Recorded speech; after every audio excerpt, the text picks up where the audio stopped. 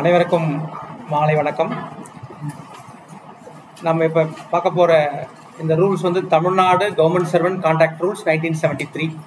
இது ஒரு அரசு ஊழியருக்கும் மிக முக்கியமான ஒவ்வொருவரும் தெரிந்து கொள்ள வேண்டிய விதிகள் அடங்கிய ஒரு தொகுப்பு இது. உங்களுக்கு தெரியும், இந்தியன் கான்ஸ்டியூஷனில் 309வது பிரிவின் கீழே சர்வீஸ் அதாவது எனி சர்வீஸ் கண்டிஷன் சம்மந்தமாக நம்ம ரூல் வந்து விதிகளை ஏற்றிக்கொள்ளலாம் அப்படின்னு அந்த பிரிவில் இருக்கும். அதெல்லாம் அது ஃபுல்லாக டீட்டெயிலாக சொல்லலை. அதன்படி தான் இந்த ரூல் வந்து இந்த விதிகள் வந்து ஏற்றப்பட்டது. 309 அரசியலமைப்பு சட்டத்தின் கீழே இந்த விதிகள் வந்து ஏற்றப்பட்டது. 1973 இது வந்து அமலுக்கு வந்தது. அதுக்கு முன்னாடி அப்போ ரூல் இல்லையா, நம்ம சுதந்திரமானதுக்கு பிறகு அந்த ரூல்லாம் எதுவுமே இல்லைன்னா, அதுக்கு முன்னாடி வந்து கவர்மெண்ட் சர்வெண்ட் கான்ட்ராக்ட் ரூல்ஸ் 1916 இருந்தது. 1960 ஒரு ரூல் இருந்தது ஏற்கனவே.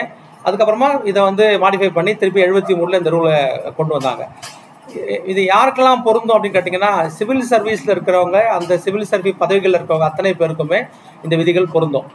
முதல்ல தெரிந்து கொள்ள வேண்டியது. ரெண்டாவது வந்து ஆல் இண்டியா சர்வீஸில் இருக்கிறவங்க வருமானம் முன்னாடி இருந்திருக்கும் 60 இருந்தப்பெல்லாம். 68 அவங்களுக்கு தனியாக ஆல் இண்டியா சர்வீசஸ் கான்ட்ராக்ட் ரூல்ஸ்னு 68 கொண்டு வந்துட்டாங்க. அதனால இந்த விதிகள் அவங்களுக்கு பொருந்தாது. அப்போ நீங்கள் எல்லாம் புரிஞ்சுக்கலாம்னா, நம்ம ஆஃபீஸில் இருப்பாங்க, நம்ம செக்ரட்டேரியட்டில் வந்து ஐஏஎஸ் ஆஃபீஸர் இருப்பாங்க. அந்த ஐஏஎஸ் ஆஃபீஸருக்குலாம் இந்த ரூல் வந்து பொருந்தாது. அப்புறம் சபார்டினேட் போலீஸ் ஆஃபீஸர்ஸுக்கு subordinate police officers contract rules 1964 அவங்க தனி ரூல்ஸ் கொண்டு வந்துட்டாங்க. அதுக்கு முன்னாடிலாம் இதே ரூல் தான், அந்த 1960 ரூல்ஸ் தான் அவங்களுக்கும் இருந்தது. இப்போ போலீஸ் ஆஃபீஸர்ஸ்க்குலாம் சபார்டினேட் சர்வீஸில் இருக்க போலீஸ் ஆஃபீஸர்ஸுக்கு ஐபிஎஸ்க்கு அந்த ரூல் வந்துடும், ஆல் இண்டியா சர்வீஸ் வந்துருவாங்க. அவங்களுக்கும் இந்த ரூல் வந்து பொருந்தாது. அடுத்தது, அப்போ நான் வந்து டியூட்டியில் இருந்தால் தான் இந்த ரூல் பொருந்துமா அப்படின்னு அடுத்த கேள்வி வரும். இல்லை லீவ் போட்டிருந்தா பொருந்தாது, நான் தான் டியூட்டியில் இன்றைக்கி லீவில் தானே இருக்கேன், இன்றைக்கி எனக்கு எப்படி மெமோ கொடுப்பீங்க அப்படின்னு கேட்க முடியுமானா, நீங்கள் வந்து லீவில் இருந்தாலும் பொருந்தும், நீங்கள் பணியில் இருந்தாலும் பொருந்தும். ஃபாரின் சர்வீஸ்க்கு வெளியில் போவாங்க சில பேர். இல்லை, இப்போ நீங்கள் ஃபார் எக்ஸாம்பிள் ஒரு எம்பாசியில் போய் ஒரு ஜூனியர் ஸ்டூடெண்ட் இருப்பார், அவர் நம்ம சர்வீஸ் தான் அவர், ஆனால் சர்வீஸ் அட் இங்கிலாந்துலேயோ அமெரிக்காலேயோ பணிபுரிவாருங்க, அவருக்கும் இந்த விதிகள் பொருந்தும் அப்படின்னு சொல்கிறாங்க. வேறு யாருக்கு பொருந்தாது அப்படின்னு சொல்லும்போது, advocate general, government pleader, public prosecutor, other officials, அவங்கெல்லாம் ஃபுல் டைம் ஆஃபீஸர் இல்லாமல், இப்போ நீங்கள் பார்க்கலாம் குற்றவியல் நீதிமன்றங்களில் அரசு வழக்கறிஞர் இருப்பாங்க, அவர் பர்மனெண்ட் கவர்மெண்ட் எம்ப்ளாயி, அவருக்கு இது பொருந்தும். சில பேர் கவர்மெண்ட் மாறினா பொலிட்டிக்கலாக அப்பாயின்மெண்ட்டில் வருவாங்க. ஏடிஎம்கே கவர்மெண்ட் அப்போ ஏடிஎம்கே பிபிஸ்லாம் வருவாங்க, ஸ்பெஷல் பிபிஸ் வருவாங்க, அட்வொகேட் ஜெனரல் வருவாங்க. அவங்கலாம் வந்து இந்த ரூல் பொருந்தாது அவங்களுக்கு எல்லாருக்குமே. அதுக்கப்புறமா இன்னொன்று சொல்கிறாங்கன்னா, கண்டிஜென்ட் ஃபண்ட்லேருந்து யாருக்கெல்லாம் சம்பளம் தரீங்க, கண்டிஜென்ட் ஃபண்ட்லேருந்து யாருக்கெல்லாம் சம்பளம் கொடுத்தீங்கன்னா அவங்களுக்கு இந்த விதிகள் பொருந்தாது அப்படின்றது. இது யாருக்கெல்லாம் அப்ளிகபிள், எல்லா விதி இருந்தாலுமே எப்போ அமலுக்கு வந்தது முதல் பிரிவு இருக்கும், ரெண்டாவது பிரிவு யாருக்கெல்லாம் இது பொருந்தும்னு ரெண்டாவது இருக்கும், அந்த விதி தான் இது. அதுக்கப்புறம் பார்த்தீங்கன்னா விதி 2ல் டெஃபினேஷன் கிளாஸ் வச்சிருப்பாங்க. டிஸ்ட்ரிக்ட்னா என்ன அப்படின்னு கேட்டிங்கன்னா, ரெவன்யூ டிஸ்ட்ரிக்ட் தான் நம்ம டிஸ்ட்ரிக்ட் இந்த ரூல் படி எடுத்துக்கணும். எந்த டிஸ்ட்ரிக்ட்லேருந்து அந்த டிஸ்ட்ரிக்ட் சொல்லும்போது எதை டிஸ்ட்ரிக்ட் எடுத்துக்கிறது, போலீஸ் ஆஃபீஸருக்கு வேறு மாதிரி டிஸ்ட்ரிக்ட் இருக்கும், நம்ம செல் டேக்ஸ் வேறு மாதிரி டிஸ்ட்ரிக்ட் வச்சிருப்பாங்க, வரையறை வச்சிருப்பாங்க. அப்போ ஒவ்வொரு டிபார்ட்மெண்ட்டுக்கு வேறு இருக்கும், இன்கம் டேக்ஸ் வேறு மாதிரி இருக்கலாம். அப்போ நம்ம எதை எடுத்துக்கிறது கேட்டிங்கன்னா, ரெவன்யூ டிபார்ட்மெண்ட் எதெல்லாம், இப்போ எத்தனை டிஸ்ட்ரிக்ட் இருக்குது, 38 டிஸ்ட்ரிக்ட் இல்லை, 38 டிஸ்ட்ரிக்ட் தான் ரெவன்யூ டிஸ்ட்ரிக்ட் நம்ம இதில் மீன் பண்ணிக்க வேண்டியது தான். தென் அடுத்தது கவர்மெண்ட் எல்லா இந்த விதி படிக்கும்போது நீங்கள் பார்க்கலாம், தமிழில் இந்த விதி கிடைக்கும், நீங்கள் வாங்கி வச்சுக்கோங்க. நீங்கள் இங்கிலீஷ்லேயும் இருக்குது, ஆன்லைனில் டவுன்லோட் பண்ணிக்கலாம். அடுத்த டெஃபினேஷன் கவர்மெண்ட்னா யார் அப்படின்னு சொல்கிறாங்க நீங்கள். அப்போ கவர்மெண்ட் மீன்ஸ் எது கேட்டிங்கன்னா, நமக்கு ஸ்டேட் கவர்மெண்ட் தான், சென்ட்ரல் கவர்மெண்ட் கிடையாது. ஏன்னா சென்ட்ரல் கவர்மெண்ட் கவர்மெண்ட்டுக்கு இது பொருந்தாது. அதனால நமக்கு கவர்மெண்ட் எங்கெல்லாம் சொல்கிறாங்களோ அது வந்து தமிழக அரசை தான் குறிக்கும். அடுத்தது தென் இது இல்லாமல் வந்து அப்போ சில இடத்துல பார்த்தீங்கன்னா, அரசுக்கு நீங்கள் தகவல் சொல்லணும், அரசு உங்கள் மேலே நடவடிக்கை எடுக்கும் அப்படின்லாம் வார்த்தைகள் அங்கங்கே போட்டிருப்பாங்க. பை கவர்மெண்ட் ஆர் வந்து submit to the report to the கவர்மெண்ட்னு சொல்லியிருப்பாங்க. அப்போ கவர்மெண்ட் சொல்கிறீங்கன்னா, அப்போ நான் ஜூனியர் அசிஸ்டண்டாக இருக்கேன், நான் வந்து ஒரு ஆஃபீஸ் அசிஸ்டண்டாக இருக்கேன், நான் வாட்ச்மேனாக இருக்கேன், நான் எப்படி ரிப்போர்ட் கவர்மெண்ட் கொடுக்குறதா அப்படின்னு கேட்டால், நீங்கள் கவர்மெண்ட் இல்லைன்னு சொல்லி வரணும்னா அப்போ என்ன சொல்கிறாங்கன்னா, by special order or general ஆர்டரில் இவர் தான் கவர்மெண்ட் நீங்கள் சொல்லிக்கலாம். ஃபார் எக்ஸாம்பிள் இப்போ நம்ம ஆஃபீஸர் இருக்கா, செக்ரட்டரி இஸ் தி கவர்மெண்ட் நம்ம சொல்லிக்கலாம், சேர்மேன் இஸ் தி கவர்மெண்ட் நம்ம சொல்லிக்கலாம். போலீஸ் ஆஃபீஸர் இருக்காங்களா, அங்கே அந்த மாதிரி ஒரு கேடர் நம்ம வச்சுக்க முடியும், கமிஷனர் தான் கவர்மெண்ட் சொல்ல முடியும் அப்படின்னு நீங்கள் ரூல் போட்டிங்கன்னா, அவர்கிட்ட நீங்கள் சப்மிட் பண்ணால் போதும், அவர் உத்தரவுப்படி நம்ம செயல்பட்டால் போதும்ன்றதுக்காக கவர்மெண்ட் யார் அப்படின்றத விஷயங்கள் அங்கே சொல்லப்பட்டிருக்கு. அப்போ அவுட் சைட் இந்தியாவில் இருந்தால் இந்த ரூல் பொருந்தாதான்னு கேட்டால் இந்த ரூல் பொருந்தும். ஏற்கனவே சொன்னேன், ஃபாரின் சர்வீஸ் இருந்தாலும் இந்த ரூல் வந்து பொருந்தும் அப்படின்னு சொல்கிறாங்க. தென் கவர்னரோட செக்ரட்டேரியட் ஆஃபீஸர் இப்போ நீங்கள் பார்க்கலாம், கவர்னர் வந்து அப்பாயின்மெண்ட் சம் அதர் வே இல்லை வராரு, அவங்க கிட்ட இருக்க ஸ்டாஃபுக்கெல்லாம் இது போதும்னா அவங்க எல்லாம் அரசு ஊழியர்கள் தான், தமிழக அரசு ஊழியர்கள், அவங்களுக்கெல்லாம் இந்த விதிகள் பொருந்தும் அப்படின்னு அடுத்த அதே ரூல் 2லயே சப் ரூல் 3ல கவர்மெண்ட் சர்வெண்ட்னா யாரு அப்படின்னு அடுத்த கேள்வி. நான் ஏற்கனவே சொன்னேன், சிவில் சர்வீஸ்ல சிவில் போஸ்ட்ல இருக்கவங்க அத்தனை பேருமே அரசின் கீழ் வரவங்க எல்லாருமே வந்து கவர்மெண்ட் சர்வெண்ட் நம்ம எடுத்துக்கலாம் அப்படின்னு சொல்றாங்க. இதுல எக்ஸ்பிளனேஷன் நீங்க பாத்தீங்கன்னா இன்னும் கிரேடா பிரிக்கிறாங்க. நீங்க உங்களுக்கு தெரியும், grade A, grade B, sorry group A, group B, group C, group டின்னு பிரிச்சிருப்பாங்க. இந்த புக்கு படிச்சீங்கன்னா நீங்க வந்து பழைய 2009 இருந்த அந்த பே வச்சு தான் கொடுத்துருப்பாங்க. இப்போ உங்களுக்கு புது இது உங்களுக்கு தெரியும். குரூப் டி யாரை குறிக்கும்னா 15,700 ரூபாய் அடிப்படை சம்பளம் முதல்ல வாங்குறவங்க. அவங்க வந்து லெவல் 1ல இருப்பாங்க சேலரி. அவங்க சேலரி லெவல் 1 அவங்களுக்கு பொருந்தும். அவங்க எல்லாம் குரூப் டின்னு நம்ம சொல்றோம். குரூப் சி யாருன்னு கேட்டீங்கன்னா 15,900 அவங்களுடைய இனிஷியல் சேலரி இருக்கும். அவங்க லெவல் வந்து 2 to 12 வரைக்கும் போகும். 2ல இருந்து 12 வரைக்கும் இருக்கவங்க எல்லாருமே குரூப் சி சர்வெண்ட்ஸ் நம்ம சொல்றோம். குரூப் பி அதே போல 35,900 ரூபாய் அவங்களுடைய முதல் நிலை சம்பளம் இருக்கும். இது இன்க்ரிமெண்ட்ல இன்க்ரீஸ் ஆகலாம், அது வேற. ஃபர்ஸ்ட் என்ட்ரி ஆகும்போது அந்த இது 13 to 24 லெவல், அவங்க 13ல இருந்து 24 லெவல்ல இருக்கவங்க அவங்க எல்லாம் குரூப் பின்னு சொல்றோம். குரூப் ஏ யாருன்னு கேட்டீங்கன்னா 59,300 ரூபாய் பே வாங்குறவங்க, அதுக்கு மேல வாங்குறவங்க. அவங்க லெவல் கேட்டீங்கன்னா 25 to 32. அப்ப 32 என்ன சொல்ற நிலைகள் இருக்கு. நீங்க உங்க ப்ரமோஷன்ல வந்து நீங்க 1ல இருந்து 32 நிலைகள் கீழே மேல வரைக்கும் சர்வீஸ் இருக்கு. அதை நம்ம தெரிஞ்சுக்கலாம். அதுக்காக தான் இந்த ரூல். உங்களுக்கு தெரியும் 2017 ஜிஓ படி தான் இந்த குரூப் ஏபிசிக்கு இந்த ஸ்கேல் நம்ம ஃபிக்ஸ் பண்ணி வச்சிருக்காங்க. அதை நம்ம புரிஞ்சுக்கலாம். தென் சில நேரங்களில் வந்து அரசே வந்து ஒரு கம்பெனிலேயோ ஒரு கார்பரேஷன்ல நீங்க பார்க்கலாம், எல்ஐசி ஆஃப் இந்தியா இருக்கு, அவை கார்பரேஷன், லைஃப் இன்சூரன்ஸ் கார்பரேஷன், அது மாதிரி கார்பரேஷன்லயோ எல்ஐசிலையோ இந்த மாதிரி வேற ஏதாவது ஒரு ஆர்கனைசேஷன்ல ஒரு லோக்கல் அத்தாரிட்டியில அங்க பணிபுரிவதற்கு நீங்க அனுப்புனீங்கன்னா அவருக்கு சம்பளம் சில நேரங்களில் கன்சல்டன்ட் பேல இருந்து கொடுத்தாலும் கூட அவருக்கு இந்த விதிகள் பொருந்தும்னு சொல்றாங்க. முதல்ல நம்ம பார்த்தோம் கன்சல்டன்ட் பேல வந்து இல்லைன்னு சொல்லியிருந்தோம். ஆனா அரசே வந்து அரசு ஊழியர் அங்க டெபியூட் பண்ணுவாங்க. ஒரு கார்பரேஷனுக்கோ அங்கே அப்படி கொடுத்தீங்கன்னா அவருக்கு இந்த விதிகள் பொருந்தும்னு சொல்றாங்க. ஹெட் ஆஃப் தி டிபார்ட்மெண்ட் இருக்குன்னு நான் சொன்னேன். ஹெட் ஆஃப் தி டிபார்ட்மெண்ட் யாரு கேட்டினா ஒரு அலுவலரோட சுப்பீரியர் ஆஃபீஸர், அந்த அலுவலகத்தில் இருக்கிற directly subordinate to the government and அவரோட சுப்பீரியர் ஆஃபீஸர்லாம் வந்து ஹெட் ஆஃப் தி டிபார்ட்மெண்ட் சொல்லலாம். தென் இது அடுத்த டெஃபினேஷன் வந்து இம்பார்ட்டன்ட், மெம்பர் ஆஃப் ஃபேமிலி. இது நிறைய பல இடங்கள்ல மெம்பர் ஆஃப் ஃபேமிலின்னு வார்த்தைகள் வரும். அந்த இடத்துல யாரெல்லாம் மெம்பர் ஆஃப் ஃபேமிலி அப்படின்னு கேட்கலாம். நான் கவர்மெண்ட் சர்வெண்ட், மெம்பர் ஆஃப் என்னோட கவர்மெண்ட் சர்வெண்டோட மெம்பர் ஆஃப் ஃபேமிலி யாருன்னு கேட்டீங்கன்னா வைஃப் அண்ட் ஹஸ்பண்ட் 2 பேருமே வந்து மெம்பர் ஆஃப் ஃபேமிலியில வந்துருவாங்க. வைஃப் அண்ட் ஹஸ்பண்ட் சொன்னா அடுத்த கேள்வி வரும், அவங்க என் கூட வசிக்கல, சண்டை போட்டு அம்மா வீட்டிலே இருக்கிறாங்க, இல்லை பிரச்சனையில வந்து இங்க வர்றதில்லை எங்க வீட்டுக்கு, வேற ஒருத்தரோட தொடர்புல அங்க வெளியில இருக்காங்க, இப்படி ஏதாவது நீங்க சொன்னாலும் கூட எல்லாருமே வந்து கணவன் மனைவின்னு சொன்னாலே கூட வசித்தாலும் வசிக்கவில்லை என்றாலும் அவங்களோட வரும். யார் வரமாட்டான்னு கேட்டீங்கன்னா ஒரு நீதிமன்ற உத்தரவின்படி ஒரு டிகிரி வாங்கிட்டு டைவர்ஸ் வாங்கிட்டேன், நான் பிரிஞ்சு வாடுறேன்னு வாங்கிட்டேன் உத்தரவு அப்படின்னு சொன்னீங்கன்னா அவர் மட்டும் தான் வரமாட்டாரே தவிர, இல்லைன்னா நம்ம என்ன பண்ணுவோம் கேட்டீங்கன்னா ஒரு இந்த ரூல்ல வந்து வைஃப் ப்ராப்பர்ட்டி வாங்கிட்டாங்கன்னு ஆக்ஷன் எடுத்தீங்கன்னா அவங்க என் கூட வசிக்கல நம்ம சொல்லுவோம் அடுத்தது உடனே. அதுக்காக என்ன சொல்றாங்க, அந்த மாதிரி நீங்க கோர்ட் ஆர்டர் இல்லைன்னா அவர் தனியா வசித்தாலும் கூட சரி, சண்டை போட்டிருந்தாலும் சரி, அவரும் குடும்ப உறுப்பினராக அரசு ஊழியருடைய குடும்ப உறுப்பினராக தான் கருதப்படுவார் அப்படின்னு சொல்றாங்க. தென் சன் டாட்டர் வந்துருவாங்க கண்டிப்பா. ஸ்டெப்ஸ் அண்ட் ஸ்டெப் டாட்டர் வருவாங்க, வளர்ப்பு மகன் வளர்ப்பு மகள் இருப்பாங்க, அவங்களும் வந்துருவாங்க. என்ன கண்டிஷன் கேட்டீங்கன்னா டெபெண்டன்ட் ஆன் தி அவங்கள சார்ந்து இருக்கணும். அவர் நல்ல சம்பாரிச்சு நல்லா இருக்காருன்னா அவர் வரமாட்டார். அப்ப அவரை அரசு ஊழியரை சார்ந்து இருக்கிற அத்தனை பேருமே இந்த ஃபேமிலி மெம்பர்ஸ் ஹெட்ல வந்துருவாங்க. அடுத்தது அப்புறம் யாரு சேராதுன்னு கேட்டீங்கன்னா இவரோட நான் சேர்த்தே சொல்லிட்டேன், யாரோட சார்ந்து வாழல, நான் தனியா இண்டிபெண்டா இருக்கேன், நான் தனியா வசிக்கிறேன்னு சொன்னீங்கன்னா அந்த சன்னோ டாட்டரோ ஸ்டெப் சன்னோ ஸ்டெப் டாட்டரோ வரமாட்டாங்க. அதை நம்ம தெரிஞ்சுக்கலாம். தென் அதர் பர்சன் ரிலேட்டட்னு இருக்கு. அவர் வந்து பிளட் வழியா இருக்கலாம், நீங்க பெரியப்பா பையன் சித்தப்பா பையன் அந்த மாதிரி இருக்கலாம். மேரேஜ் பண்றது மூலமாக ஒரு உறவினர் ஆவாங்க. என் பொண்ணுக்கு சம்பந்தியா இருக்காங்க, பையனுக்கு வந்து மச்சானா இருப்பான், அந்த மாதிரி உறவுகள் வராங்க இல்லையா, அவர்கள் வந்து இந்த கவர்மெண்ட் சர்வெண்ட் டிபெண்டா இருந்தாங்கன்னா அவர்களும் ஃபேமிலி மெம்பராக தான் கருதப்படுவார்கள் அப்படின்னு இந்த விதியில. நீங்க ரேஷன் கார்டில் இருக்க மாட்டாங்க அவங்களாம் சம்டைம்ஸ் இல்லை, ஆனா அது கணக்கு இல்லை. தென் அப்புறம் க்ளோஸ் ரிலேஷன் அடுத்த வார்த்தை. எப்படி இப்போ நான் சொன்னேன் கவர்மெண்ட் சர்வெண்ட் ஒரு டெஃபினேஷன் பார்த்தோம், ஃபேமிலி மெம்பர்ஸ்னு பார்த்துட்டோம், மெம்பர் ஆஃப் ஃபேமிலி பார்த்தோம். அடுத்தது க்ளோஸ் ரிலேஷன்லாம் யாருன்னு பார்த்தீங்கன்னா பெரிய லிஸ்டே இருக்கு. Father, step father, mother, step mother, husband, wife, son, adopted son, daughter, adopted daughter, வளர்ப்பு மகன், brother, step brother, sister, step sister, wife father, ஒய்ஃபோட மதர், ஹஸ்பண்ட்ஸ் ஃபாதர், ஹஸ்பண்டோட mother, brother's wife, sister's husband, daughter's husband, சன்னோட wife, இவங்க எல்லாருமே வந்து close relation என்ற கேட்டகரியில் உள்ள வந்துருவாங்க. இதெல்லாம் ஏன் முதல்ல சொல்லிட்டாங்கன்னா, நாளைக்கு வந்து பின்னாடி வர பிரிவுகளில் வந்து இவர் வாங்கினா நீங்கள் இன்டிபேட் பண்ணணும், இவர் வச்சு சொத்து வச்சு தான் நீங்கள் கணக்கு கொடுக்கணும் அப்படிலாம் வரும் சில சமயங்களில். அப்போல்லாம் நமக்கு யாருன்னு தெரியறதுக்கு தான் இந்த முதல் டெஃபினேஷன்ஸ் கொடுத்துருக்காங்க.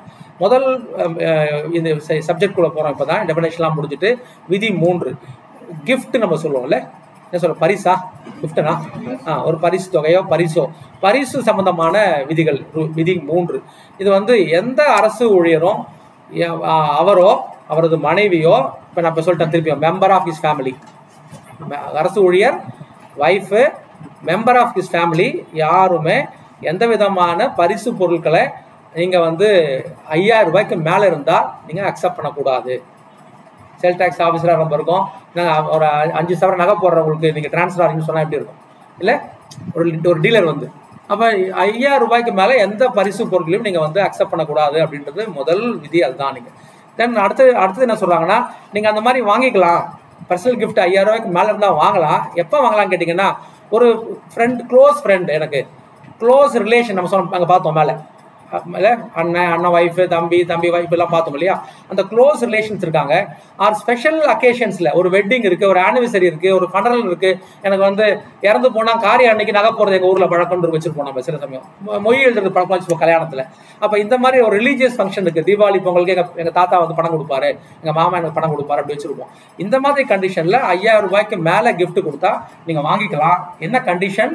Report to the government within A month. Function முடிஞ்ச ஒரு மாதத்துல. இப்போ நிர்மல் கல்யாணம் ஆச்சு, கல்யாணம் ஆனவங்க இருக்கீங்களே, இந்த மாதிரி லீவ் அன்னைக்கு திருமணம் ஆனவங்க இருக்கீங்க, ஒரு மாதத்துக்குள்ளே எனக்கு இதெல்லாம் கிஃப்ட் வந்து நீங்கள் ரிப்போர்ட் பண்ணணும். இது வந்து கிஃப்ட் அக்செப்ட் பண்ணியிருந்தோம்னு சொன்னீங்கன்னா, அப்போ இதெல்லாம் ஒரு மாதத்துக்கு தகவல் சொல்லணுன்றது விதி. அரசுக்குன்னு சொல்கிறது நம்ம இப்போ எங்கே சொன்னோம், அவர் பண்ணிவிடுற ஹெட் ஆஃப் தி டிபார்ட்மெண்ட்டுக்கு நீங்கள் தகவல் சொல்லணும். அடுத்தது தென் அப்புறம் இன்னொரு இது வைக்கிறாங்க, குரூப் BCD. இது ஜென்ரல் கிளாஸ் வரைக்கும் பார்த்தது. ப்ரொவைடட் இந்த ரூல்ஸ் இப்போ நம்ம சொன்னோம் இல்லையா, இந்த ரூல்ஸ் எல்லாம் BCD கேட்டகரியில் இருக்கிற கவர்மெண்ட் சர்வெண்ட்டுக்கு ஒரு ட்ராவலில் போகிறோம், வசிக்கும் போதோ ஆர் அந்த மாதிரி ஒரு எக்ஸ்பென்சஸில் பர்சனல் ஃப்ரெண்டோ க்ளோஸ் ரிலேஷன்ஸோ நீங்கள் வந்து கொடுத்தாங்கன்னா, நீங்கள் இல்லை ஃபாரின் போகிறாங்க, அங்கே கொடுக்குறாங்க, ஒரு ஃபாரின் போகிறாரு BCD கிரேடில் இருக்கிற ஒரு ஃபாரின் போனால் அங்கே அவங்க பொண்ணோ மாப்பிள்ளையோ ஒரு கிஃப்ட் கொடுக்குறான்னு சொன்னால், அந்த மாதிரி வந்து நான் ப்ரீவியஸ் சாங்ஷன் வாங்கிட்டு நீங்கள் சொல்ல முடியாது இல்லையா, அந்த நேரத்தில் நீங்கள் அக்செப்ட் பண்ணிக்கலாம்னு சொல்கிறாங்க. இப்போ என்ன உங்களுக்கு புரியுறது, குரூப் ஏவாக இருந்தால் அது கூட நீங்கள் பர்மிஷன் வாங்கி தான் வாங்கணும். குரூப் BCயாக இருந்தால் வாங்கிக்கலாம், இங்கே வந்து நீங்கள் இன்டிமேட் பண்ணணும்.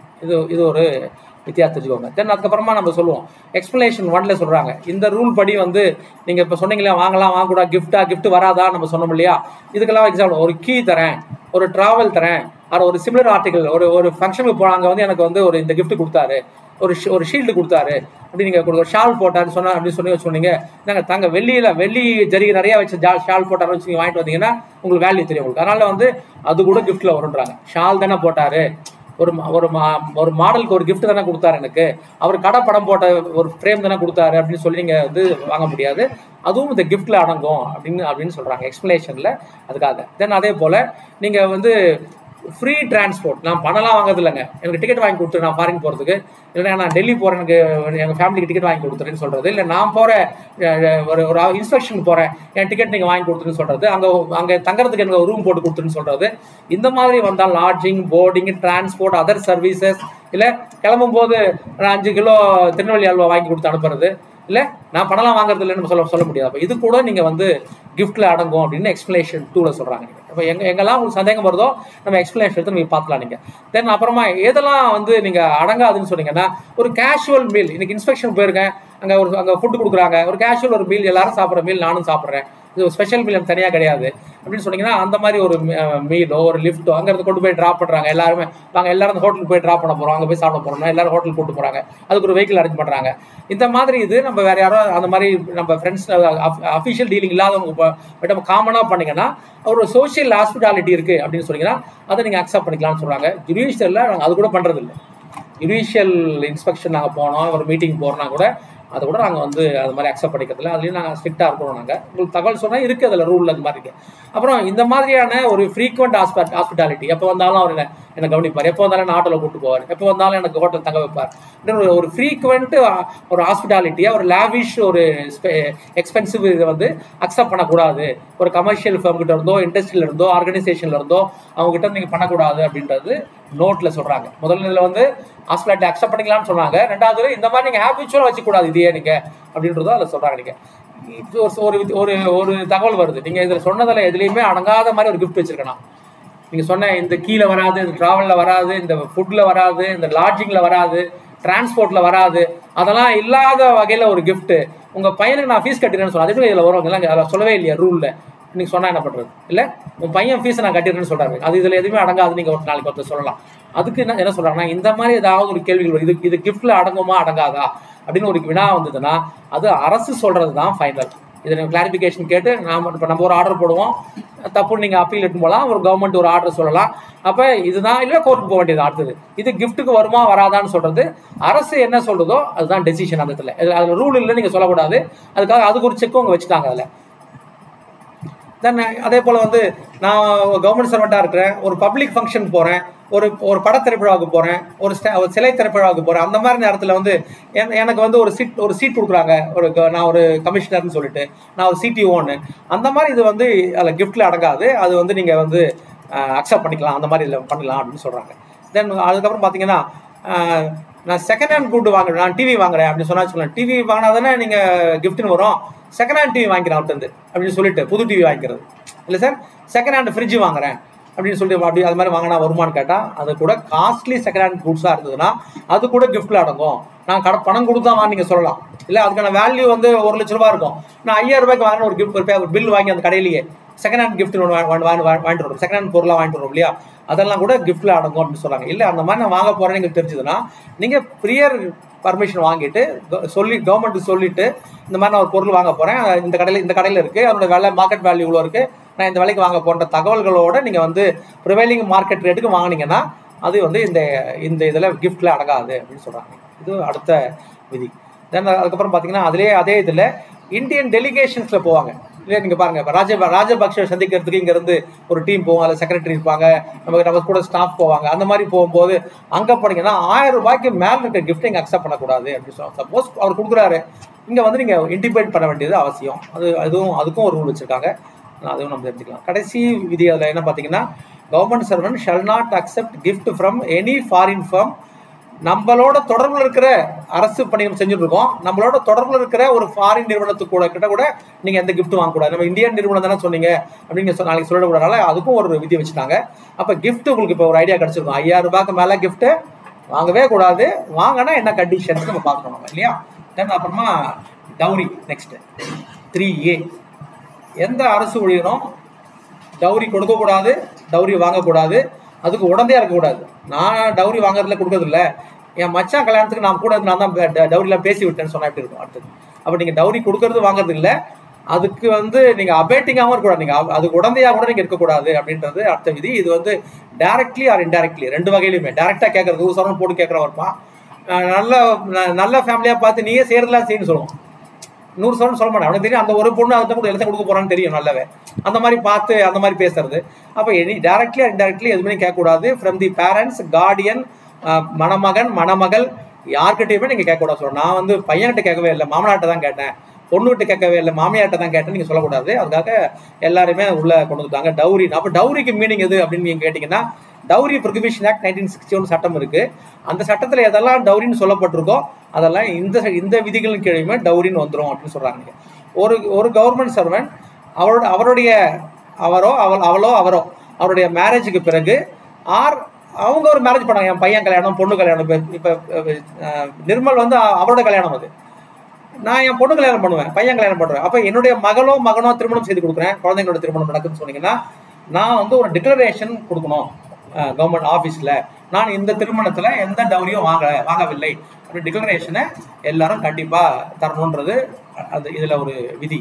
அதில் வந்து யாரெல்லாம் கையெழுத்து போடணும்னு கேட்டிங்கன்னா, இந்த அரசு ஊழியர் கையெழுத்து போடணும். இப்போ நிர்மல் கையெழுத்து போடணும், அவரோட ஒய்ஃபு கையெழுத்து போடணும். இப்போ அவர் மேலே இருக்கிறதால ஒரு ஒய்ஃப் கையெழுத்து போடணும், அவங்க 2 பேரோட பேரண்ட்ஸ் கையெழுத்து போடணும். ப்ளஸ் பொண்ணுக்கு அப்பா இல்லை அம்மா இல்லைன்னா கார்டியன் இருப்பாங்க, மாமா கார்டியனா தாத்தா கார்டியனா அப்படின்னா கார்டியன் தான் கார்டியன். அப்போ இவங்க அத்தனை பேரும் 1 2 பேர் அவங்க 2 4 6 பேர் ஆச்சு. மொத்தமே 6 பேரும் சம்மந்தப்பட்ட ஒரு டிக்ளரேஷனை அவங்க ஹெட் ஆஃபீஸில் நீங்கள் வந்து நான் டவுரி வாங்கலை அப்படின்றது. எதுக்குன்னா இதெல்லாம் வந்து அரசு ஊழியரை கரெக்ட் பண்ணால் கொஞ்சம் ஃபேமிலி திருந்தும் இல்லையா. அடுத்து பிஸ்னஸ் பண்ண என்ன பண்ணுறது, டவுரி கவர்மெண்ட் சர்வெண்ட் டிக்ளரேஷன் வாங்கிட்டீங்க. ஒரு பிஸ்னஸ் பண்ணுறவன்ட்ட போய் என்ன டிக்ளரேஷன் வாங்குறது? அவனுக்கு டவுரி ப்ரொஹிபிஷன் ஆக்டில் கம்ப்ளைண்ட் கொடுத்தாதான். நமக்கு அப்படி கிடையாது. கம்ப்ளைண்ட் கொடுக்கறதாலும் சரி கொடுக்கலனாலும் சரி நம்ம டிக்ளரேஷன் நம்ம ஃபைல் பண்ண வேண்டியது அவசியம். தென் அப்புறமா வந்து சன் ஆர் டாட்டர் வந்து கவர்மெண்ட் சர்வெண்டோட சன்னோ டாட்டரோ நீங்கள் மேரேஜ் ஆச்சுன்னா அந்த டிக்ளரேஷனில் parties to the marriage parents or guardian அவங்களுமே பார்ட்டிஸ். நான் கழுத்து போட பார்த்தேன், என் பையன் பொண்ணு கழுத்து போடணும். அப்போ என் பையன் கழுத்து போடணும், மருமக கழுத்து போடணும். என் பையனுக்கு நானும் என் வைஃபும் கழுத்து போடுவோம், அந்த பொண்ணோட அப்பா அம்மா கழுத்து போடணும். அப்போ இந்த 6 பேருமே அதுலேயும் வந்துருவாங்க. நீங்கள் கவர்மெண்ட் சர்வெண்ட்னாலும் சரி இதனாலும் சரி. இதுக்கு தனியாக ஒரு ஃபார்ம் இருக்குது. ஃபார்ம் ப்ரிஸ்கிரைப்ட் இன் ஷெட்யூல் 4. ஷெட்யூல் 4ல் இதுக்கு தனி ஃபார்மேட் இருக்குது. அந்த ஃபார்மேட்டில் நம்ம இதெல்லாம் வந்து தாக்கல் பண்ணணும். ஏன்னா 3 விஷயம் என்னது? டவுரி வாங்கக்கூடாது ஒன்று, 2வது டிக்ளரேஷன் யாரெல்லாம் கையெழுத்து போடணும், 2வது ப்ரிஸ்கிரைப்டு ஃபார்மில் தரணுன்றது 3வது இந்த விதியின் கீழே. 4வது public demonstration in honour of government servant. இல்லை நம்ம கவர்மெண்ட் சர்வெண்ட்டாக இருந்துக்கிட்டு அரசோட அனுமதி இல்லாமல் எந்த விதமான காம்ப்ளிமெண்ட்ரியோ வேலிடிக்டரி அட்ரஸோ இல்லை ஒரு டெஸ்டிமோனியலோ இல்லை ஒரு மீட்டிங் அட்டன் பண்ணுறதோ என்டர்டெயின் பண்ணுறதோ எதுலையுமே நம்ம வந்து நம்மளை ஹானர் பண்ணுறதுக்காக ஒரு டீலர் வந்து ஒரு இது நடத்துவான். நம்மக்கிட்ட டேக்ஸ் கேஸ் இருக்கும். டீலர் ஒரு எல்லா ஒரு பெட்ரோலிங் ப்ராடக்ட் வச்சுக்கோங்களேன், பெட்ரோல் பங்க் வச்சிருக்க எல்லா டீலர்ஸ் வந்து ஒரு ஃபங்க்ஷன் வச்சு ஸ்டார் ஹோட்டலில் நீங்களாம் வந்துருங்க சார் எல்லாருமே கவர்மெண்ட் நீங்கள் சேல் டேக்ஸ் ஆஃபீஸ் சொன்னால் எல்லாரும் போய் சாப்பிட்டு ஸ்டார் ஹோட்டலில் எல்லாம் ஒரு கிஃப்ட் வாண்டதா எப்படி இருக்கும் நம்ம. அப்போ அந்த மாதிரி ஒரு இதில் போய் நீங்கள் எதுவும் கலந்துக்கூடாது அப்படின்னு சொல்கிறாங்க. எந்த மாதிரி டெமான்ஸ்ட்ரேஷன் மீட்டிங் இதெல்லாம் எதுவுமே கலந்துக்கூடாது. பட் ஒரு ஃபேர்வெல் தரோம் நம்ம. இப்போ அன்னைக்கு இவருக்கு கொடுத்தோம், நம்ம நாராயண் சாருக்கு ஒரு ஃபேர்வெல் கொடுத்தோம். அந்த மாதிரி ஒரு ஃபேர்வெல்ல ஒரு ரிட்டையர்மெண்ட் ஒரு டிரான்ஸ்ஃபரில் அந்த மீட்டிங் நீங்கள் கலந்துக்கலாம். அது தவிர அந்த மாதிரி அதர் மீட்டிங்ஸில் நம்ம வந்து நம்மளை ஆனர் பட்டன் கூட்டு போய் இது மாதிரி செய்வாங்க இல்லையா, அதில் கலந்துக்க வேண்டாம் அப்படின்னு சொல்கிறாங்க. அது தெரிஞ்சுக்கலாம். தென் அப்புறம் வந்து அது அந்த மாதிரி ஃபங்க்ஷன் கூட எப்படி இருக்கும்னா, நாராயணன் சார் ஃபங்க்ஷன் வைக்கிறேன்னு சொல்லிட்டு வாங்க எல்லாரும் ஆளுக்கு 1 லட்ச ரூபா பணம் போடுங்க ஒரு கிராண்டாக பண்ணலான்னு சொன்னால் எப்படி இருக்கும்? அப்போ 1 லட்ச ரூபா பணம் எல்லாம் ஒரு டீலர்கிட்ட சொல்லுங்கள், எல்லா டீலர்கிட்ட கலெக்ட் பண்ணுங்க, எல்லா டீலர்கிட்ட ஒரு 50,000 வாங்கன்னு சொல்லிட்டு வாங்கி ஒரு கிராண்ட் ஃபங்க்ஷன் பண்ணி. இல்லைங்க வெறும் ட்ரான்ஸ்ஃபர் தாங்க, அது வேறு ஒன்றுமே இல்லை. ஒரு ட்ரான்ஸ்ஃபர் பண்ண மதுரைக்கு அதுக்காக ஒரு பார்ட்டி வச்சோம் அப்படின்னு சொன்னால் எப்படி இருக்குன்னா அதெல்லாம் பண்ணக்கூடாது. அந்த அக்செப்டன்ஸ் ஆஃப் அந்த மாதிரி ஒரு ஃபங்க்ஷன் கூட சிம்பிள் அண்ட் இன்எக்ஸ்பென்சிவாக இருக்குன்றாங்க. நிறையா நான் நீதிமன்றங்கள் திறக்கும்போது ஒரு எக்ஸாம்பிள் சொல்லுவேன். கடலூரில் வந்து யார் கடலூர் இருக்கீங்க? கடலூர் கம்பைன் கோர்ட் பில்டிங் 5 அடுக்கு மாடி ஒரு பெரிய பில்டிங் திறக்கும் போது ஹைகோர்ட் ஜட்ஜை வந்து கூப்பிட்டாங்க ஃபங்க்ஷனுக்கு. எங்கள் போர்ட்ஃபோலியோ அவர் தான். ஒரு டிஸ்ட்ரிக்ட் ஒரு ஹைகோர்ட் ஜட்ஜ் இருப்பாங்க போர்ட்ஃபோலியோவா. பிரின்சிபல் டிஸ்ட்ரிக்ட் ஜட்ஜ் எங்கள் ரேங்கில் இருப்பாங்க. ஒரு ஹைகோர்ட் ஜட்ஜ் அவரை வந்து ஃபங்க்ஷன் கூட்ட ஒரு ஃபங்க்ஷன் கிடையாது, நீயே போய் தர பிடிஜேவை நீங்களே போய் தரங்க போங்க ஃபங்க்ஷனை, ஒரு டீ தவிர எதுவுமே இருக்கக்கூடாதாங்க அப்படி சொல்லி ஆரம்பிச்சேன். நோ இன்விடேஷன், நோ ஒரு ரெகுலர் ஃபங்க்ஷன் கிடையாது. நீங்களே போய் கோர்ட் திறந்து ஜட்ஜை உட்கார வச்சு கோர்ட் ஆரம்பிச்சுக்கோங்க. பில்டிங்குள்ளே போங்க எல்லாருமே. 40 கோர்ட் உள்ள போகுது, 30 கோர்ட் உள்ள போகுது, புதுசாக ஆரம்பிக்க போகிறோம். நீங்களே அவங்க போய் அவங்க கோர்ட்டில் உட்காந்துக்கோங்க, ஒரு டீ தவிர எதுவுமே இருக்கக்கூடாது அப்படின்னு சொல்லி ஆரம்பிச்சார். அந்த மாதிரி ஜுடிஷியல் ஃபங்க்ஷன் நடக்கும். இதே நீங்கள் யோசிச்சு பாருங்க, ஒரு கவர்மெண்ட் ஃபங்க்ஷன் எப்படி இருக்கும் அந்த இடத்துல இல்லையா? இல்லை எவ்வளோ செலவு பண்ணுவாங்க. அந்த ஒரு இங்கேருந்து வீடியோ கான்ஃபரன்ஸ் திறந்தா கூட சொல்கிறேன், ஒரு வீடியோ கான்ஃபரன்ஸ் திறந்தா கூட அங்கே டெக்கரேஷன் பெரிய அதெல்லாம் எதுவுமே இல்லாமல் பண்ணுறது முடியாமல் சிம்பிள் இருக்கணும்னு சொல்கிறாங்க. நீங்கள் then sitting for acceptance of or copy of group photo அந்த மாதிரி ஒரு ஃபங்க்ஷனில் நம்ம ஒரு ட்ரான்ஸ்ஃபர் பார்ட்டியில் ஒரு ஃபோட்டோ எடுக்கல தப்பு இல்லை பாருங்க. அது கூட சிட்டிங், இந்த ரூலே சிட்டிங் தான். எங்கெல்லாம் நீங்கள் உட்காரலாம் எங்கெல்லாம் போகலான்னு சொல்கிறதுல அந்த மாதிரி ஃபோட்டோ நீங்கள் உட்காந்துக்கலாம் கூட. ஒரு ரிட்டையர்மெண்ட்டில் ட்ரான்ஸ்ஃபரில் அது மாதிரி இல்லை, நீங்கள் ரிட்டையர்மெண்ட் ஃபோட்டோவில் நீங்கள் இருக்கலாம்னாங்க. தென் ரூல் 5 அடுத்தது சப்ஸ்கிரிப்ஷன் அடுத்தது சப்ஸ்கிரிப்ஷன் வாங்கலாமா கலெக்ட் பண்ணலாமா வித்தவுட் அதே தான் திருப்பி அகெயின் ப்ரீவியஸ் சாங்ஷன் இல்லாமல் எந்த விதமான கான்ட்ரிபியூஷனோ இல்லை ஒரு ஃபண்டு ரைஸ் பண்ணுறதோ இல்லை ஒரு கலெக்ஷன் பண்ணுறதோ எனி கைண்ட் ஆஃப் கலெக்ஷன் அதெல்லாம் பண்ணவே கூடாது ஒரு அலுவலகத்தில் இல்லையா? ஞாபகம் வச்சுக்கோங்க. அப்படி ஏதாவது அனுமதி கேட்க போறீங்கன்னு சொன்னால் எதுக்கு கலெக்ட் பண்ணுறோம், எவ்வளோ கலெக்ட் பண்ண போகிறீங்க, யார் கலெக்ட் பண்ண போகிறாங்க அப்படின்ற தகவல்களை நீங்கள் முன்னாடியே சொல்லி அனுமதி வாங்கிக்கலாம். அப்படி ஒரு வேளை அந்த மாதிரி வந்து இதெல்லாம் கன்சிடர் பண்ணி ஒரு வேளை பர்மிஷன் கொடுத்தாங்கன்னா நீங்கள் அந்த மாதிரி வந்து கலெக்ஷன் பண்ணலாம். சம்டைம்ஸ் ஃப்ளாக் டே கொடுப்பாங்க, எங்களுக்கெல்லாம் கோர்ட்டில் கிடையாது, கவர்மெண்ட் ஆஃபீஸில் ஃப்ளாக் டேக்கு ஃப்ளாக் கொடுத்து அதை விற்று கொடுக்குன்னு சொல்லுவாங்க இல்லையா? அந்த மாதிரி ஃப்ளாக் டே கலெக்ஷன்ஸை நீங்கள் வந்து வாலண்டரி பேஸில் கேட்கலாம். நீங்கள் சில ரேஷன் கடை சில சப் ரிஜிஸ்டர் ஆஃபீஸ் அங்கெல்லாம் போனீங்கன்னா 500 ரூபா ஸ்டாம்ப் வாங்க நம்ம அன்றைக்கி ரிஜிஸ்ட்ரேஷன் பண்ணி சொல்லுவான்.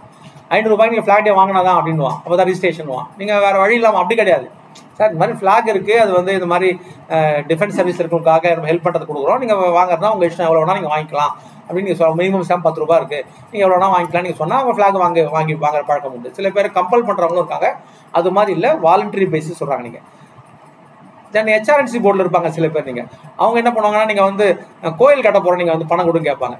அதுவும் நீங்கள் ஆனரேரியம் தான் சார். கோயில் கட்டுறதுக்கு நாங்கள் ஃபண்டு கலெக்ட் பண்ணோம், ஏதாவது நீங்கள் ஆஃபர் பண்ணலாம் கேட்கலாம். நீங்கள் எல்லாரும் 1000 ரூபா வச்சுட்டு போகணும்னு சொல்லி நம்ம கம்பல் பண்ணக்கூடாதுன்றாங்க. அதுக்கும் there is separate rule. Then rule 6 very important. Rule 6, 7, 8 வந்து ஒரு இம்பார்ட்டன்ட் ரூல்ஸில். இதில் எல்லாமே இம்பார்ட்டன்ட் தான், இருந்தாலும் இன்னும் கொஞ்சம் கூடுதல் முக்கியத்துவம் இருக்குது அதில். ரூல் 6 என்ன கேட்டிங்கன்னா, இன்வெஸ்ட்மெண்ட்டு, லெண்டிங், பாரோயிங். இது கொஞ்சம் எல்லாரும் தெரிஞ்சு வச்சுக்கோங்க. இன்வெஸ்ட்மெண்ட் எப்படி பண்ணுறது, லெண்டிங்னா பண்ணால் எப்படி, பாரோயிங் லெண்டிங்னா தெரியுமில்ல, கடன் கொடுக்கறது கடன் வாங்குறது அப்படின்னா அப்படின்னு சொல்லிட்டுங்க. அதில் என்ன சொல்கிறாங்கன்னா, எந்த கவர்மெண்ட் சர்வெண்ட்டும் cannot ஸ்பெகுலேட் இல்லை. நீங்கள் எந்த விதமான ரிஸ்க் இன்வெஸ்ட்மெண்ட்டில் இதில் பணம் போட்டால் 36% வட்டி கிடைக்கும், நான் போட்டு வச்சேன் சார் அப்படிங்க சொல்லக்கூடாது. கவர்மெண்ட் சர்வெண்டாக இருந்துக்கிட்டு இதில் மாதம் 100 ரூபா பணம் கட்டினா எனக்கு 10,000 தரேன்னு சொன்னான் தீபாவளி அன்னைக்கு. தீபாவளிக்கு சீட்டு கட்டினா எனக்கு வந்து பட்டாசு, ஸ்வீட்டு, ஒரு கிராம் நகை தரேன்னு சொன்னாங்க.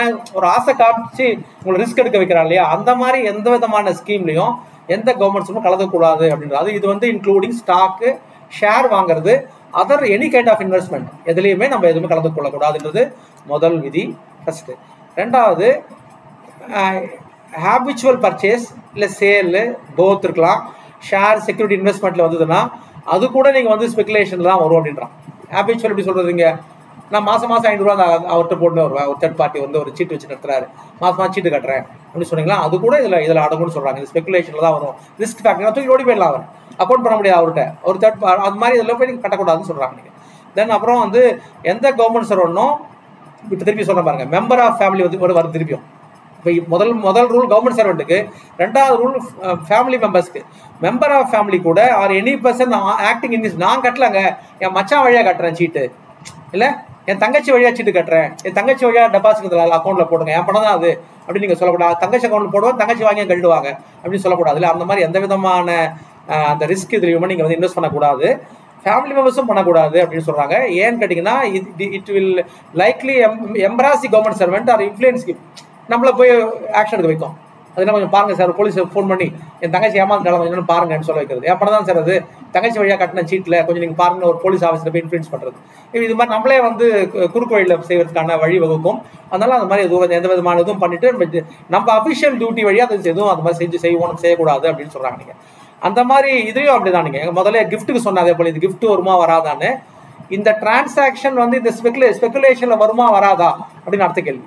நான் இது எப்படி சார் வரும், நான் மாதம் 100 ரூபா கட்டுறேன், 10 மாதம் கட்டினா எனக்கு 1000 ரூபா வரும், அதுக்கு ஒரு பட்டாசு தரேன்னு சொன்னார், அது எப்படி சார் வரும் நீங்கள் கேட்கக்கூடாது.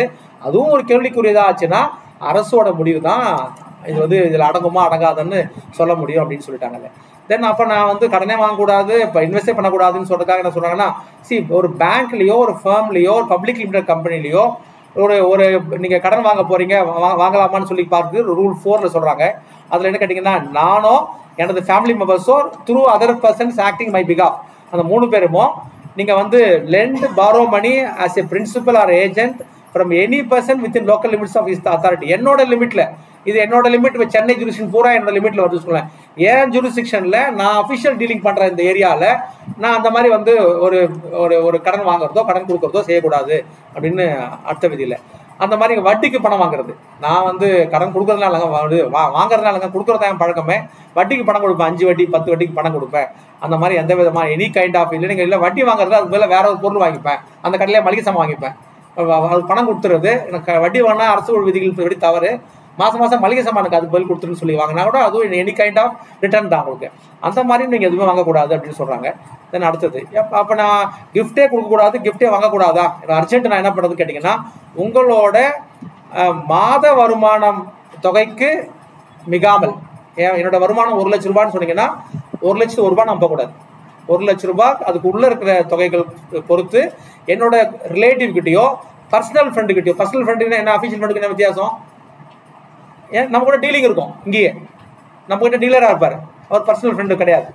இல்லை எந்த விதமான அஃபிஷியல் லிங்க்கும் இல்லாதவங்க தான் கிளாஸ்மேட் இருக்கலாம், ஒரு ரிலேட்டிவ் இருக்கலாம், பக்கத்து வீட்டுக்காரர் இருக்கலாம், அவங்க நம்ம கூட எந்த விதமான டீலிங் இருக்கக்கூடாது. அப்படி இல்லாதவங்க கிட்ட நீங்கள் வந்து 1 மாத சம்பளத்துக்கு குறைவாக, உங்கள் சம்பளத்தில் 1 மாத சம்பளத்துக்கு குறைவாக நீங்கள் ஏதாவது வந்து ஃப்ரீ ஆஃப் இன்ட்ரெஸ்ட்டில் கடன் வாங்கலாம், நீங்கள் கொடுத்துருவேன். அப்போ பாருங்கள், மாமனார்ட்ட 1 லட்சம் வாங்கினேன், வட்டிலாம் இல்லை, திருப்பி கொடுத்துருவேன் அப்படின்னு நீங்கள் சொல்கிறேன். அந்த மாதிரி வாங்குறேன். கிஃப்ட் வேறு திருப்பி கொடுக்க மாட்டோம், கிஃப்ட்னா கடன்னா திருப்பி கொடுப்போம் இல்லையா, அதுக்கு வட்டி இல்லை கூட நீங்கள் கடன் வாங்கிக்கலாம் அப்படின்னு சொல்கிறாங்க. அப்புறம் operate a credit account with bonafide tradesman, ஒரு ரெகுலர் கடன் கொடுக்குறவர் இருக்காரு, அவர்கிட்ட நீங்கள் பர்மிஷன் வாங்கிட்டு போய் பேங்க்கில் கடன் வாங்குறீங்க. இல்லை ஒரு அடகு கடையோட கடன் வாங்குறீங்க, அஃபீஷியலாக பர்மிஷன் வாங்கிட்டு போய் நீங்கள் கடன் வாங்குறீங்கன்னு சொன்னால் அதில் ஒன்றும் தப்பு இல்லை. அப்போ நீங்கள் கடன் வாங்குறது அந்த மாதிரி அஃபீஷியல் டீலில் நீங்கள் வச்சுக்கலாம். நீங்கள் அட்வான்ஸ் பே கொடுக்கலாமான்னா make an advance pay to his private employee கூட. ப்ரைவேட் எம்ப்ளாய்க்கு ஒரு அர்ஜென்ட் கேட்குறாரு கடன் கொடுக்கலாம், அட்வான்ஸ் கொடுக்கலாம்னா கொடுக்கலாம். அந்த மாதிரிலாம் அதெல்லாம் வந்து எக்ஸம்ஷன். இதில் கடனே வாங்கக்கூடாதுன்றதுக்கு ஒரு ரூலு, இது எக்ஸம்ஷன்.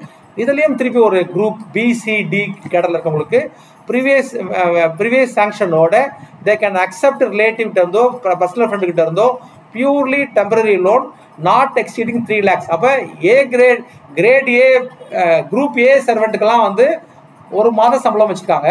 ஆனால் குரூப் பிசிடி இருக்கவங்களுக்கு வந்து 3 லட்சம் வரைக்கும் அவங்க கடன் வாங்கலாம், கடன் வாங்கிக்கலாம். அவங்க 1 மாத சம்பளம் இல்லை, அவங்களுக்கு 3 lakhs வரைக்கும் கடன் வாங்கிக்கலாம். எதுக்காக வாங்கலாம்னா exclusive for the purchase of flat வாங்குறேன், கட்டண வீடு வாங்குறேன், இல்லை பில்டிங் கட்ட போகிறேன். இந்த 3 விஷயத்துக்காக அந்த விதி எல்லாரும் காமன். 1 மாத சம்பளம்ன்றது வந்து எல்லா பர்பஸ்க்குமே. ஆனால் நான் வீடு வாங்க போகிறேன், வீடு கட்ட போகிறேன், கட்டின வீடையே வாங்குறேன், இந்த 3 இடங்களிலுமே குரூப் டிசிபி இந்த 3 கடன் இருக்கவங்க 3 லட்சம் வரைக்கும் நீங்கள் வந்து கடன் வாங்கிக்கலாம். இது வந்து அது ஒரு அடிஷ்னல் இது. தென் அப்புறம்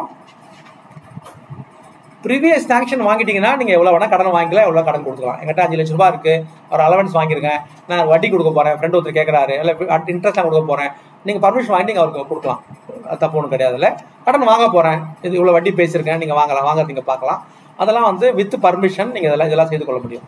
தென் அப்புறம் அதுலேயே ரூல் ஏன்னு ஒரு ரூல் வச்சுருக்காங்க. No government servant shall either himself through any member of his family, எல்லாத்தையும் இந்த ஃபேமிலி வரும் பார்த்துக்கோங்க. Then any other person acting in his பிகாஃப், இந்த வார்த்தையும் வரும். ஆக்டிங் எனக்கு பதிலாக அவர் அனுப்புறது அந்த மாதிரி இருந்துன்னு சொன்னீங்கன்னா except with the previous sanction of the government lend borrow money to or from any private individual in amount exceeding is total monthly. இந்த 1 மாதம் சேலரியை நான் ப்ரைவேட் ஆள்கிட்டோட நீங்கள் வாங்கலாம், ப்ரைவேட்டோட என் ஃப்ரெண்ட்ஸ் கிட்ட வாங்கலாம். அதுக்கு நீங்கள் வந்து எக்ஸப்ட் வித் ப்ரீவியஸ் சாங்ஷன் உங்கள் 1 மாதம் சம்பளமாக கம்மியாக இருந்ததுன்னா 1 மாதத்துக்கு மேலே போனால் எல்லாமே பர்மிஷன் தான். சரியா? ஏற்கனவே சொல்லிட்டேன், வீடு கட்டுறதுக்காக பிசிடி அந்த கேட்டகரி இருக்கவங்க 3 லட்சம் வரைக்கும் அது மாதிரி வாங்கிக்கலாம், ப்ரைவேட்லேயும் வாங்கிக்கலாம் அவங்க. அதுக்காக அந்த ரூல் போட்டு இந்த மாதிரி வாங்கினீங்கன்னா என்ன பண்ணணும் கேட்டிங்கன்னா 1 மாதத்திற்குள்ள நீங்கள் வந்து இதை ரிப்போர்ட்டை நீங்கள் வந்து கவர்மெண்ட்டுக்கு ஃபைல் பண்ணணும். பிசிடி இருக்கவங்க 8வது டிபார்ட்மெண்ட் ஃபைல் பண்ணணும். ஏ கிரேடில் இருக்கவங்க கவர்மெண்ட்டுக்கு சொல்லணும். இப்போ நான் ஹைகோர்ட்டு சொல்லுவேன். அதே போல் மற்றவங்கலாம் வந்து 8வது டிபார்ட்மெண்ட் இங்கே யார் சேர்மனா இல்லை செக்ரட்டரியா அவங்களுக்கு நீங்கள் வந்து அதை 4th வித் இமிடியேட்டாக, நாட் 1 month இல்லை, 4th வித் நீங்கள் அந்த மாதிரி வாங்கின உடனே 4th வித் நீங்கள் அதை வந்து இன்டிமேட் பண்ணணும். இது அடுத்த விதி. அப்புறம் இது இன்னொரு விதி கூட வச்சுருக்காங்க, இது உங்களுக்கு கிடையாது. தமிழ்நாடு ஜுடிஷியல் கோர்ட் ஸ்டாஃப்லாம், தமிழ்நாடு ஜுடிஷியல் மினிஸ்ட்ரியல் ஸ்டாஃப்னு ஒரு கேட்டகரி இருக்காங்க இல்லை, அவங்க அந்த மாதிரி வந்து ஏதாச்சும் நீங்கள் வாங்கணும்னு சொன்னீங்கன்னா இதே தான், வித்தவுட் டிசிஜியோட பர்மிஷன், பிடிஜேவோட பர்மிஷன் இல்லாமல். இப்போ நம்ம இது சொன்னோம் இல்லையா, உங்களுக்கு 8வது டிபார்ட்மெண்ட் சொல்லிட்டாங்க, இங்கே பிடிஜேன்னு சொல்கிறாங்க ஸ்பெசிஃபிக்காக, அவங்களுக்காக தனி ரூல் இது மாதிரி பண்ணிக்கலாம்னு சொல்கிறாங்க. இதுக்கப்புறமா நீங்கள் பார்த்தீங்கன்னா கோஆபரேட்டிவ் சொசைட்டிஸ்க்கு நிறையா இந்த உட்பிரிவிலேயே வந்து நீங்கள் பார்த்தீங்கன்னா இந்த 6 பார்த்தோம், 6 ஆரம்பிச்சு நான் உங்களுக்கு டீட்டெயிலாக சொல்லலை, ஏன்னா நமக்கு யாருக்குமே இங்கே அவசியம் இல்லை. கோஆபரேட்டிவ் சொசைட்டியில் பணிபுரிகிறாங்க இல்லையா, அக்ரிகல்ச்சரல் சொசைட்டி, வேறு ஏதாவது பில்டிங் சொசைட்டி, அந்த மாதிரி லேண்ட் வாங்கி வைப்பாங்க கோஆபரேட்டிவ் சொசைட்டி, அவங்களுக்கெல்லாம் இந்த ரூல்ஸ் வந்து 12 வரைக்கும், 6 to 12 அவங்க சம்மந்தப்பட்டது, நமக்கு அது வேண்டியதில்லை நான் வீட்டில். தென் அப்புறம் அந்த மாதிரி நீங்கள் சொசைட்டியில் போய் லோன் வாங்கலாமா, நீங்கள் லோன் வாங்கலாம். உங்கள் ஷூரிட்டியோட ஸ்டேட்டஸ் வந்து உங்களுக்கு ஈக்குவலாக இருக்கணும், உங்களோட மேலே இருக்கணும். ஏன் சொல்லுங்கள் யாராவது, ஏன் வந்து அந்த மாதிரி என்னோட ஷூட்டி 2 பேர் ஷூட்டி கேட்பாங்க இல்லையா, சொசைட்டியில் கடை வாங்கினீங்கன்னா உங்களுக்கு சொசைட்டி இருக்கா, இருக்குல்ல, சொசைட்டி கடை வாங்க உங்கள்கிட்ட ஷூட்டி கேட்பாங்களா? அந்த ஷூரிட்டி ஷால் பி உங்களோட ஈக்குவல் கேடர் ஆர் உங்களோட ஹையர் கேடர் இருக்கணும். எதுக்காக சொல்லுங்க பார்க்கலாம். ஏன் உங்களோட கீழே இருக்கக்கூடாது? சார் நீங்கள் ஈஸியாக மட்டிடலாமா சார்? நீங்கள் மேனேஜர் 2 ஓய்வை கூடுவா கையெழுத்து போட்டு ஜாமீன் பொண்ணு கல்யாணத்துக்கு 5 லட்சம் வாங்க போகிறேன்னு சொன்னால் எப்படி இருக்கும்? இல்லை, ஈஸியாக வந்து ஒரு செக்ரட்டரி கூப்பிட்டு 2 மேனேஜர் கையெழுத்து வாங்கிடலாம். அவங்க கையெழுத்து போடுங்க வாங்கன்னு சொன்னால் பயந்துட்டு சூப்பர்னோ ஜூனியர்ஸ்டோ கையெழுத்து போட்டுருவாங்க இல்லையா. அதனால உங்களுக்கு ஈக்குவல் கிடையாது. இது அங்கே பண்ணுறாங்களான்னு தெரியல, எனக்கு ரூல் இருக்குது, நீங்கள் அங்கே பட்டீங்களான்னு தெரியல, எனக்கு செக் பண்ணிக்கோங்க. அப்போ உங்களுக்கு ஈக்குவல் கேடர் உங்களோட மேலே கேடர்னா நீங்கள் கஷ்டம் இல்லை, நீங்கள் வெட்ட முடியாது, ரெக்வஸ்ட் பண்ணி தான் போகணும். நீங்கள் கொஞ்சம் வாங்க, அதை கொஞ்சம் பண்ணுங்கன்னு சொல்லணும். அவருக்கு விவரம் நல்லா தெரியும் இல்லை, ஒரு ஜூனியர்ஸ்க்கு நல்லா புரியும். ஜூனியர்ஸ் ஓயாக்கு என்ன தெரியும், கூப்பிட்டாரு என்ன டிவி நல்லா டீலாம் வாங்கி கொடுத்து பிரியாணி வாங்கி கொடுத்து அங்கே போய் கையெழுத்து போட்டு சொல்லிட்டு கையெழுத்து போட்டேன், இப்போ கட்ட மாட்டாரு, எனக்கு வந்து டியூ நிற்குது, ஜாமீன்தாரை பிடிப்பாங்க இல்லையா. அதுக்காக தான் அதுவும் வச்சுருக்காங்க. நீங்கள் தென் இது அதே போல் இந்த prohibition against lending borrowing of money applies to all loan, all credits, advances, supply of articles. நான் வந்து பீரோ வாங்குறதுக்கு பணம் கட்டிட்டு 1000 ரூபா கட்டிட்டு வந்துச்சு பீரோ சொல்ல விடுங்க, அதுவும் கடன் ஆகிடும். ஏதோ இடத்துல ஒரு கிஃப்ட் அக்செப்ட் பண்ண மாதிரி ஆகிடும். அந்த மாதிரி எல்லா இடத்துலையுமே லோ ரேட்டில் வாங்குறேன், இன்னும் வந்து மார்க்கெட் ரேட்டை விட லோ ரேட்டில் போய் நான் ஒரு பொருள் வாங்குறேன், அந்த மாதிரி எதுவும் வந்துடக்கூடாதுன்றதுக்காக அந்த மாதிரி ப்ரொஹிபிஷன் வச்சுருக்காங்க. லோன் கிரெடிட் எல்லாமே கூட வச்சுருக்காங்கன்னு சொல்கிறாங்க. தென் உங்களுக்கு நீங்கள் வந்து ஒரு அரசு பணியில் இருக்கீங்க, இந்த சொத்துக்கு நீங்கள் தான் வந்து எக்ஸிக்யூட்டார், அட்மினிஸ்ட்ரேட்டராக இருப்பீங்க, ட்ரஸ்டியாக அவங்கள அந்த பொறுப்பில் இருக்க வேண்டியிருக்கும். அந்த சொத்துக்கு ஜப்தி பண்ணி வச்சுருப்போம் டேக்ஸ் கட்டலன்னு, அதுக்கு வந்து வித்தவுட் ப்ராஃபிட் வந்து நீங்கள் வந்து டீல் பண்ணுறது வேறு. அதில் உங்களுக்கு ப்ராஃபிட் வரும்னா நீங்கள் அந்த வேலை நம்ம செய்யக்கூடாதுன்னு சொல்லுவாங்க. அதில் ஒரு ரூல். தென் பாருங்கள், எங்கள் ஃபேமிலியே வட்டிக்கு விடுற ஃபேமிலிங்க, எங்கள் தொழிலே எங்களுக்கு பூர்வீகமாக வட்டிக்கு வந்து அடமானம் வாங்கி பொருள் வாங்கிட்டு நகை வாங்கிட்டு வட்டிக்கு பணம் கொடுக்கறது, வட்டிக்கு பணம் கொடுக்கறது, பாண்டு வாங்கி பணம் கொடுக்குறது, இதுதான் எங்கள் தொழில் வச்சுக்கோங்க. நீங்கள் அந்த மாதிரி நான் இப்போ திடீர்னு நான் போனால் எங்கள் ஃபேமிலியை தொழில் பண்ணு சொல்ல முடியுமா? நம்ம அந்த கேள்வி வரும் இல்லையா? அந்த மாதிரி இருந்ததுன்னா நீங்கள் ஆக்டிவ் பார்ட் எதுவுமே எடுக்கக்கூடாது. இல்லை, நீங்கள் அந்த மாதிரியான பிஸ்னஸில், இந்த மணி லெண்டிங் பிஸ்னஸில் நீங்கள் வந்து பார்ட்னராக இருக்கிறது, நீங்கள் உட்காந்து பில்லு போடுறது, நீங்கள் சாட்சி கையெழுத்து போடுறது, அந்த மாதிரி அது எந்த விதமான அஃபிஷியல் டீல் எதுலையுமே நீங்கள் அதில் கலந்துக்கக்கூடாது அப்படின்னு அதுக்கும் ஒரு ரூல் வச்சுருக்காங்க. தென் அப்புறம் டீச்சர்ஸ்க்கு தெரிய வச்சுருக்காங்க. நீங்கள் ஸ்கூலில் படித்த பையன் கூட அப்பா அம்மாவோட டீலிங் வச்சுக்கிறது, ஸ்கூலில் படித்த பையன் நாளைக்கு பெரிய வேலைக்கு போய்டும் அவங்க கூட டீல் பண்ணுறது, இல்லை எக்ஸ் ஸ்டூடெண்ட்டு, எக்ஸ் பேரண்ட்ஸு அவங்களோட டீலிங் வச்சுப்பாங்க, அந்த மாதிரி எந்த டீலிங்கும் வச்சுக்கக்கூடாது அப்படின்னு சொல்கிறாங்க. இந்த எதுக்காக? இந்த இன்வெஸ்ட்மெண்ட் சம்மந்தமாக லெண்டிங். நான் வந்து ப்ரைவேட்லேயும் வாங்கலை, என் ஃபேமிலி மெம்பர்ஸ்லையும் வாங்கலை, என்கிட்ட படித்த பையன் நான் அப்பாட்டு தான் வாங்கினேன்னு சொன்னால் எப்படி இருக்கும்? நீங்கள் அதுவும் இதில் வந்துடும். அதுக்காக இந்த ரூல் வச்சுருக்காங்க. தென் இது ரூல் 6 நான் சொன்னது இன்வெஸ்ட்மெண்ட்டு, பாரோயல். அப்போ எவ்வளோ வாங்கலாம்? கடன் எவ்வளோ வாங்கலாம்? பர்மிஷன் வாங்காமல் உங்கள் சம்பளம் 1 மாதம் சம்பளத்துக்குள்ளே வாங்கிக்கலாம் இல்லையா? அதுவும் நீங்கள் இன்டிமேட் பண்ணணும், வாங்கிட்டேன்னு சொல்லணும். தவிர அதுக்கு பர்மிஷன் வாங்க வேண்டியதில்லை. அதுக்கு மேலே போனால் நீங்கள் பர்மிஷன் வாங்கணும், ஜென்ரலாக ஞாபகம் வச்சுக்கோங்க. தென் அடுத்தது ரூல் 7, அனதர் இம்பார்ட்டன்ட் ரூல். இது ரூல் 7 வந்து மூவபிள், இம்மூவபிள், வேல்யூபிள் ப்ராப்பர்ட்டி, இது 3 சம்மந்தப்பட்டது ரூல். அதில் சப் ரூல் 1 வந்து பார்த்தீங்கன்னா இம்மூவபிள் ப்ராப்பர்ட்டி சம்மந்தமானது. இம்மூவபிள் ப்ராப்பர்ட்டி என்ன கேட்டிங்கன்னா, கவர்மெண்ட் சர்வெண்ட் வந்து ஒரு ப்ராப்பர்ட்டி வாங்கலாமா வாங்கக்கூடாதுன்னு கேட்கும்போது, he shall not without notice to the higher official, நீங்கள் அக்வயர் பண்ண முடியாது, விற்க முடியாது, சொத்தை வாங்கவும் கூடாது, விற்கவும் கூடாது. எப்படின்னா, லீஸ்க்கு விட்டேன், மார்ட்கேஜுக்கு விட்டேன், சொத்தை வாங்கினேன், இல்லை கிரயம் பண்ணேன், இல்லை ஒரு கிஃப்ட் கொடுத்தேன் என் பொண்ணுக்கு, இல்லை எக்ஸ்சேஞ்ச் பண்ணிக்கிட்டேன், இந்த ப்ராப்பர்ட்டி அதுக்கு கொடுத்து அது போனால் எனக்கு ஈஸியாக இருக்கும், ரோடு வரமா எனக்கு ஈஸியாக இருக்கும், நாங்கள் வந்துட்டேன், நீங்கள் எக்ஸ்சேஞ்ச் பண்ணிக்கிட்டேன். எந்த விதமான டிரான்சாக்ஷனும் இம்மூவபிள் ப்ராப்பர்ட்டியை பொறுத்து அரசு அனுமதி இல்லாமல் நீங்கள் செய்யக்கூடாது. இது ஃபர்ஸ்ட் விதி. இந்த நோட்டீஸ் வந்து அவசியமானு கேட்டிங்கன்னா, ஃபேமிலி மெம்பர் பண்ணாலும் அவசியம். ஃபேமிலி மெம்பர் வந்து பர்மிஷன் வாங்க வேண்டாம். என் ஒய்ஃப் ப்ராப்பர்ட்டி வாங்கிட்டா நீங்கள் நோட்டீஸ் தரணும், கவர்மெண்ட்டுக்கு ரிப்போர்ட் தரணும். என் ஒய்ஃப் ப்ராப்பர்ட்டி விற்றுருக்கான்னு நீங்கள் சொல்லணும். நீங்கள் வாங்கலை ஆனால் கூட, பட் இந்த தகவல் அவசியம். நீங்கள் நம்ம செக் பண்ணிக்கலாம். தென் அதே போல் provided previous sanction of the authority shall be obtained with the person. Official dealing இருந்ததுனா தான் நீங்கள் ப்ரீவியஸ் சாங்ஷன் பண்ணணும். எப்படி இப்போ ஃபார் எக்ஸாம்பிள் பாருங்கள், இப்போ நான் ப்ராப்பர்ட்டிங்க வாங்கினேன், உங்களுக்கு பார்த்துருப்பீங்க நீங்கள் என்னோட டிராஃப்ட் ஆச்சும். நான் என் சம்பளத்தில், என் ஒய்ஃப் எம்ப்ளாயி கிடையாது, என் சம்பளத்தில் ஒய்ஃப் பேரில் வாங்கியிருக்கேன். நான் சொல்லணும், பர்மிஷன் வாங்கணும், இன்டிமேட் பண்ணணும், எல்லாமே செய்யணும். என் ஒய்ஃப் ஆல்ரெடி எம்ப்ளாயாக இருக்காங்க, ஒரு கவர்மெண்ட் சர்வெண்ட்டோ ப்ரைவேட்டோ எங்கேயோ ஒரு லெக்சராக எங்கேயோ இருக்காங்க வச்சுக்கோங்களேன். அவங்க வாங்கிட்டா நான் வந்து பர்மிஷன் வாங்க வேண்டியது, வாங்க போகிறாங்கன்னு வாங்கிட்டாங்கன்னு சொன்னால் போதும். நீங்கள் அதுக்கு அப்போ வித்தியாசம் இருக்குது. ப்ரீவியஸ் பர்மிஷன் வாங்கிட்டு வாங்குறது கவர்மெண்ட் சர்வெண்ட்டாக இருக்கணும், கவர்மெண்ட் சர்வெண்ட்டோட பணத்தில் ஃபேமிலி மெம்பர்ஸ் வாங்கியிருக்கணும். அவங்களே சம்பாதிச்சு தனியாக வாங்கிக்கிறான்னு சொன்னீங்கன்னா, உங்கள் வீட்டில் இருக்காங்க ஃபேமிலி மெம்பராக இருக்காங்கன்னு சொன்னீங்கன்னா நீங்கள் இன்டிமேட் பண்ணால் போதும். இங்கே இடத்துல பாருங்கள், ஃபேமிலி மெம்பர் தான், மெம்பர் ஆஃப் ஃபேமிலி தான், யார் கிடையாது, க்ளோஸ் ரிலேஷன் கிடையாது. அதனால் என் தங்கச்சி சொத்து சொல்லணுமா, என் மச்சான் ப்ராப்பர்ட்டி வாங்க சொல்லணுமானா அதெல்லாம் நீங்கள் சொல்ல வேண்டாம். இதில் ஃபேமிலி மெம்பர் ஆஃப் ஃபேமிலி எல்லாம் நீங்கள் சொல்லணும். நீங்கள் இது ஒரு விஷயம் ஞாபகம் வச்சுக்கலாம். தென் கவர்மெண்ட்டே வந்து 3 சென்ட் பட்டா கொடுக்குது, லேண்ட் அசைன் பண்ணுது. ஏழைகளுக்குலாம் 3 சென்ட் கொடுக்கணும், அது எனக்கு ஒரு லேண்ட் கிடைக்குது. இதை போய் நீங்கள் பர்மிஷன் வாங்கிட்டு பண்ண வேண்டியதில்லை, அது கொடுத்தா வாங்கிக்கலாம் நீங்கள். ஏன்னா அரசே உங்களுக்கு வந்து இலவசமாக பட்டா கொடுக்குது, இலவசமாக நிலம் கொடுக்குறாங்க. இல்லை நீங்கள் ஒரு அனுபவிச்சுக்கு லேண்டுக்கு பட்டா கொடுக்குறாங்க, அதுக்கு நான் பர்மிஷன் வாங்கிட்டு வரேன், இருங்க வெயிட் பண்ணுன்னு சொன்னால் வேறு எல்லாம் கொடுத்துருவோம். அதனால் நீங்கள் வந்து அந்த மாதிரி இதுக்கு நீங்கள் வந்து வெயிட் பண்ண வேண்டியதில்லை. கவர்மெண்ட் அசைன் பண்ணாங்கன்னா நீங்கள் தாராளமாக வாங்கிக்கலாம் அப்படின்னு சொல்கிறாங்க.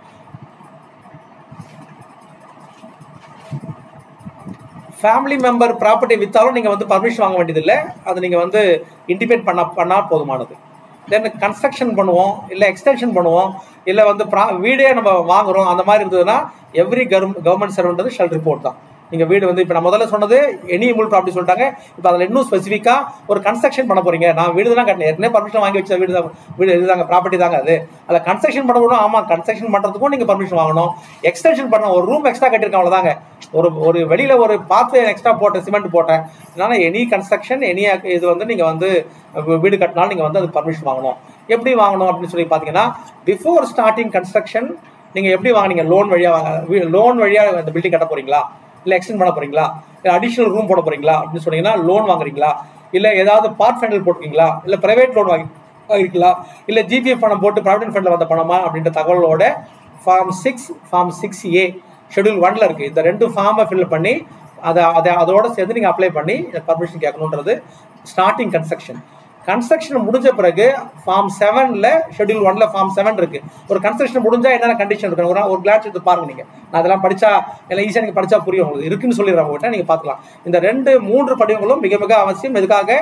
கன்ஸ்ட்ரக்ஷனுக்கு, எக்ஸ்டென்ஷனுக்காக, ஆர் எனி நியூ கன்ஸ்ட்ரக்ஷன் பண்ணாலுமே இது எல்லாமே அவசியமானது. தென் அதே போல் இந்த டீட்டெயில்ஸ் வந்து நான் ஒரு முறை கொடுத்துட்டேன். ஒரு ரூம் கட்டும்போது, ரெண்டாவது வெறும் தளம் மட்டும் தான் மாற்றி ஓட எடுத்துகிட்டு ரூஃப் போட்டேன் அப்படின்னு நீங்கள் சொல்லக்கூடாது. எப்பெல்லாம் நெசசரியோ அப்பெல்லாம் நீங்கள் ஃபார்ம் 6 ஃபார்ம் 7 நீங்கள் அப்பப்போ கொடுத்துட்டே இருக்க வேண்டியது தான்.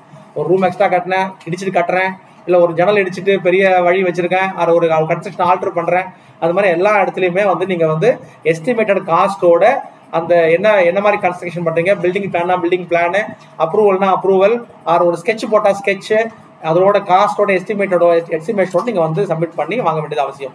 அப்படின்னு பாருங்க, திருப்பி ஜாயின்ட் ஃபேமிலி ப்ராப்பர்ட்டிகள் தான். நம்ம தனியாக எனக்கு ப்ராப்பர்ட்டி கிடையாதுங்க, எல்லாமே எங்கள் தாத்தா பேரில் தான் இருக்குங்க. எல்லாமே இல்லைங்க, பெரிய அண்ணன் பேர் தான் எல்லாமே இருக்குது. இது வந்து ஹிந்து ஜாயின்ட் ஃபேமிலி ப்ராப்பர்ட்டி, கூட்டு குடும்ப சொத்து நம்ம சொல்லுவோம் இல்லையா, அந்த மாதிரி ப்ராப்பர்ட்டி இருக்குது. இந்த ப்ராப்பர்ட்டிக்கு நான் வந்து ஒரு கன்ஸ்ட்ரக்ஷன் பண்ணால் என்ன பண்ண கேட்டினா, என்னோட ஷேர் அதில் 50,000 ரூபாய்க்கு தாண்டுன்னு சொன்னீங்கன்னா நீங்கள் அதுக்கும் பப்ளிஷ் வாங்கணும்.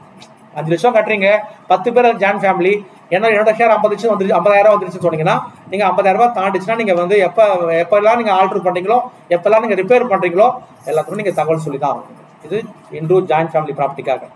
தென் நான் தான் அரசு ஊழியராக இருக்கேன்ல, பக்கத்தில் ஒரு புறம்போக்கு லேண்ட் இருக்குது, பக்கத்து வீட்டுக்காரன் இருக்கான், அவன் லேண்டை கொஞ்சம் என்க்ரோச் பண்ணிக்கலாமான்னு கேட்டால் எந்த என்க்ரோச்மெண்ட்டும் கவர்மெண்ட் ஸ்டூடெண்ட் பண்ணக்கூடாது. இல்லை சார், என்க்ரோச்மெண்ட் எதுவுமே நீங்கள் வந்து அரசு நிலங்கள்லையோ யார் நிலமும் என்க்ரோச்மெண்ட் பண்ணக்கூடாது. இது வந்து இம்மூல் ப்ராப்பர்ட்டிக்கான விதிகள். ஒரு 5 மினிட்ஸ் பிரேக் வச்சுக்கலாம், ஒரு டீ சாப்பிட்டு ஆரம்பிச்சுக்கலாம். இல்லை பிரபு டீ அரேஞ்ச் பண்ணுங்க, ஸ்டாப் பண்ணிக்கலாம் தான்.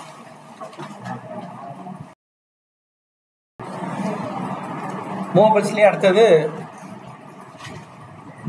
குரூப் ஏ குரூப் பி குரூப்லாம் பார்த்தோம் இல்லையா, அவங்களோட லிமிட் சொல்கிறாங்க. பர்மிஷன் வாங்காமல் நீங்கள் மூவபிள் ப்ராப்பர்ட்டி வாங்க போகிறீங்கன்னா, ஏ குரூப் ஆஃபீஸராக இருந்தீங்கன்னா நீங்கள் 80,000 வரைக்கும் வாங்கலாம். நீங்கள் 80,000 தாண்டிச்சுன்னா நீங்கள் வந்து வித்தவுட் பர்மிஷன், நீங்கள் வித் பர்மிஷன் தான் நீங்கள் எந்த பொருளையும் வாங்க முடியும். இதெல்லாம் மூவபிளுக்கு ஒரு TV, fridge, any kind of movables நீங்கள் வாங்க போகிறீங்கன்னா, ஜுவல்ஸும் அதில் அடங்கிடும். இதெல்லாம் வந்து வாங்கினீங்கன்னா 80,000 ரூபாய்க்கு மேலே போனால் குரூப் ஏ ஆஃபீஸர்ஸும், பி குரூப் ஆஃபீஸர்ஸ் வந்து 60,000 ரூபாய்க்கு மேலே போனாலே நீங்கள் பர்மிஷன் வாங்கிட்டு தான் வாங்கணும். அதுக்குள்ளே வாங்கிக்கலாம். குரூப் சி 40,000 ரூபாய், குரூப் டி 20,000 ரூபாய். 20,000 ரூபாய் பெருமானம் உள்ள பொருள் வாங்கினீங்கன்னா நீங்கள் அனுமதி இல்லாமலே வாங்கிக்கலாம். இன்டிமேட் பண்ணால் போதும், 1 மாதத்துக்குள்ளே பொருள் வாங்கினா 1 மாதத்துக்குள்ளே பில்லோட நான் இந்த மாதிரி வாங்கியிருக்கேன்ற தகவலை நீங்கள் வந்து தெரிவித்தா போதுமானது. தென் ப்ரீவியஸ் சாங்ஷன் வந்து அஃபீஷியல் டீலிங் இருக்கிறோட நீங்கள் ஒரு பொருள் வாங்க போகிறீங்கன்னு சொன்னால், ஃபார் எக்ஸாம்பிள் நம்மகிட்ட ஒரு டிவி டீலர் வராரு, அவர்கிட்ட போய் நீங்கள் டிவி வாங்க போகிறீங்க. டிவியோட விலை வந்து உங்கள் லிமிட்டுக்குள்ளே வந்தாலும் கூட அதுக்கு நீங்கள் பர்மிஷன் வாங்கணும். அஃபிஷியல் டீலிங் இல்லைன்னா இது ஜென்ரல் கிளாஸ். இது அஃபிஷியல் டீலிங் இருக்குன்னா நீங்கள் அதுக்கும் நீங்கள் முன்னனுமதி வாங்கிட்டு தான் அவர்களில் போய் பொருள் வாங்கலாம்.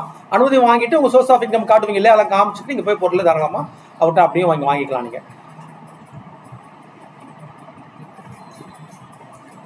நீங்கள் உங்கள் பொருளை நீங்கள் வந்து சப்போஸ் வந்து ட்ரான்ஸ்ஃபர் ஆகிறீங்க, ட்ரான்ஸ்ஃபர் ஆகும்போது எல்லாத்தையும் தூக்கிட்டு போக வேண்டாமே அப்படின்னு அங்கே இருக்கிற சோஃபாவோ ஒரு ஏசியோ ஃப்ரிட்ஜோ நீங்கள் விற்றுட்டு வர போகிறீங்க அப்படின்னு சொன்னீங்கன்னா, அதுக்கு பர்மிஷன் வாங்கிட்டு விற்கணுமா அப்படின்னு பார்த்தீங்கன்னா, பப்ளிக் ஆக்ஷனில் கொடுக்க போகிறீங்கன்னு சொன்னீங்கன்னா நீங்கள் வந்து பர்மிஷன் வாங்காமலே நீங்கள் வந்து விற்றுட்டு வரலாம். இல்லைனா அதுக்கும் நீங்கள் பர்மிஷன் வாங்கிட்டு தான் விற்க முடியும்.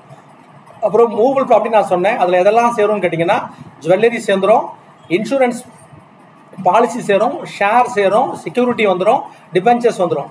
இது எல்லாமே வந்து மூவபிள் ப்ராப்பர்ட்டியில் அடங்கும். அதனால் இது மூவபிளில் வராதுன்னு நினச்சிக்க வேண்டாம். அதுவும் வந்துடும். மோட்டார் கார் வரும், மோட்டார் சைக்கிள் வரும். அந்த காலத்தில் பாருங்கள் மோட்டார்லாம் இல்லைன்னா ஹார்ஸ் இருந்திருக்கு. எல்லா பெரிய பெரிய ஆஃபீஸர்க்கெலாம் ஒரு குதிரை இருந்திருக்கு. அதனால் குதிரையும் பழசில் இருக்குங்க. குதிரை வரலாம். Or other means of conveyance. இது வந்து மோட்டரில் அடங்குமா அடங்காத அந்த கேள்வி வரும். இது பெட்ரோலில் வருமா கேஸில் ஓடுமா அந்த கேள்வி வரும். அதனால் அதர் மீன்ஸ் ஆஃப் கன்வென்ஸ் சொல்கிறாங்க. அதுக்கு நீங்கள் பயன்படுத்துகிற பொருட்கள் எதுவாக இருந்தாலும் கூட refrigerator, colour television, video cassette recorder இது எல்லாமே கூட மூவபிள்ஸில் வந்துடும் அப்படின்னு சொல்கிறாங்க. இதெல்லாம் மூவபிள் ப்ராப்பர்ட்டி வாங்குறதுக்கு உங்கள் லிமிட் இதெல்லாம். தென் டைம் லிமிட் சொல்கிறாங்க. நீங்கள் இந்த மாதிரி வந்து ஒரு அப்ளிகேஷன் கொடுக்குறேன், சாங்ஷன் கேட்டோ பர்மிஷன் கேட்டோ வந்து ஒரு அப்ளிகேஷன் கொடுத்துருக்கேன், 80,000 ரூபாய் தாண்டி 81,000 ரூபாய் அது டிவியோட விலை. நான் பர்மிஷன் கேட்டுன்னு சொன்னீங்கன்னா 6 மாதத்துக்குள்ளே உங்களுக்கு வந்து அப்ளிகேஷன் வாங்கினா 6 மாதத்தில் உங்களுக்கு அனுமதி வரலன்னா உங்களுக்கு வந்து அனுமதி கிடச்சதா நீங்கள் கணக்கில் எடுத்துக்கலாம். கிளாரிஃபிகேஷன் ஏதாவது அதில் கேட்டுக்காக சொன்னீங்க, அதில் பில்லு உங்கள் பேர் இல்லை, டேட் இல்லை, ஏதோ சொல்லி ஒரு காரணம் கேட்டிருந்தாங்கன்னா அதுக்கு வந்து date of receipt of clarification எங்கே நீங்கள் பதில் நீங்கள் திருப்பி மறுபதில் எழுதி அதை கிளாரிஃபை பண்ணுறீங்களோ அதில் இருந்து கணக்கு வந்துடும். நீங்கள் தென் அதுக்கு கான்சிக்வன்ஸ் சொல்கிறாங்க. இந்த மாதிரி அத்தாரிட்டி வந்து இந்த மாதிரி வந்து where no order granting such sanction or permission is issued within the six period of six months, it shall deemed that prescribed authority has accorded sanction. 6 மாதத்துக்குள்ளே இந்த மாதிரி அனுமதி கொடுக்க எந்த விதமான கிளாரிஃபிகேஷனும் கேட்கல, அனுமதியும் கொடுக்கலன்னு சொன்னீங்கன்னா அதுக்கு வந்து நீங்கள் அனுமதி கொடுத்ததா நீங்கள் டீம்டு பர்மிஷன் நீங்கள் எடுத்துக்கிட்டு நீங்கள் ப்ராப்பர்ட்டியை நீங்கள் வாங்கிக்கலாம். இதே மாதிரி தான் நீங்கள் வந்து ப்ராப்பர்ட்டியை வந்து டிஸ்போஸ் பண்ணுறதுக்கும் சரி, அக்வயர் பண்ணுறதுக்கும் சரி, இம்மூவல் ப்ராப்பர்ட்டிக்கும் சரி, எல்லாத்துக்குமே வந்து ஒரு கன்ஸ்ட்ரக்ஷனுக்கும் சரி, எக்ஸ்டென்ஷன் ஆஃப் ஹவுஸ்க்கும் சரி, எல்லாத்துக்குமே வந்து இந்த ரூல் நீங்கள் அப்ளை பண்ணிக்கலாம். நீங்கள் 6 மாதத்துக்குள்ளே நீங்கள் பதில் வரல அப்படின்னு சொன்னாலும் நீங்கள் வந்து அதை டீம்டு சாங்ஷன் நம்ம எடுத்துக்கலாம். நீங்கள் தென் அதுலேயே ரூல் 3 வந்து பார்த்தீங்கன்னா return of assets and liabilities. இது வந்து ஒரு அரசு ஊழியருமே 31 டிசம்பர் 1980 அதுதான் கட் ஆஃப் டேட் வைக்கிறாங்க. ஏன்னா 73 சட்டம் வந்தது, இந்த ரூல் வந்தது. 31 டிசம்பர் 80 அடுத்த 5 ஆண்டுகளுக்கு நீங்கள் வந்து ஒரு ஸ்டேட்மெண்ட் ஃபைல் பண்ணணும். அப்போ முதல் ஸ்டேட்மெண்ட் எப்போ வரும் பார்த்தீங்கன்னா 31/12/85 வரும். நீங்கள் ஒரு ஃபர்ஸ்ட் ஸ்டேட்மெண்ட் 5 வருஷம் ஸ்டேட்மெண்ட்டு. நான் நடுவில் செப்டம்பர் தான் வேலைக்கு வந்திருப்பேன் வச்சுக்கோங்க. நீங்கள் செப்டம்பரில் வந்தால் நான் என்ன பண்ண கேட்டேன்னா அதுக்கு கணக்கு கிடையாது. செப்டம்பரில் நீங்கள் நடுவில் வந்தால் கூட நீங்கள் அந்த கட் ஆஃப் டேட்டுக்கு நீங்கள் போயிடலாம் ஆட்டோமேட்டிக்காக. கட் ஆஃப் டேட் போயிட்டீங்கன்னா அப்போ 85, 90 அந்த மாதிரி இந்த கட் ஆஃப் டேட்டுக்குள்ள நீங்கள் போயிட்டு 5 ஆண்டுகளுக்கு ஒரு முறை நீங்கள் ஜாயின் பண்ணோட ஒரு ஸ்டேட்மெண்ட் கொடுத்துடணும். எப்போ வேலையில் சேர்றீங்களோ 1 மாதத்துக்குள்ளே நான் இந்த வேலையில் சேர்ந்துருக்கேன், என்னோட ப்ராப்பர்ட்டிஸ் இதுதான் அப்படின்ற தகவல்கள்லாம் நீங்கள் வந்து எனக்கு இவ்வளோ கடன் இருக்குது, எனக்கு வர வேண்டிய பணம் இருக்குது, என் சொத்து இவ்வளோ வரம் இருக்குது, என்னோட வீட்டில் மூவபிள்ஸ் இதெல்லாம் இருக்குது, என் ஜுவல்ஸ் இவ்வளோ இருக்குன்றது நீங்கள் லிஸ்ட்டோடு நீங்கள் கொடுத்தலாம். புதுசாக வந்தவங்களாம் அங்கே கவனிச்சுக்கோங்க. அதுக்காக நீங்கள் அந்த ஸ்டேட்மெண்ட் நீங்கள் ஃபைல் பண்ணணும். அதுக்கு மாடல் ஃபார்ம்ஸ் இருக்குது, ஆஃபீஸில் கேட்டு வாங்கிக்கோங்க. அது கொடுத்தது மட்டும் இல்லை, எவ்ரி நடுவில் நீங்கள் ஏதாவது வாங்கினீங்கன்னா இன்டிமேட் பண்ணுவீங்க, பர்மிஷன் வாங்குவீங்க, அது வேறு. அது இல்லாமல் 5 ஆண்டுகளுக்கு ஒரு முறை திருப்பி உங்ககிட்ட இருக்கிறதெல்லாம் எது பழசு வித்துட்டீங்க, உடஞ்சி போயிடுச்சு, இதெல்லாம் கணக்கு சொல்லிட்டு திருப்பி புதுசாக வாங்கினதெல்லாம் கணக்கில் ஏற்றி அந்த 80,000 ரூபாய் கீழே வருது, 60,000 கீழே வருது, அந்த பொருட்கள்லாம் நீங்கள் இன்க்ளூட் பண்ணி 5 years ஒன்ஸ் இந்த ஃபார்ம் 1 to Form 5 இருக்கும். 5 விதமான படிவங்கள் இருக்குது. அதை ஃபில்அப் பண்ணி இங்கே கொடுத்து கொண்டே இருக்கணும். இது வந்து இதில் எக்ஸம்ஷனே கிடையாது. இது வந்து அதில் எல்லாம் நீங்கள் சொல்லிக்கணும். நீங்கள் உங்கள் மூவல் ப்ராப்பர்ட்டி, கடன், மார்ட்கேஜ், லீஸ்க்கு விட்டுருக்கேன், வாடகை வருது எனக்கு மாதம், அந்த விவரங்கள் எல்லாத்துலேயுமே நீங்கள் அதில் தகவல் சொல்லி அவங்க விவரங்களை அதில் தெரிவிக்க வேண்டியது மிக மிக அவசியம். அடுத்தது தென் இது அடுத்த முக்கியமான ரூல். நீங்கள் ரிட்டையர்மெண்ட் ஆகிறதுக்கு உங்களுக்கு 5 ஆண்டுகள் இருக்குன்னு சொன்னீங்கன்னா அதுக்கும் நீங்கள் வந்து வருடம் நீங்கள் தரணும். ரிட்டையர்மெண்ட் வந்து பாருங்க, எனக்கு ஃபார் எக்ஸாம்பிள் என்னோட ரிட்டையர்மெண்ட் 29, எனக்கு போன வருஷமே ஆரம்பிச்சிட்டாங்க. இங்கே வந்தப்பறம் நான் ஃபர்ஸ்ட் ஸ்டேட்மெண்ட் கொடுக்க ஆரம்பிச்சிட்டேன். ரெகுலர் ஸ்டேட்மெண்ட் 5 வருஷம் வேற, ரிட்டையர்மெண்ட் ஆகும்போது கடைசி 5 ஆண்டுகள் நான் தனித்தனியாக வருஷம் தரணும். அதே மாதிரி ஸ்டேட்மெண்ட் எப்படி 5 வருஷம் கொடுத்தேன் இல்லையா, அதை நான் வந்து கடைசி 5 ஆண்டுகள் இப்போ நான் 24 கொடுத்துட்டேன். இப்போ அடுத்து 25, 26, 27, 28 கடைசியாக எனக்கு 5 வருஷம் நான் கடைசி 5 வருஷம் எவ்ரி இயர் நான் ஸ்டேட்மெண்ட் தரணும். அதுவும் இதே ஃபார்ம் 1 to 5 நான் ஃபில்அப் பண்ணி தரணும். இது வந்து சூப்பர் அன்வேஷன் வந்ததுன்னா நம்ம ஆஃபீஸ் எத்தனை ரிட்டையர் ஆகுங்க 5 வருஷத்துக்குள்ளே எல்லாம் கொடுத்துருக்கீங்களா செக் பண்ணிக்கோங்க. இல்லை ஆர்சி ரிட்டையர் போயிட்டாங்க, நிறைய ஆர்சி, கணேசன், ஓஏ எல்லாம் போயிட்டாங்க. 5 இதெல்லாம் இது வந்து யாரோட வேலை? கணேசன் வேலை கிடையாது. எனக்கு யார் அனுப்புறா? ஹைகோர்ட்டு தான் எனக்கு கரெக்டாக வந்துடும். அப்போ யாரோட வேலைனா இது வந்து 2வது டிபார்ட்மெண்ட் வேலை தான். இது நீங்கள் தான் பார்க்கணும். ஒரு 5 வருஷம் 2 சர்வீஸ் இருக்குது, 5 வருஷத்துல இந்த ஸ்டேட்மெண்ட்லாம் கொடுக்கல, 5 இயர்ஸ்க்கு முன்னாடி அவருக்கு ஃபைல் ஓப்பன் பண்ணி நீங்கள் இந்த ஸ்டேட்மெண்ட்டை வாங்க ஆரம்பிச்சிடணும். இது வந்து கணேசன் சொல்லுவார், எனக்கு தெரியாதுன்னு சொல்லுவார். இல்லை சொல்லக்கூடாது, யாருமே ரூல் தெரிலன்னு இருந்தாலும் இது வந்து நம்மளோட வேலை தான் இது. தென்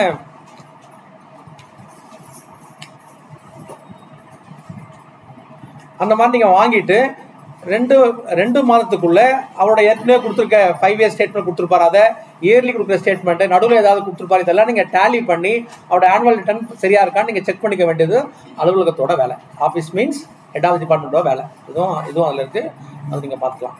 தென் நான் வந்து 20,000 ஓஏவாக இருக்கேன், எல்லாமே பொருளுமே என்கிட்ட 20,000 கீழே இருக்க பொருள் தான் என்கிட்ட. ஆனால் அதெல்லாம் 5 வருஷம் ஸ்டேட்மெண்ட்டில் காட்டணுமா அப்படின்னு கேட்டிங்கன்னா, என்னோட ஒரு மிக்ஸி வச்சிருக்கேன், அதோட விலையே 5,000 தான், 2,000 ரூபாய் தான் இருக்குது. நான் ஒரு டேப் ரெக்கார்டு வச்சிருக்கேன், விலையே 1,000 ரூபாய் தான் வச்சிருக்கேன் அப்படின்னு சொன்னீங்கன்னா, இதெல்லாம் தனித்தனியாக நீங்கள் அந்த ஸ்டேட்மெண்ட் சொல்ல வேணாம்.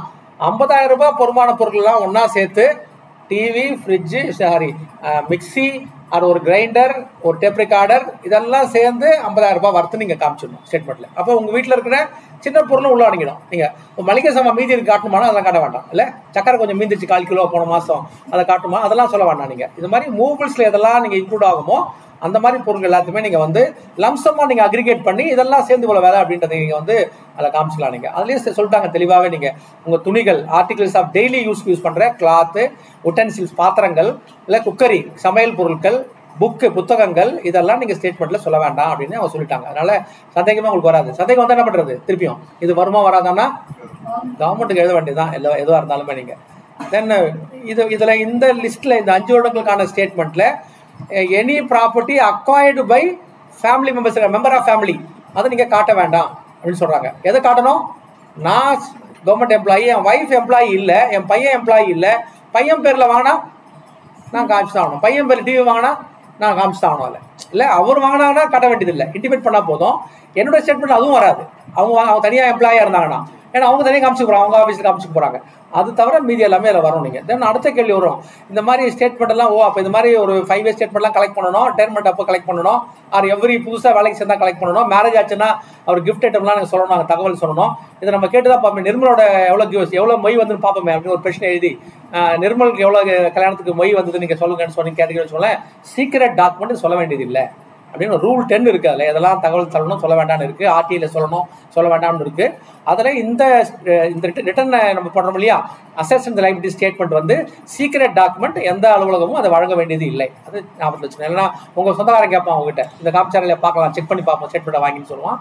அதை நம்ம சொல்ல வேண்டியது இல்லை. தென் அதுக்கப்புறமா இப்போ நான் சொன்னோம் இல்லையா, கவர்மெண்ட் இந்த ரூல் தான் சொல்ல வந்தேன். எங்கெல்லாம் கவர்மெண்ட் வருதோ அங்கெல்லாம் வந்து கவர்மெண்ட் கேட்கறது மட்டும் இல்லை, ஹெட் ஆஃப் டிபார்ட்மெண்ட் எங்கெல்லாம் வருதோ பிசிடி அந்த கேட்டகரி இருக்கவங்களுக்கெல்லாம் government by general or special ஆர்டரில் எப்போ வேணால் உங்களை கேட்கலாம். நீங்கள் தான் சொன்னீங்க 5 வருஷம் நான் கொடுத்துட்டேன் ஸ்டேட்மெண்ட், ரிட்டையர்மெண்ட் ஆகிறேன், எவ்ரி இயர் கொடுத்துட்டேன், நீங்கள் என்ன திடீர்னு கேட்க முடியாது. நீங்கள் ஒருத்தர் மேலே சந்தேகம் வந்தது அப்படின்னு நீங்கள் தெரிஞ்சதுன்னா நீங்கள் எப்போ வேணாலும் அவர் நீங்கள் ஸ்டேட்மெண்ட் ஃபைல் பண்ண சொல்லி கேட்கலாம். அவர்கிட்ட நீங்கள் எந்த பர்டிகுலர்ஸும் நீங்கள் கேட்க முடியும். இது அந்த ரூல் 4லேயே இருக்குது. நீங்கள் தென் விஜிலன்ஸ் என்கொயரி இருக்குது அவர் மேலே. அவங்க எப்போ வேணா கேட்பாங்க, வந்து கொடுங்க ஸ்டேட்மெண்ட்லாம் கொடுங்க, அவர் வருமானத்து அதிகமாக இருக்கா பார்க்க போகிறேன். ஜெயலலிதாலாம் பார்த்துருப்பீங்க, வருமானத்துக்கு அதிகமாக சொத்து வச்சிருக்காங்க பார்க்க போகிறேன், அவர் ஸ்டேட்மெண்ட்லாம் கொடுக்க கேட்டாங்கன்னா நம்ம இப்போ கொடுத்தாகணும். அப்போ வந்து நீங்கள் ரூல் 10 சொல்லுது சீக்ரெட் டாக்குமெண்ட்டு கொடுக்க மாட்டேன் நீங்கள் சொல்ல முடியாது. அதெல்லாம் இந்த ரூலில் சொல்கிறாங்க. நீங்கள் அப்புறம் ப்ரிஸ்கிரைப்ட் அத்தாரிட்டிலாம் யாருன்னு வகைப்படுத்துகிறாங்க. ஹெட் ஆஃப் டிபார்ட்மெண்ட்லாம் யார், கலெக்டரு, பிடிஜே, அப்புறம் டிஸ்ட்ரிக்ட் மேஜிஸ்ட்ரேட்ஸு, பிரின்சிபல் ஜட்ஜு, கோர்ட்டாக இருந்தால் ஒவ்வொரு டிபார்ட்மெண்ட்டுக்குமே, அப்புறம் வந்து லேண்ட் ரெவன்யூ டிபார்ட்மெண்ட்டுக்கு யார் அப்படின்னு ஒவ்வொரு டிபார்ட்மெண்ட்டுக்கும் ஹெட் ஆஃப் டிபார்ட்மெண்ட்டை வரையறுத்துருக்காங்க. இதில் சொல்லப்படாதவங்கலாம் ஹெட் ஆஃப் டிபார்ட்மெண்ட் யாருன்றது அந்தந்த டிபார்ட்மெண்ட்டுக்கு தெரியும் இல்லையா, அவங்கள யாருக்கு பவர்ஸ் டெலிகேட் பண்ணிட்டாங்களோ அவங்களாம் ஹெட் ஆஃப் டிபார்ட்மெண்ட் எடுத்துக்க முடியும். இப்போ நம்ம ஆஃபீஸ்க்கு யாருன்னு செக்ரட்டரி நம்ம எடுத்துக்க வேண்டியது, அது இதில் இல்லைன்னு நம்ம சொல்லக்கூடாது. அந்த ரூலுமே அதில் சொல்லிட்டாங்க. நீங்கள் அதில் தென் அப்புறம் அந்த மாதிரி டெலிகேஷன் ஆஃப் பவர்ஸில் அவரை முடியலன்னு சொன்னால் செகண்ட் லெவல் ஆஃபீஸ் நீங்கள் அப்பாயின்ட் பண்ணிக்கலாம். இல்லை இப்போ செக்ரட்டரியால் முடியலன்னா மேனேஜருக்கு வந்து பவர் கொடுத்து நீங்கள் பாருங்கன்னு சொல்லி நீங்கள் வந்து ஹெட் ஆஃப் டிபார்ட்மெண்ட்டை மாற்றி கொடுக்கலாம். அதுக்கு தனியாக ஆர்டர் போட்டு தரணும், அவ்வளோதான் நீங்கள் சொல்லிட்டாங்க. தென் ஃபாரின் சர்வீஸ் இருக்கிற அவருக்கு என்ன பண்ணுறீங்கன்னா, பேரண்ட் டிபார்ட்மெண்ட் தான் அவருக்கு வந்து இங்கேருந்து எந்த டிபார்ட்மெண்ட்லேருந்து அவர் ஃபாரினுக்கு போனாரோ அவங்க இந்த பேரண்ட் டிபார்ட்மெண்ட் தான் அவருக்கு வந்து ஹையர் அஃபீஷியலாக ஹெட் ஆஃப் டிபார்ட்மெண்ட்டாக நீங்கள் செலக்ட் பண்ணிக்கணும்னு சொல்கிறாங்க.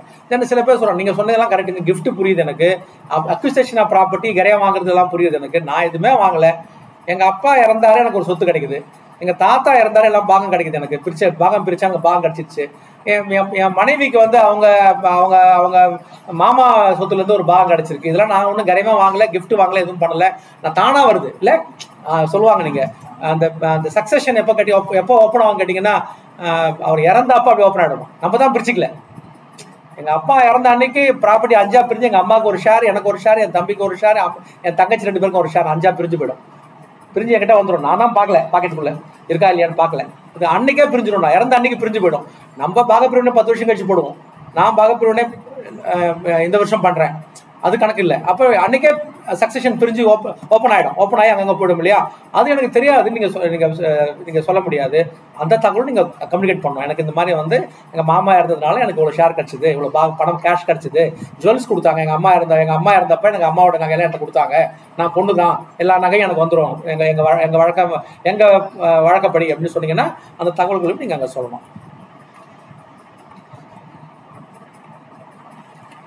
அதே போல் நீங்கள் வந்து ஒரு மாவட்டத்திலேருந்து பாருங்க, இப்போ காதர் பாஷா கோயம்புத்தூர்லேருந்து இங்கே வந்திருக்காரு, சென்னையில் ஒரு ப்ராப்பர்ட்டி இருக்கும், ஹி ஹாஸ் டு இன்டிமேட் எனக்கு சென்னையில் ஒரு ப்ராப்பர்ட்டி இருக்குன்னு ஒரு சொல்லணும். இந்த டிபார்ட்மெண்ட் வரும்போது டிஸ்ட்ரிக்ட் ட்ரான்ஸ்ஃபரில் நீங்கள் போனீங்கன்னா எந்த டிஸ்ட்ரிக்ட் போகிறீங்களோ அந்த டிஸ்ட்ரிக்டில் உங்களுக்கு ப்ராப்பர்ட்டி இருந்தால் நீங்கள் அதை இன்டிமேட் பண்ணணும். ஆல்ரெடி பொசஸ்டு ப்ராப்பர்ட்டி உங்கள்கிட்ட இருந்ததுன்னா நீங்கள் இமீடியட் சுப்பீரியருக்கு இந்த மாதிரி எனக்கு ஒரு ப்ராப்பர்ட்டி இருக்குது அப்படின்னு நீங்கள் தகவலை நீங்கள் தெரிவிக்கணும்னு சொல்கிறாங்க. இது ஒன்று.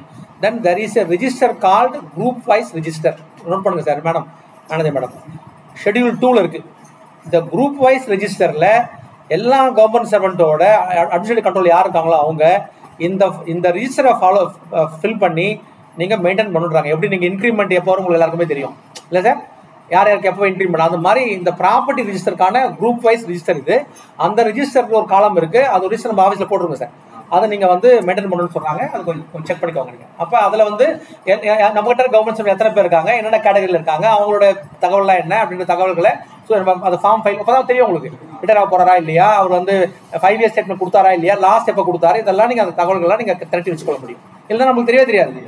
இப்போ நம்ம பெட்டிஷன் மொட்டை பெட்டிஷன் தான் நம்ம பார்ப்போம், திறந்து பார்ப்போம், அதுக்கு நமக்கு தெரியாது. அதனால ரிஜிஸ்டரே இருக்குன்னு சொல்கிறாங்க, பார்த்துக்கலாம். அடுத்தது தென் கான்சிக்வன்சஸ். இதில் இந்த தகவல்களில் நான் வந்து வாங்கினது, விற்றது, கடன் வாங்கினது, கிஃப்ட் வாங்கினது, இந்த தகவல்கள் ஏதாவது மிஸ்லீட் பண்ணுறேன், any failure to give full are correct information, கம்மியாக கொடுக்குறது, நான் இவ்வளோ தௌரி வாங்கினேன் ஆனால் நான் வாங்கவே இல்லைன்னு சொல்கிறது, வாங்கினது இது மட்டும் தான் அவங்களே ஒரு கார் கொடுத்தாங்கன்னு சொல்கிறது, நகையெல்லாம் நிறையா கொடுத்துருப்பான் சொல்கிறதில்ல. இது தகவல் ஏதாவது தெரிய வந்தது, ஃபியூச்சரில் தெரிய வந்ததுன்னா சிவியர், இந்த வார்த்தை மற்ற ரூலில் இருக்காது, severe disciplinary action can be இனிஷியேட்னு சொல்கிறாங்க.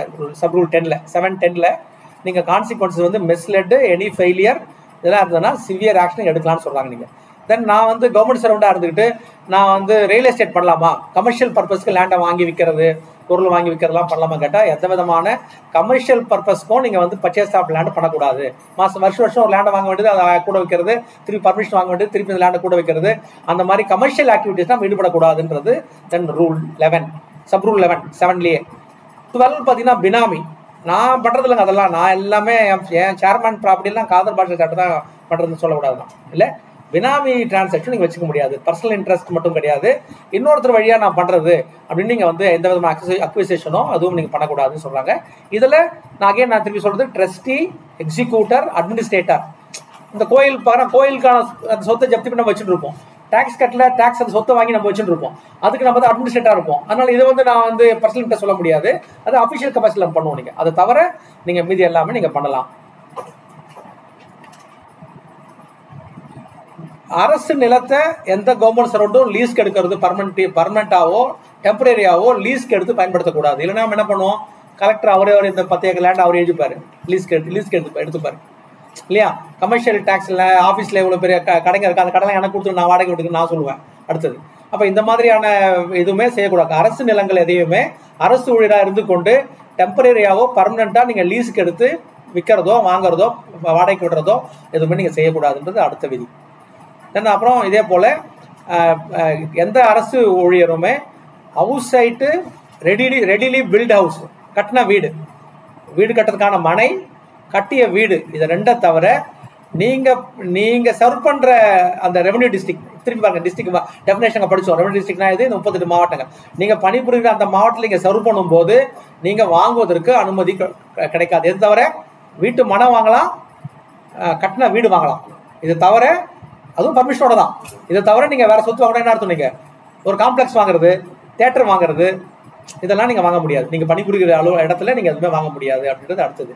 நீங்கள் ட்ரான்ஸ்ஃபர் ஆகி போன அப்புறம் வாங்கலாமா, நான் இப்போ வாங்கலைங்க, இப்போ கோயம்புத்தூரில் நான் வாங்கவே இல்லை, இப்போ நான் மதுரைக்கு ட்ரான்ஸ்ஃபர் ஆகிட்டேன்னா உடனே காதர் பாஷா வந்து ஒரு மால் அங்கே வேலை பேச முடியாது. கோயம்புத்தூரில் 2 ஆண்டுகள் நீங்கள் வாங்க முடியாது. இந்த 2 தவிர அடிமனையும் வீட்டு மனையும் கட்டின வீடு தவிர மற்ற பொருட்களை, மற்ற அசையா சொத்துக்களை நீங்கள் பணிபுரிஞ்ச இடத்துல கூட 2 வருஷத்துக்கு வாங்க முடியாது. அப்போ சரியா, அதுக்கு அடுத்த உள்ளது. தென் இதுக்கும் வந்து சில எக்ஸாம்பிள் சொல்கிறாங்க. இந்த கிளாஸ் A1 இருக்கிறதுக்கு இந்த அவுட் சைடுக்கு சொல்லும்போது என்ன சொல்கிறாங்கன்னா, இந்த மாதிரி நம்ம அவுட் சைடு இருக்கிற government servant ordinarily be permitted to acquire immovable property outside every district இந்த டிஸ்ட்ரிக்ட். நீங்கள் பணிபுரியறதுக்கு வெளியில் இருக்கிற மாவட்டத்தில் நீங்கள் வாங்குறதுக்கு அனுமதி தரணும் அப்படின்றது இப்போ புரியும் நம்மளுக்கு எல்லாருக்குமே. நம்ம பணிபுரியத்தில் இங்கே வாங்கக்கூடாதுன்னு அர்த்தம், வேற டிஸ்ட்ரிக்ட் தான் நீங்கள் வாங்க முடியும் சொத்துக்கள்லாம் அப்படின்றது ஒரு விதி நமக்கு தெரியும். ஆனாலும் கூட இந்த மாதிரியான சொத்துக்கு எனக்கு இருக்குது, ஆல்ரெடி நான் வாங்கி வச்சிருக்கின்ற தகவல்களை நான் ஏற்கனவே சொன்ன சப் ரூல் 17 படி நீங்கள் ட்ரான்ஸ்ஃபர் ஆன உடனே அந்த டிஸ்ட்ரிக்ட் நீங்கள் தகவல் தெரிவிக்கணும் அப்படின்றாங்க. நீங்கள் அப்போ இங்கே தெரிவிச்சிங்களா யாராச்சும்? மதுரையிலேருந்து வந்திருக்கீங்க, கோயம்புத்தூர்ல வந்திருக்கீங்க, இல்லை யாராவது தெரிவிச்சிட்டோமா இருக்குன்னு? இல்லையா? சென்னையில் எனக்கு வீட்டில் நான் ஹைகோர்ட்டு சொல்லலை. நான் போன ஊரில் எங்கேயுமே எனக்கு வீடு இல்லை, அதனால நான் அதுவும் சொல்ல வேண்டியது. நான் சொந்த ஊரில் இருக்க மாட்டோம் நாங்கள், அதனால இந்த கேள்வி வராது எங்களுக்கு. சப்போஸ் இருக்கலாம்ல, என் ஒய்ஃபுக்கு இருக்கலாம்ல. இப்போ அப்படி இருந்தால் வச்சுக்கோங்க, நீங்கள் நெய்வேலிக்கு போகிறேன், ஒய்ஃபுக்கு ப்ராப்பர்ட்டி இருந்ததுன்னா நாங்கள் அங்கே கடலூர் சர்வ் பண்ண போகிறோன்னா நான் ஹைகோர்ட்டு சொல்லலாம் என் ஒய்ஃபுக்கு ப்ராப்பர்ட்டிங்க இருக்குது அப்படின்னு சொல்லணும். மாமனார் சொல்ல வேண்டியதில்லை இல்லையா? அது சொல்லணும். நான் சொல்கிறாங்க.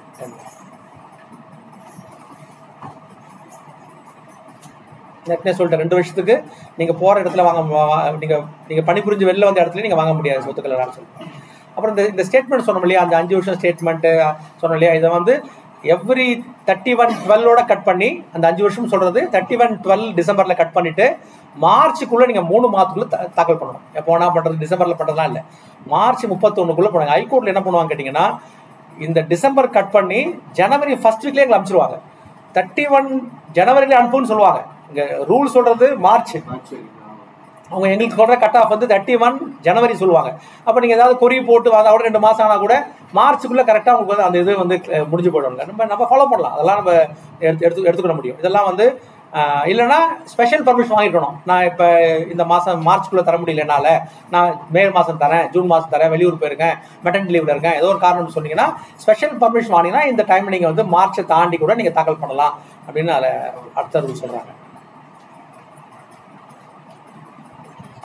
அப்போ நீங்கள் வீடு வாங்கக்கூடாது அப்படின்னு சொன்னீங்களே, நான் இருக்கிற இடத்துலன்னு சொன்னீங்கன்னா, ஹவுசிங் போர்டில் அலாட்மெண்ட் வருது அப்படின்னு சொன்னால் தாராளமாக நீங்கள் பர்மிஷன் வாங்கிட்டு நீங்கள் வந்து அப்ளை பண்ணலாம். ஹவுசிங் போர்டு நீங்கள் இருக்கிற பகுதியில் இடத்துல கூட நீங்கள் இடம் வாங்கிக்கலாம், அதுக்கு பார் கிடையாது. தமிழ்நாடு ஹவுசிங் போர்டு ஆக்டில் நீங்கள் வீடு வாங்குறதா இருந்தால் இந்த இது உங்களுக்கு அப்ளை ஆகாது, தாராளமாக நீங்கள் பண்ணிக்கலாம்.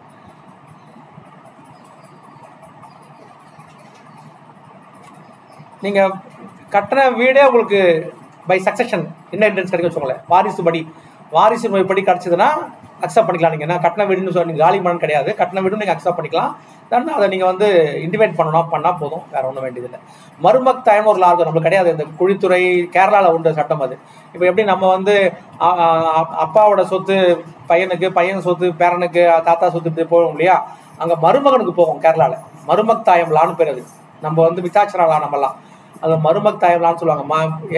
பொண்ணு ஒரு ப்ராப்பர்ட்டி ஒருத்தர் இறந்து போயிட்டாருன்னா பொண்ணுக்கு போகாது, பையனுக்கு போகாது, மருமகனுக்கு போகும்.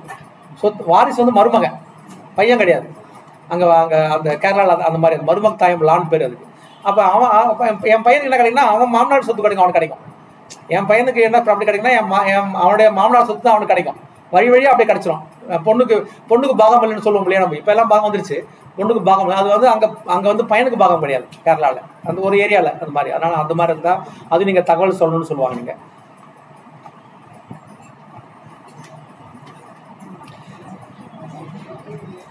அரசு கவர்மெண்ட்டுக்கு டியூ கட்டணும்னு ஒருத்தர் வச்சுருக்காங்க. சேல் டேக்ஸ் கட்டாமல் சொத்தை ஜப்தி பண்ணிட்டீங்க, நான் சேல் டேக்ஸ் ஆஃபீஸராக நான் போய் அந்த சொத்தை வாங்கக்கூடாது. கோர்ட்டில் கடன் கட்டலை, பணம் கட்டலைன்னு, டேக்ஸ் கட்டலைன்னு ஒருத்தர் சொத்தை ஜப்தி பண்ணி வச்சுருக்காங்க, ஏலத்துக்கு கொண்டு வராங்க. ஏலம் எடுக்க சொத்தை போய் ஒரு ஜட்ஜி வாங்க முடியாது, வழக்கறிஞர் வாங்க முடியாது, குமாஸ்தா வாங்க முடியாது. அப்போ அந்த மாதிரி ரெஸ்ட்ரிக்ஷன் இருக்குது ரெவன்யூ டிபார்ட்மெண்ட்லேயோ ஜுடிஷியல் பண்ணி. இவங்க தான் ஏலம் போடுற ரோலில் இருப்பாங்க.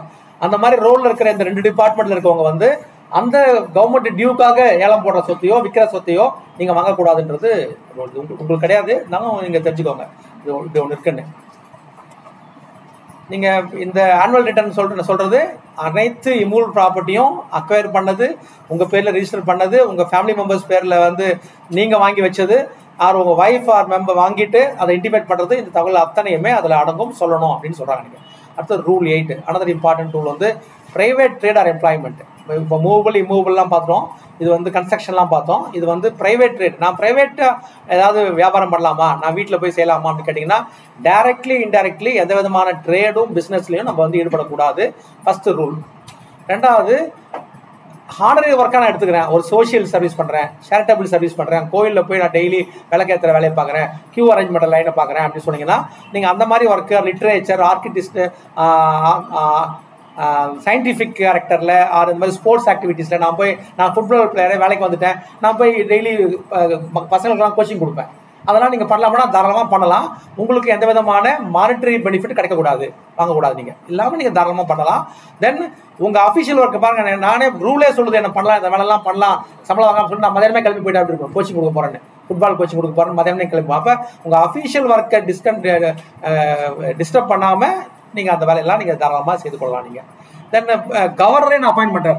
இந்த கவர்னர் ஆஃபீஸ்லேயே வந்து ஒரு ஆர்டர் போட்டு என்னை போய் இந்த வேலையை பாருங்க, நான் அஃபிஷியல் ஒர்க் பாருங்கன்னு சொல்லி எனக்கு அனுப்பினான்னு சொன்னேன்.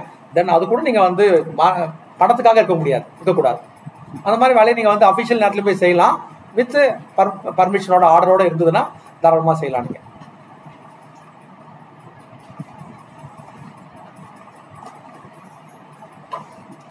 சப்போஸ் இங்கே பாருங்கள், இந்த மாதிரி ஒரு பர்மிஷன் நான் கொடுக்குறேன், நீங்கள் போங்கன்னு சொல்லி நீங்கள் பர்மிஷன் கேட்குறீங்க, நான் பர்மிஷன் கொடுத்துட்டேன் as head of the department. இது தப்புன்னு ஒருத்தர் சேலஞ்ச் பண்ணுறாங்க, இல்லை இன்னொருத்தர் சேலஞ்ச் பண்ணாங்கன்னா government can modify that order. அதனால் மேனேஜர் போட்டால் ஹெட் ஆஃப் தி டிபார்ட்மெண்ட் போட்டது தான் சொல்ல முடியாது, அதுக்கு மேலே ஒரு கவர்மெண்ட் இருக்குது, government can modify the order, change the order பண்ணலாம் அப்படின்னு சொல்கிறாங்க. திருப்பி இதில் வந்து பார்த்தீங்கன்னா சில ப்ரொவைசோஸ் எல்லாம் வந்து ஹெச்ஆர்என்சி போர்டுக்கு, மெடிக்கல் ஆஃபீஸர், டாக்டர் வந்து கிளினிக் வைக்காமா வீட்டில், அது மாதிரி சம்பந்தமான ரூல்ஸ்லாம் இருக்குது. அது நான் உங்களுக்கு சொல்லலை, நம்மளுக்கு அவசியமும் இல்லை, அதனால் அதையும் நீங்கள் பார்த்துக்கோங்க. தென் நீங்கள் பார்ட் டைம் வேலை எடுத்துக்கலாம்னு கேட்டிங்கன்னா பார்ட் டைம் வேலை நீங்கள் அட்டன் பண்ணக்கூடாது. நான் தான் 5:15 வேலை முடிஞ்சிடுது, நான் நேராக 7லேருந்து 11 வரைக்கும் ஒரு 4 hours ஒரு பார்ட் டைம் ஜாப் ஒருத்தில் போய் செய்கிறேன், நீங்கள் செய்யலாமான்னா செய்யக்கூடாது அப்படின்றது அடுத்த விதி. அந்த மாதிரி எதுவும் பண்ணக்கூடாது. அப்போ நான் லெக்சரை கொடுக்கலாமா வெளியில் போயிட்டு? இப்போ நான் கிளாஸ் எடுத்துருக்கேன், இந்த மாதிரி நான் ஒரு காலேஜில், ஒரு போலீஸ் அகாடமியில், ஜுடிஷியல் அகாடமியில் அங்கே போய் அந்த மாதிரி கிளாஸ் எடுக்கலாமான்னு கேட்டால் தாராளமாக எடுக்கலாம், with permission of the government பண்ணலாம். அது வந்து 1 வருஷம் அங்கே போய் தங்கக்கூடாது, 1 வருஷம் தொடர்ந்து பண்ணக்கூடாது. அங்கே போயிட்டு வர்றது வேற, பர்மிஷன் வாங்கிட்டு போகிறது. நான் 1 year அங்கே போகிறேன்னு சொல்லி நீங்கள் போக முடியாது, அது 1 வருடம் தாண்டக்கூடாதுன்னு சொல்கிறாங்க. அட் அ டைம் அவ்வளோ போகிறது இல்லை, சில பேர் அப்படி இருந்தால் கூட அந்த மாதிரி போகக்கூடாதுன்னு சொல்கிறாங்க. சப்போஸ் பாருங்களேன், நான் பிஸ்னஸ் பண்ணுறது இல்லைங்க, என் ஒய்ஃப் இஸ் ரன்னிங் ஒரு ஷாப்பு, ஒரு ஃபேன்சி ஸ்டோர் வச்சுருக்காங்க வீட்லேயே, அது ஒரு தனியாக ஒரு வாடகை வாங்கி ஒரு கடை வச்சுருக்காங்க, அது வேற ஒரு பிஸ்னஸ் பண்ணுறாங்க அப்படின்னு சொன்னீங்கன்னா நான் போய் பர்சனலாக அதில் ஆக்டிவிட்டியில் ஈடுபடக்கூடாது. But I have to intimate to the fact to the government. அது மாதிரி வந்து என் ஒய்ஃப் வந்து கடை நடத்துகிறாங்க, நாங்கள் சேல் டேக்ஸ் ஆஃபீஸராக இருக்கேன், அங்கே என் ஒய்ஃப் கடை நடத்திட்டு இருக்காங்க, பிஸ்னஸ் பண்ணுறாங்க, இந்த தகவல்களை வந்து நான் வந்து சொல்லணும்னு சொல்கிறாங்க. ஏன் கேட்டிங்கன்னா இந்த மாதிரி ஒய்ஃப் அங்கே ஒர்க் பண்ணுறது நமக்கு எம்ப்ராஸ்மெண்ட்டாக இருக்குமா இந்த போஸ்ட்டுக்கு அப்படின்னு நீங்கள் செக் பண்ணணும். அப்படி இருந்ததுன்னா நீங்கள் ஃபேமிலி மெம்பராக கூட நீங்கள் வந்து போகக்கூடாதுன்னு நீங்கள் சொல்லலாம். என்ன சார், எக்ஸாம்பிள் பாருங்க, என்கிட்ட ஒரு கேஸ் இருக்கு, ஒரு டீலரோட ஒரு ஷோரூம் வச்சிருக்காரு, அவர் டேக்ஸ் கட்டல கேஸ் இருக்கு, என் ஒய்ஃப் வேலை கிடைக்குது வச்சுக்கோங்க. நீங்கள் இப்போ நான் வந்து இன்டிமேட் பண்ணுறேன், சார் என் ஒய்ஃப் அதே ஷோரூமில் என் ஒய்ஃப் வந்து போத்தீஸில் என் ஒய்ஃப் வேலை செய்கிறாங்கன்னு சொன்னால் சொல்லிட்டு இருக்கோம். நீங்கள் அப்போ பாருங்க, என் போஸ்ட்டுக்கும் நான் செய்கிற வேலைக்கும் அங்கே இருக்கிற என் ஒய்ஃப் செய்கிற வேலைக்குமே வந்து நெருடலாக இருக்குன்னு சொன்னீங்கன்னா நீங்கள் டிஸ்கன்டினியூ பண்ணி நீங்கள் சொல்லணும். நீங்கள் ஒன்று சொன்னால் கேட்பாங்களா ஒய்ஃபு? எல்லா ஒய்ஃபும் சார் எல்லா ஹஸ்பண்டும் கேட்பாங்களா அப்படின்னு அடுத்த கேள்வி வரும். நீங்களே அதையும் நீங்கள் சொல்ல வேண்டியதான் கவர்மெண்ட்டுக்கு. நான் ஒய்ஃப்ட்ட சொல்லிட்டேங்க, கேட்கல, திறத்தி விட்டேன் போன்ட்டு, அப்படி எனக்கு என் வேலைக்கு ரிஸ்க் ஆகுதுன்னு சொல்லிட்டேன் அப்படின்னு நீங்கள் ரிப்போர்ட் பண்ண வேண்டியது தான் கவர்மெண்ட்டுக்கு. அதனால் நான் அட்ஜஸ்ட் பண்ணி இருக்கிறேன்னு சொல்லக்கூடாதுல்ல. மீறி ஏன்னா யாராவது ஒருத்தர் டெஸ்டினேட் எடுக்கணும், நான் ரிசைன் பண்ணணும், இல்லைனா இல்லை ஒய்ஃப் ரிசைன் பண்ணணும். இது மாதிரி இருந்ததுன்னா போலீஸ் ஆஃபீஸராக இருக்கேன், சாராயம் வைக்கிற ஃபேக்ட்ரியில் வேலை செஞ்ச ஒய்ஃப் இருக்கும், நான் போலீஸ் ஆஃபீஸராக இருக்கேன்னு சொல்லுங்க, சாராயம் காய்ச்சலாம் கேஸ் பிடிப்பாங்க, பெரிய இதாக வச்சுருக்கான், அங்கே போய் என் ஒய்ஃப் வந்து மேனேஜராக இருக்காங்க, அவங்க சாராயம் வைக்கிறது இல்லைங்க, தொடக்கூட மாட்டாங்க, கணக்கு தான் போடுவாங்கன்னு சொன்னால் எப்படி இருக்கும்? நீங்கள் பிகாம் படிச்சிருக்காங்கன்னு சொன்னால் செய்ய முடியாது. அது இந்த வேலைக்கு நெடுலாக இருக்கும், நீங்கள் தான் நிறுத்தணும் போகாதுன்னு சொல்லணும். நீங்கள் அதுவும் சொல்கிறாங்க. நீங்கள் தென் கேன்வாஸ் பண்ணலாமா? என் ஒய்ஃப் வாங்க சார், எங்கே சார் ட்ரெஸ்லாம் வாங்குறீங்க? நான் சென்னை சில்க்ஸ், நீங்கள் நான் சரவணா ஸ்டோர், இல்லை போத்தீஸ் போங்க, என் ஒய்ஃப் இருக்காங்கன்னு சொல்லி எப்படி இருக்கும் நம்ம எல்லாரும்? இல்லை வர கஸ்டமருக்கு எல்லாருமே அதுவும் நீங்கள் பண்ணக்கூடாதுன்னு சொல்கிறாங்க. எந்த விதமான கேன்வாசிங்கும் ஒய்ஃபுக்காகவோ ஃபேமிலி மெம்பர்ஸ்க்காகவோ இந்த ஆஃபீஸில் உட்காந்துட்டு நம்ம பண்ணக்கூடாதுன்றாங்க. அதுவும் நெக்ஸ்ட் ரூல். அப்படி பண்ணிங்கன்னா என்ன ஆகும்? இதெல்லாம் வயலேட் பண்ணாமல் நினைக்கிறீங்க, you are breaching that rule. அந்த ரூலை மென்ஷன் உங்களுக்கு மெமோ கொடுக்கலாம், you are breach that rule சொல்லி நீங்கள் மெமோ கொடுக்கலாம். ரெக்கார்ட் பண்ணிட்டார் ஒருத்தர் வந்து நீங்கள் சொல்கிறத போத்தீஸில் போய் துணி வாங்க சார், எங்கள் தீபாவளிக்கு எங்கே வாங்காதீங்கன்னு ஒரு அட்வொகேட் வராரு, அவர் ஒரு டீலர் வராரு நம்மகிட்ட, அவர்கிட்ட நீங்கள் சொல்லி அனுப்புறீங்க. அங்கே போய் வாங்க சார் தீபாவளி ஆகும், நான் என் ஃபேமிலியோட சார் 1 லட்சம் வரும் சார், எனக்கு எப்பவுமே தீபாவளி உங்கள்கிட்ட பேசுகிறேன் சார், இருங்க சார் அவசரப்பட்டாதீங்க, என் ஒய்ஃப்ட்ட அங்கே போய் போத்தீஸில் வாங்கினா என் ஒய்ஃப்க்கு ஒரு இன்சென்டிவ் கிடைக்கும், போத்தீஸ் 1 லட்சம் வாங்கினீங்கன்னு சொன்னால் எப்படி இருக்கும் நீங்கள், அதை நம்ம ரெக்கார்ட் பண்ணிட்டாங்க, நம்மளுக்கு வருது என்ன பண்ணுவீங்கன்னா தென் இந்த ரூலில் மெமோ கொடுக்க வேண்டியதான் இருக்கும், ரீச் பண்ணிட்டீங்க இந்த கண்டிஷன் சொல்ல வேண்டியது. Then participation in company, bank, society. Government with the except with the previous sanction, அந்த மாதிரியான எந்த விதமான கம்பெனிஸ்லையுமே நீங்கள் போய் எந்த விதமான பணிகளும் செய்யக்கூடாது, எந்த பார்ட் எடுக்கக்கூடாது, பேங்க்கோ ஆர் பர்மிஷன் இல்லாமல். அந்த மாதிரி இருக்கலாம்ல, நீங்களே வச்சுருக்கீங்கன்னா உங்கள் ஃபேமிலி மெம்பர்ஸ் இருக்கான்னு சொன்னால் நீங்கள் போய் அந்த பார்ட் எதுவுமே எடுக்கக்கூடாதுன்னு சொல்கிறாங்க. பார்ட்டிசிபேஷன் இன் கம்பெனி, பேங்க், சொசைட்டி அது எதுவுமே நீங்கள் செய்யக்கூடாது. கோஆப்ரேட்டிவ் சொசைட்டிக்கும் சம்டைம்ஸ் நீங்கள் இல்லை கோஆப்ரேட்டிவ் சொசைட்டியில் போய் வேலை செய்வாங்க, நம்ம நானும் போய் செய்யணும் கூட போய் ஹெல்ப் பண்ணுறது இருப்போம், அப்படிலாம் எதுவுமே செய்யக்கூடாதுன்னு சொல்கிறாங்க. அகைன் திருப்பி என்ன கேட்டிங்கன்னா, இந்த official duty shall not thereby suffer, இது வந்து எந்த விதத்திலுமே இந்த அரசு பணி பாதிக்கப்படக்கூடாது அந்த வேலையில் அவங்க செய்கிறதுனால அப்படின்றது தான். தென் ஆக்டிங் அஸ் ஆர்பிட்ரேட்டர். ஆர்பிட்ரேட்டர் தெரியுமா இருக்காச்சும்? ஹூ இஸ் ஆர்பிட்ரேட்டர் தெரியுமா? ஆர்பிட்ரேட்டர் கேள்விப்பட்டிருக்கீங்களா? ஆர்பிட்ரேட்டர் மீன்ஸ் பண்ணலாம், நம்ம 2 பேருக்கும் ஒரு பிரச்சனை, நான் ஒரு பில்டிங் கன்ஸ்ட்ரக்ஷன் பண்ண போகிறேன், நான் லேண்ட் ஓனர், சார் பில்டரு, நம்மளுக்குள்ள பிரச்சனை வந்தால் காதர் பாஷா சார்ட்ட போய் தீர்த்துக்கலாம். அவர் பில்டிங் பற்றிலாம் நல்லா தெரியும், அவருக்கு 2 பேருக்கு வீடு கட்டியிருக்காரு அவருக்கு அப்படின்னு சொன்னேன்னு சொல்லேன். நம்ம போட்ட அக்ரிமெண்ட்ல அவர் பேர் போட்டுருவோம், காதர் பாஷாட்ட போய் நம்ம தீர்த்துக்கொள்ள வேண்டிய நமக்கு பிரச்சனை வந்ததுன்னா. நானும் வீடு கட்டி முடிக்கிறாரு, அவர் பணம் தரணும் நான் சொல்றேன், அவர் வந்து எக்ஸ்ட்ரா கட்டிட்டு அவர் சொல்றாரு பில்டர் அப்படின்னு சொன்னீங்கன்னா இந்த பிரச்சனையை கொண்டு போய் நம்ம காதர் பாஷா தான் கொடுக்கவே தவிர கோர்ட்டுக்கே போக முடியாது. போலீஸ் ஸ்டேஷனுக்கு போறேன், கோர்ட்டுக்கு போறேன்னு போக முடியாது. அவர் வந்து என்ஜினியரா இல்லை, நம்ம எங்க 2 பேருக்கும் நியாயமான ஆள் நாங்கள் ஃபிக்ஸ் பண்ணிருக்கோம், ஏற்கனவே ஃபிக்ஸ் பண்ணிட்டோம். அப்போ அவர் தான் தீர்ப்பு சொல்ல முடியாது, கேஸ்ல கோர்ட்டே சொல்ல முடியாது. கோர்ட்டில் போனால் டிசிஷன் பண்ணுவாங்க, போங்க அங்கே போங்க காதர் பாஷையில போங்கன்னு. அவர் படிக்காத கூட இருப்பார் சம்டைம்ஸ். அப்போ அவர் 2 பேருக்கும் பார்த்து கணக்கு பார்த்து இல்லை நீங்கள் தான் அவருக்கு தரணும், 1 லட்சம் தரணும், அவர் எக்ஸ்ட்ரா கட்டிருக்காரு அவர் சொன்னார்னா அதுதான் தீர்ப்பு. இதுக்கு பேர் ஆர்பிட்ரேட்டர். அதுக்கு ஃபீஸ் வாங்குவார் அவர், ஃபீஸ் ஃபிக்ஸ் பண்ணலாம். அந்த மாதிரி நீங்கள் ஃபீஸ் வாங்குற மாதிரி ஆர்பிட்ரேட்டரா நீங்கள் எங்கேயுமே இருக்கு. ஒரு ஆர்பிட்ரேட்டர் இருக்கக்கூடாது முதல்ல. அப்படி ஒரு வேலை இருக்க வேண்டிய அவசியம் இருக்குன்னு சொன்னால் நீங்கள் ஃபீஸ் வாங்கக்கூடாது. 2 கோர்ட் உங்களை அப்பாயின் பண்ணுது, தாராளமாக போய் நீங்கள் இருக்கலாம்.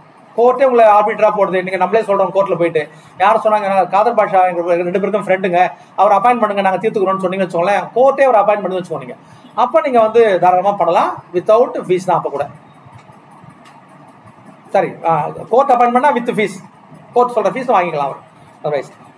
தென் அடுத்தது வந்து நான் வந்து புக்கு பப்ளிஷ் பண்ணலாமா, ஒரு எடிட்டராக ஒரு கம்பெனியில் போய் ஒரு புக் இதில் போய் நான் இருக்கலாமா, ஒரு பதிப்பகத்தில் போய் இருக்கலாமா அப்படின்னு கேட்டால் அது மாதிரி எதுவுமே ஆபிச்சுவலாக நீங்கள் போய் எதுவுமே நீங்கள் வந்து லிட்ரரியோ ஆர்கிடெக்ட் ஒர்க்கோ இது பண்ணி நீங்கள் செய்யக்கூடாது ஃபஸ்ட்டு. நான் அப்படிலாம் பண்ணலங்க, நான் ஒரு சிறுகதை எழுதுவேன், ஜோக் எழுதுவேன், நான் வந்து ஒரு கவிதை எழுதுவேன், ஒரு சின்ன ஆர்டிகல் எழுதுவேன் அப்படின்னு சொல்லி நீங்கள் எழுதலாம்னா தாராளமாக எழுதலாம், with permission of the head office சொல்லிட்டு நீங்கள் தாராளமாக வாங்கிக்கலாம். அதுவும் நான் பர்மிஷன் வாங்கிட்டேன், என்ன காதர் பாஷா சார் ஃபைல் பண்ணல, நான் ஒரு சிறுகதை எழுதுறேன் சார் முடிச்சுன்னு சொன்னால் எப்படி இருக்கும்? இல்லை சார் ஒரு சிறுகதை எழுதிருக்காரு காதர் பாஷா இப்போ வரமாட்டார் நான் கூப்பிட்டான்னு சொன்னால் எப்படி இருக்கும்? நீங்கள் அப்போ நீங்கள் அஃபிஷியல் டைமில் இந்த வேலையை செய்யக்கூடாது, ஃபர்ஸ்ட் கண்டிஷன். தென் பொலிட்டிக்கல் நேச்சராகவோ அப்ஜெக்ஷனபிள் மேட்டராகவோ இது வந்து கவர்மெண்ட் பாலிசிக்கு அகைன்ஸ்டாகவே உங்களுடன் ஸ்டாலின் திட்டம் ஆரம்பிச்சிருக்காரு, நான் அதுக்கு அகைன்ஸ்டாக ஒரு ஆர்டிகல் எழுதிருக்கேன் இருக்கு சார் சொன்னால் எப்படி இருக்கும்? இல்லை நான் எழுதுன்னு சொன்னால் நீங்கள் கவர்மெண்ட் சர்வெண்ட்டாக இருந்துக்கிட்டு கவர்மெண்ட் பாலிசியை விமர்சித்து அவர் ஆர்டிகல் எழுத முடியாது, ஒரு கதை எழுத முடியாது, அந்த மாதிரி வேலை செய்யக்கூடாதுன்னு சொல்கிறாங்க. நீங்கள் அப்புறம் அந்த மாதிரி நீங்கள் உங்கள் அஃபிஷியல் டைமோ இன்ஃப்ளூயன்ஸ் பண்ணுறதோ, சார் நான் ஒரு கதை எழுதுங்க சார், அந்த புக்கு இந்த பதிப்பகத்தில் வெளியிடுறாங்க சார், புக்கு விலை 100 ரூபாய் சார், நீங்கள் கொஞ்சம் வாங்குங்க சார், நம்ம எல்லாம் சொன்னால் எப்படி இருக்கும்? வர கஸ்டமர்லாம் வர வட்டிடலாம். தென் அந்த மாதிரியான எந்த விதமான கேன்வசிங்கோ உங்கள் மானிட்டரி பெனிஃபிட் வர மாதிரியான எந்த விதமும் நீங்கள் செய்யக்கூடாதுன்னு சொல்கிறாங்க. தென் நான் டீச்சராக இருக்கேன், நான் ஒரு கைடு போட்டு கொடுக்காம கேட்டால் நீங்கள் ஃப்ரீயாக பண்ணலாம், தாராளமாக பசங்களுக்காக ஃப்ரீயாக நோட்ஸ் போட்டு கொடுக்கலாம். நீங்கள் அதை பப்ளிஷ் பண்ணுவாங்க, எல்லாம் வாங்கிட்டு வாங்கன்னு சொன்னீங்கன்னா எப்படி இருக்கும்? நாளைக்கு கிளாஸில் நாளைக்கு ஸ்டூடெண்ட்ஸ் எல்லாம் பேரண்ட்ஸ்லாம் மீட்டிங் வச்சு எல்லா பேரண்ட்ஸும் அந்த புக்கு அந்த கைடு வாங்கிடுங்கன்னு சொன்னால் எனக்கு ஒரு பெனிஃபிட் கிடைக்கும். அதில் அந்த மாதிரியான பணிகளை வந்து நம்ம செய்யக்கூடாது, அலுவலக நேரத்தில் பயன்படுத்தக்கூடாதுன்றது அடுத்தது. எனக்கு ரொம்ப சார் பர்பஸ் தான் சார், எனக்கு வந்து ஒரு இன்ட்ரெஸ்ட் பர்சனல் இன்ட்ரெஸ்ட் இருக்கக்கூடாது, ரெமுனரேஷன் எனக்கு வரக்கூடாது, எனக்கு அதை விற்றா எனக்கு ஒரு பணம் கிடைக்கக்கூடாது, இதெல்லாம் இல்லாமல் இருந்தால் தாராளமாக அனுமதி வாங்கிட்டு நீங்கள் டீச்சிங்காகவும் இருக்கலாம், அகாடமிக்கோட இருக்கலாம். நான் சேல் டேக்ஸ் பற்றி புக்கு போடுறேன்னு நீங்கள் சொல்லலாம், நான் டீச்சிங்லாம் இல்லைங்க, சேல் டேக்ஸ் வேட் சம்மந்தமாக ஜிஎஸ்டி சம்மந்தமாக ஒரு புக்கு போட போகிறேன், எனக்கு நல்ல ப்ரொசீஜர்லாம் எனக்கு தெரியும் அப்படின்னு போட போகிறேன், நீங்கள் போட்டால் கூட பர்மிஷன் வாங்கலாம், விற்கிறதுக்கோ அது மாதிரி நீங்கள் எதுவும் பண்ணக்கூடாது தான். சரி சார் நான் வந்து ஒரு கவிதை எழுதி நீங்கள் பர்மிஷன் வாங்கி தான் அனுப்புனேன், என்ன சார் குமுதம் புக்கில் ஏன் ஜோக் பெஸ்ட் ஜோக்குன்னு செலக்ட் ஆகி 500 ரூபாய் பரிசு கொடுத்தான்னு சொன்னால் என்ன பண்ணுறது? வாங்கலாமா வாங்கக்கூடாதுன்னா நீங்கள் வாங்கிக்கலாம், கோர்ட் நீங்கள் வந்து ஆஃபீஸ்க்கு இன்டிமேட் பண்ணலாம், 500 ரூபா பரிசு கட்டுறது நீங்கள் இன்டிமேட் பண்ணணும்னு சொல்கிறாங்க. இன்னொருத்தர் வந்து சொன்னாங்கன்னா மெமோ தான் கொடுக்கணும். அப்புறம்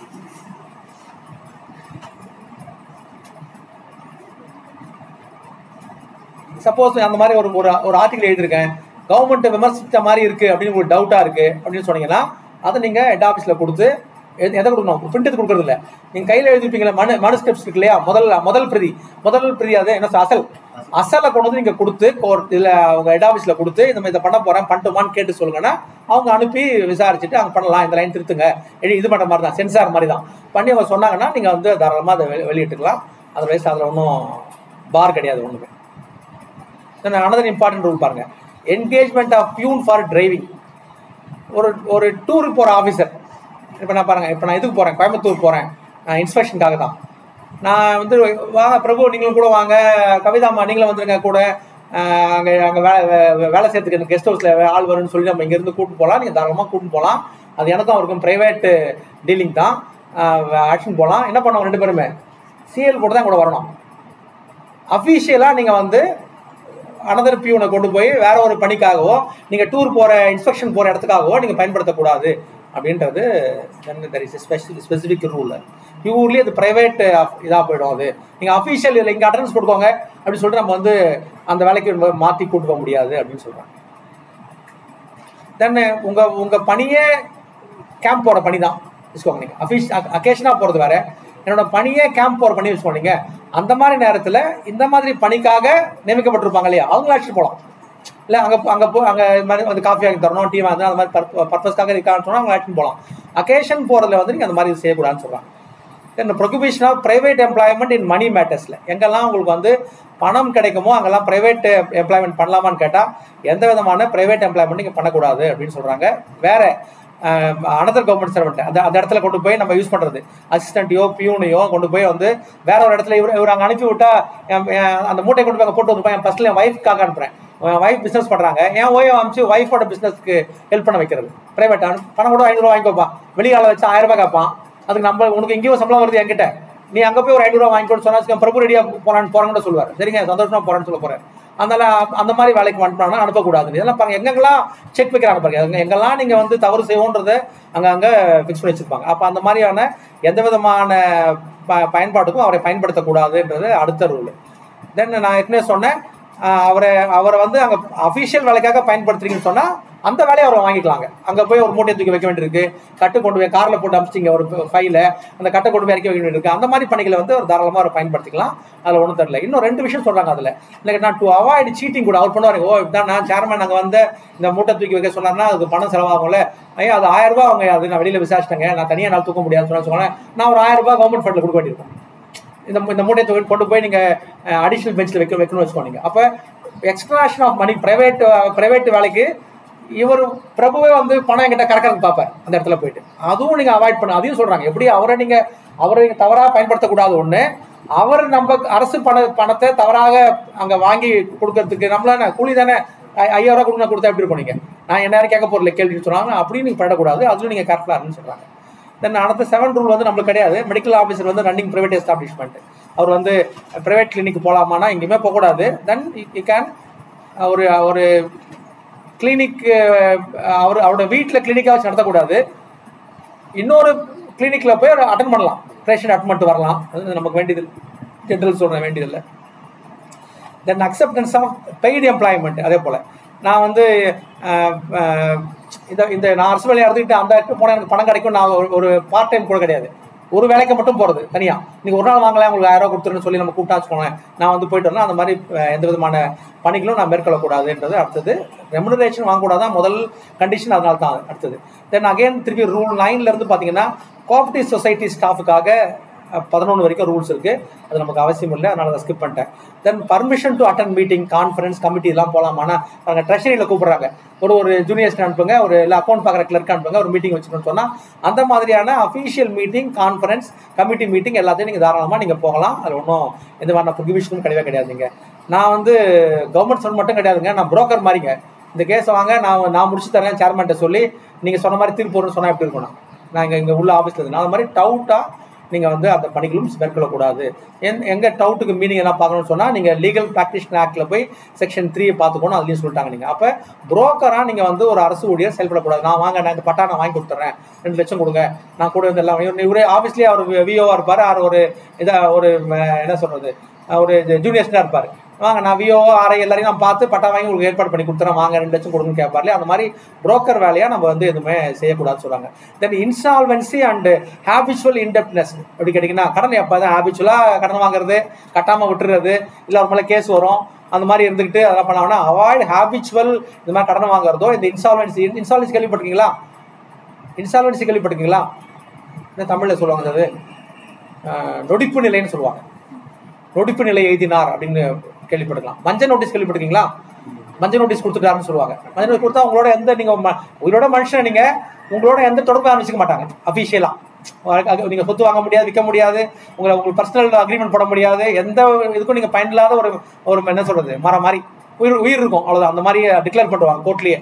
இவர் வந்து இன்சால்வன்சி டிக்ளேர் பண்ணிட்டேன் ஒரு மாதிரின்னு சொல்லுவாங்க. அந்த மாதிரி இதுக்கு நீங்கள் போகக்கூடாதுன்னு சொல்கிறாங்க. நீங்கள் இல்லைன்னா நீங்கள் என்ன பண்ணணும், 2 வருஷத்துக்குள்ள நான் கட்டிட்டீங்கன்னா இந்த ரூலில் நீங்கள் வரமாட்டீங்க. இல்லை நீங்கள் கட்டவே முடியாமல் ஒருத்தர் பணம் வாங்கிட்டு கடன் வாங்கிட்டு ஏமாத்திட்டீங்கன்னா இந்த விதி 9 கீழே உங்கள் மேலே நடவடிக்கை எடுக்க முடியும்.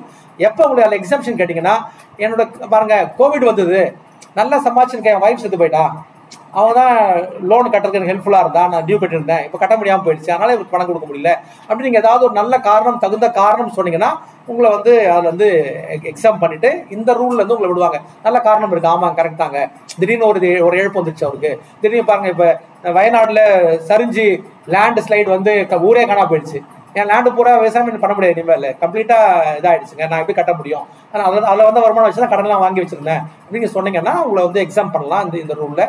தென் ரூல் 9.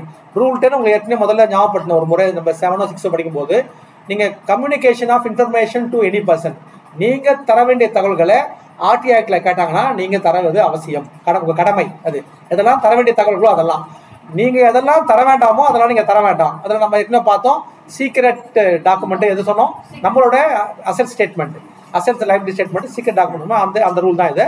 எங்கெல்லாம் தரணுமோ நீங்கள் தரணும், எதை தர வேண்டாமோ அதை கொடுக்க வேண்டியதில்லை அப்படின்னு சொல்கிறாங்க. தென் அடுத்த ரூல், தென் ப்ரெஸ், டெலிவிஷன், ரேடியோ.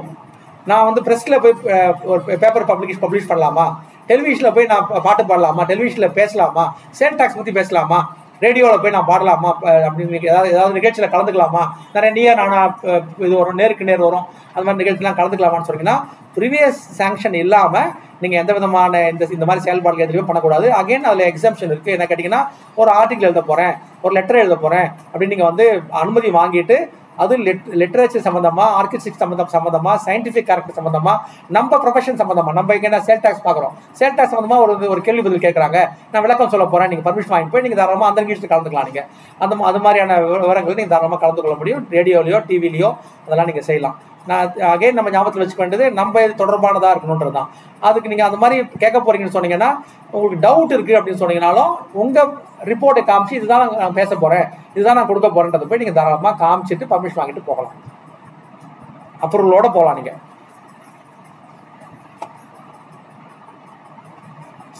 இந்த ரூல்லையுமே யாரெல்லாம் கவர்மெண்ட் சர்வெண்ட் அப்படின்ட்டு, கவர்மெண்ட் சர்வெண்ட்னா யார், 8வது டிபார்ட்மெண்ட்னா யாருன்னு ரூல் கொடுத்துருக்காங்க.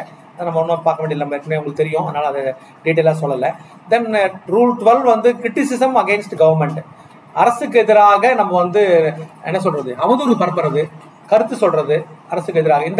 இந்த அரசு நடந்துட்டு இருக்குன்னா இந்த திட்டங்கள்லாம் குறை சொல்கிறது நம்ம ஆஃபீஸில் உட்காந்துட்டு, அந்த மாதிரி இதுலலாம் நம்ம எதுலேயுமே நம்ம பேர்லையோ, மனைவி பேர்லையோ, இல்லை இன்னொருத்தர் பேர்லையோ, புனை பேர் வச்சுட்டு எழுதுவோம் சில பேர், அந்த மாதிரி பேர்லையோ வந்து நம்ம வந்து எதுவுமே செய்யக்கூடாது அப்படின்றது அடுத்த விதி. இது தென் அப்புறம் இது செய்யறதுனால கேட்டிங்கன்னா, சென்ட்ரல் கவர்மெண்ட்டை திட்டுறது, ஸ்டேட் கவர்மெண்ட்லாம் இருந்துட்டு, நம்ம ஸ்டேட் கவர்மெண்ட் ஸ்டாஃப் தான் சென்ட்ரல் கவர்மெண்ட்டை திட்டினா எப்படி இருக்கும் நீங்கள் பாருங்களா. ஒரு நம்ம அசோசியேட் பிரசிடென்ட் சொல்லிட்டு, நம்ம செல் டாக்ஸ் சிடிஓ பிரசிடென்ட் சொல்லிட்டு போயிட்டு சென்ட்ரல் கவர்மெண்ட் ஸ்கீம்லாம் திட்டின்னு வச்சுக்கோங்களேன், ஸ்டேட் கவர்மெண்ட்டுக்கும் சென்ட்ரல் கவர்மெண்ட்டுக்கும் ஒரு கான்ஃப்ளிக்ட் வரும், ஒரு ரிஃப்ட் வரும். அந்த மாதிரியான செயல்கள் வேற நாட்டுக்கும் நம்மளுக்கும் வரும், வேற மாவட்டத்துக்கும் நம்மளுக்கும் வரலாம், சம்டைம்ஸ் வேற மாநிலத்துக்கும். ஆந்திரா இது தண்ணி விடுறதே இல்லை, நான் கர்நாடகாவில் நம்ம இப்போ பேசுறது, அந்த மாதிரி வேற மாநிலத்துக்கும் நம்மளுக்கும். இந்த மாதிரியான விஷயங்கள் எதுலேயுமே வந்து நம்ம கருத்து வெளியிடுறதோ எதுவுமே நம்ம செய்யக்கூடாதுன்றது இந்த விதியில். அப்புறம் நீங்கள் போனஃபைட் எக்ஸ்பிரஷனில் அதுக்கான கெப்பாசிட்டி நீங்கள் சொல்லலாம்னா தாராளமாக சொல்லலாம். ஃபார் எக்ஸாம்பிள் பாருங்க, நீங்கள் இந்த சிந்தூர் ஆப்ரேஷன் முடிஞ்ச உடனே 2 லேடி மிலிட்ரி ஆஃபீஸர்ஸ் வந்து இந்திய கவர்மெண்ட்டோட வியூஸ்லாம் சொன்னாங்க. இல்லை நீங்கள் எப்படி பாகிஸ்தானை பற்றி பேசணும்னு சொல்ல முடியாது. அவங்க ரோலே அவங்க அரசு சொல்லி தான் அந்த வேலையை அவங்க செய்கிறாங்க. அவங்க ரோல் அந்த இடத்துல எப்படி போர் நடந்தது, என்ன லாஸ், நமக்கு நம்மளுக்கு சக்ஸஸ் சொல்றத சொல்ல வேண்டிய கடமையில் அவங்க இருந்தாங்க. அந்த மாதிரி நேரத்தில் தாராளமாக நீங்கள் வந்து அது மாதிரியான நிகழ்வுகளில் நீங்கள் தாராளமாக உங்கள் கருத்தை சொல்றது தாராளமாக அரசு அந்த பொறுப்புல இருந்து நீங்கள் சொல்லலாம் தாராளமாக. அதுக்கு அந்த மாதிரி நேரத்தில் அனுமதி வாங்கிக்கிட்டு நீங்கள் போய் அந்த ஃபங்க்ஷனில் நீங்கள் ப்ரெசைட் ஓவர் பண்ணுறது, தலைமை ஏற்கிறது, வாழ்த்துறை சொல்றது, இல்லை சிறப்புரை பேசுறது, அதெல்லாம் நீங்கள் தாராளமாக செஞ்சுக்கலாம். அகைன் நீங்கள் செக் பண்ணணும்னா நீங்கள் உங்கள் நோட்டை வந்து காமிச்சு ஒரு அப்ரூவல் வாங்கிக் கொள்ள வேண்டியதுதான். இதுதான் வந்து இது சம்பந்தமான ரூல் தான். டிராஃப்டை காமிச்சு நம்ம ஒரு அப்ரூவல் வாங்கிக்கிறது. தென் சாட்சி சொல்ல போகலாமா? Evidence before committee.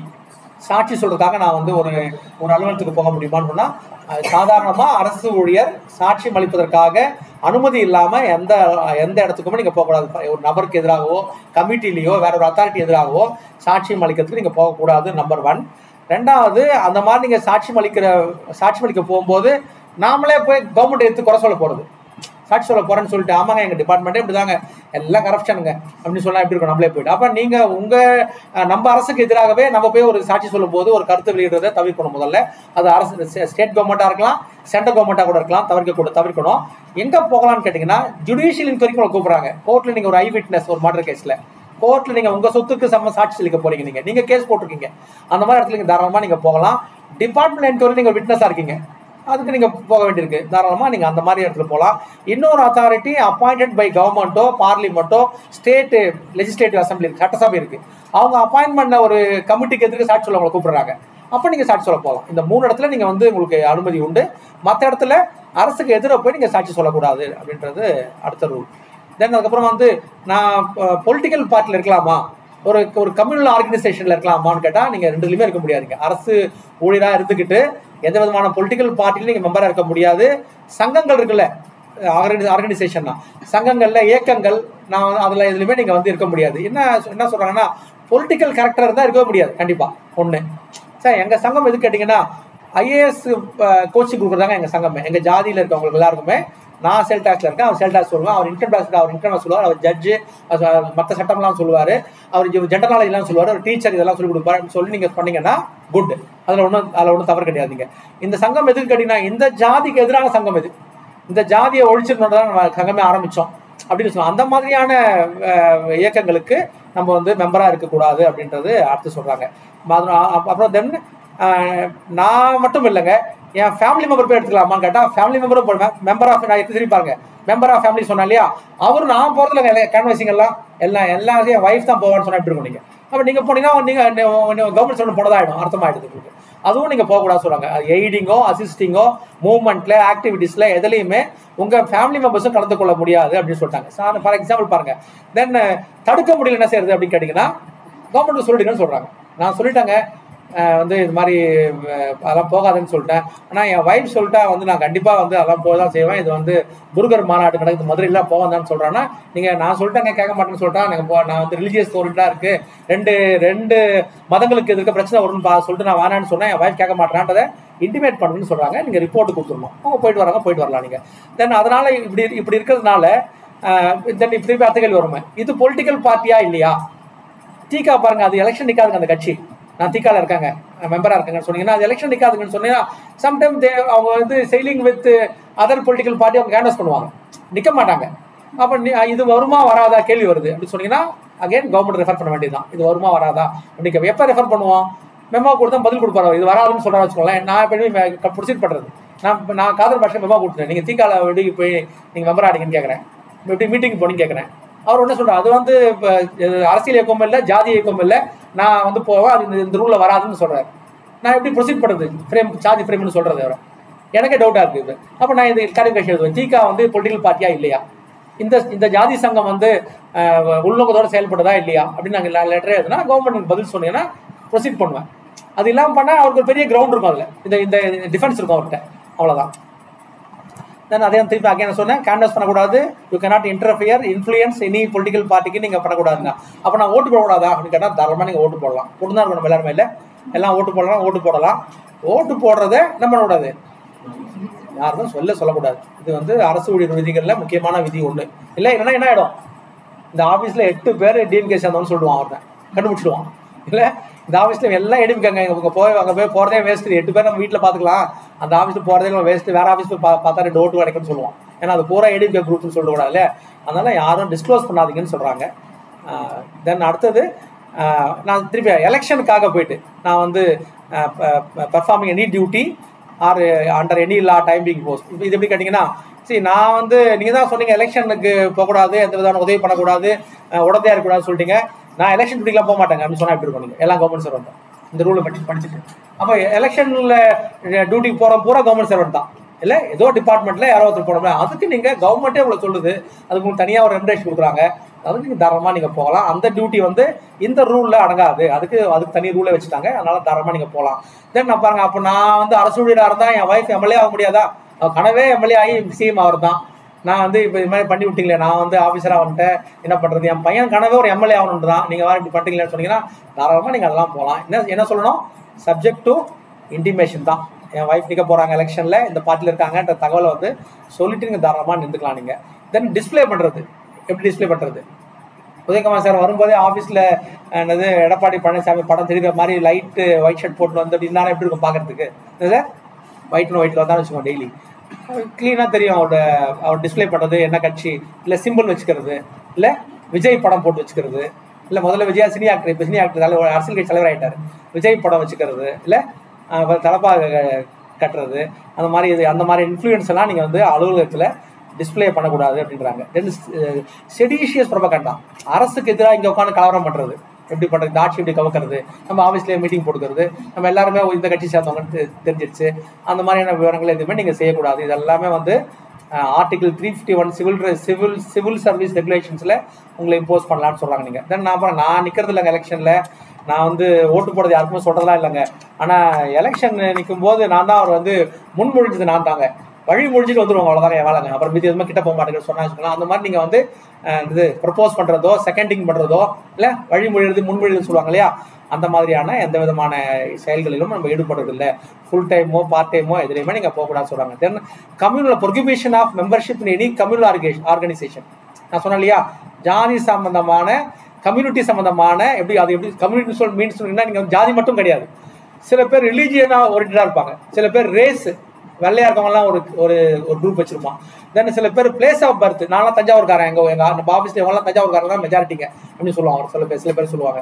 Then by residence, நான்லாம் வந்து புளியந்தோப்பு சேர்ந்தவங்க நாங்கள்லாம் அப்படின்னு சொன்னால் எப்படி இருக்கும், ஒரு 10 பேர் சேர்ந்துக்கிட்டு அப்படி வந்தால் இது பெரிய ரவுடி குரூப்பில் இருக்கு, கிட்ட போகாதீங்க நல்லா சொல்லக்கூடாது இல்லையா. அப்போ இந்த மாதிரி தென் லாங்குவேஜ் சம்மந்தமாக இல்லை தெலுங்கு பேசுகிறவங்களாம் ஒன்றா சேர்ந்துக்கிறது. Then caste basis, community basis, any other ground, எதுக்காகன்னா இல் வில் பிட்வீன் 2 டிஃப்ரெண்ட் குரூப்புக்காக அந்த மாதிரியான ஆர்கனைசேஷன்ல அது நடக்கும்னு சொன்னீங்கன்னா சில பேர் பேசுவான், என் நோக்கமே அவனதான், இவனோட கல்யாணமே பண்ணாத அப்படின்னு பேசுவான் மீட்டிங்ல. அந்த கட்சியில் போய் நம்ம அந்த இயக்கத்தில் போய் நம்ம மெம்பராக சேரக்கூடாதுன்றாங்க.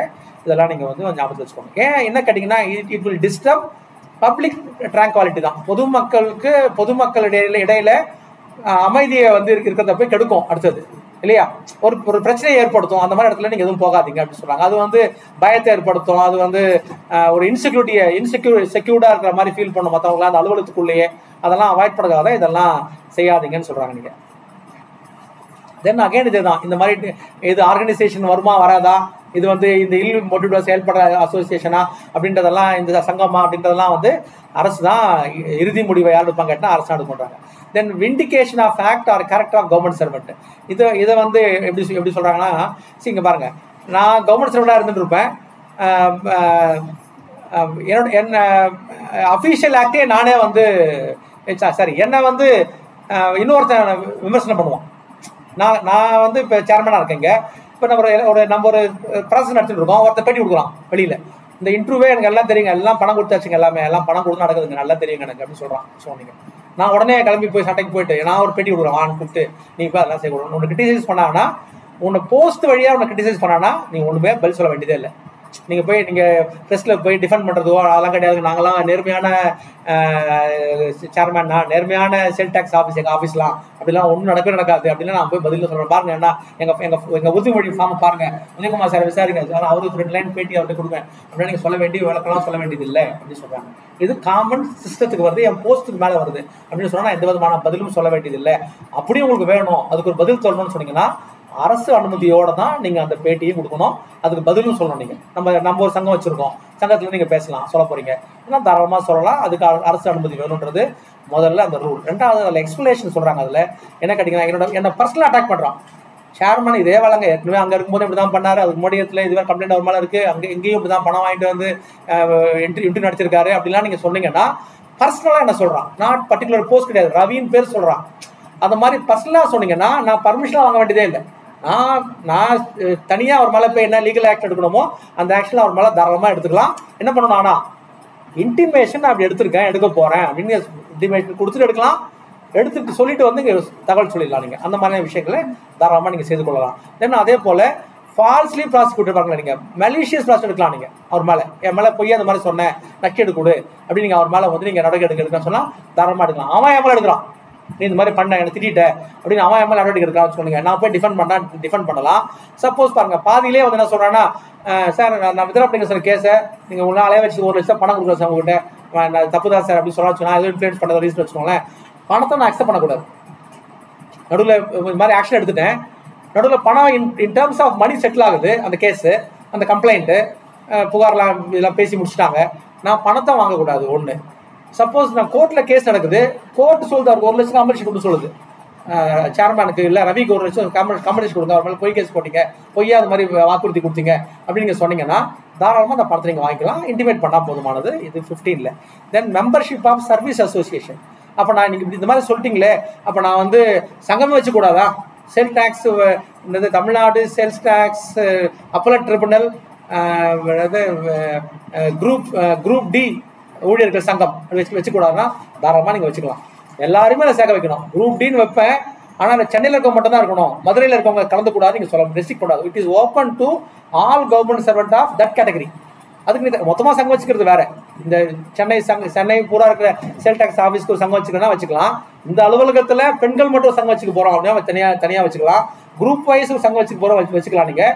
ஆனால் அந்த கேட்டகரியில் இருக்கவங்க எல்லாரையும் அதை சேர்க்கணும். நீங்கள் அதில் ஒரு 2 பேரை விட்டுட்டு அவங்க கிடையாது நீங்கள் சொல்லக்கூடாது அப்படின்றது அடுத்த ரூல். தாராளமாக நீங்கள் செஞ்சுக்கலாம். ஆனால் அந்த சங்கம் கூட ஓஏ சங்கம்னு பேர் வச்சுருக்கோம், நம்ம வாட்ச்மேன் சங்கம்னு பேர் வச்சுருக்கோம், இல்லை சூப்பர்டென்ட் சங்கம்னு பேர் வச்சுக்கிட்டு யூ கனாட் செயலிங் வித் ஒரு பொலிட்டிக்கல் பார்ட்டியோ நான் சொன்ன அந்த இல் இருக்கிற ஜாதி சங்கமோ மத சங்கமோ இருக்கு இல்லையா, அது கூட போய் நீங்கள் சேரக்கூடாது அப்படின்னு சொல்கிறாங்க. நீங்கள் அது ஒரு முக்கியமான கண்டிஷன், நீங்கள் சங்கம் வச்சுக்கூடதில்லை.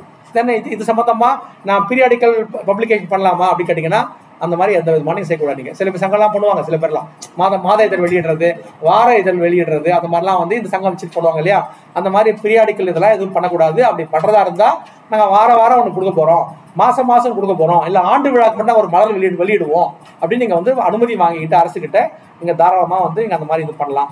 இதுக்கு நான் வந்து ஃபண்டு கலெக்ட் பண்ண வேணா, ஃபண்டு கலெக்ட் பண்ணக்கூடாது. அப்படி கலெக்ட் பண்ண போகிறீங்கன்னா யார் கலெக்ட் பண்ண போகிறா, என்ன பர்பஸ்க்காகன்ற தகவல்களோட, யார் அந்த அக்கௌண்ட்டை மெயின்டைன் பண்ண போகிறாங்கன்ற தகவல்களோட நீங்கள் வந்து அதுக்கான பதிவேடுகள் எல்லாமே நீங்கள் வந்து மெயின்டைன் பண்ணணும். இது ஒரு தகவல். தென் இந்த சங்கங்கள் எந்த விதத்திலையுமே அரசுக்கு எதிராகவோ இல்லை அரசோட நம்ம இன்டெகிரிட்டி ஆஃப் இந்தியாவுக்கு எதிராகவோ எங்கேயுமே இருந்துடக்கூடாது அப்படின்னு சொல்கிறாங்க. இங்கே இருந்துக்கிட்டு பாகிஸ்தானுக்கு வேலை பார்க்குறது, இந்த சங்கத்தில் இருந்துக்கிட்டு அந்த மாதிரிலாம் எதுவும் செய்திடக்கூடாது அப்படின்ற அடுத்த விதி. தென் 17 பார்த்தீங்கன்னா அடுத்தது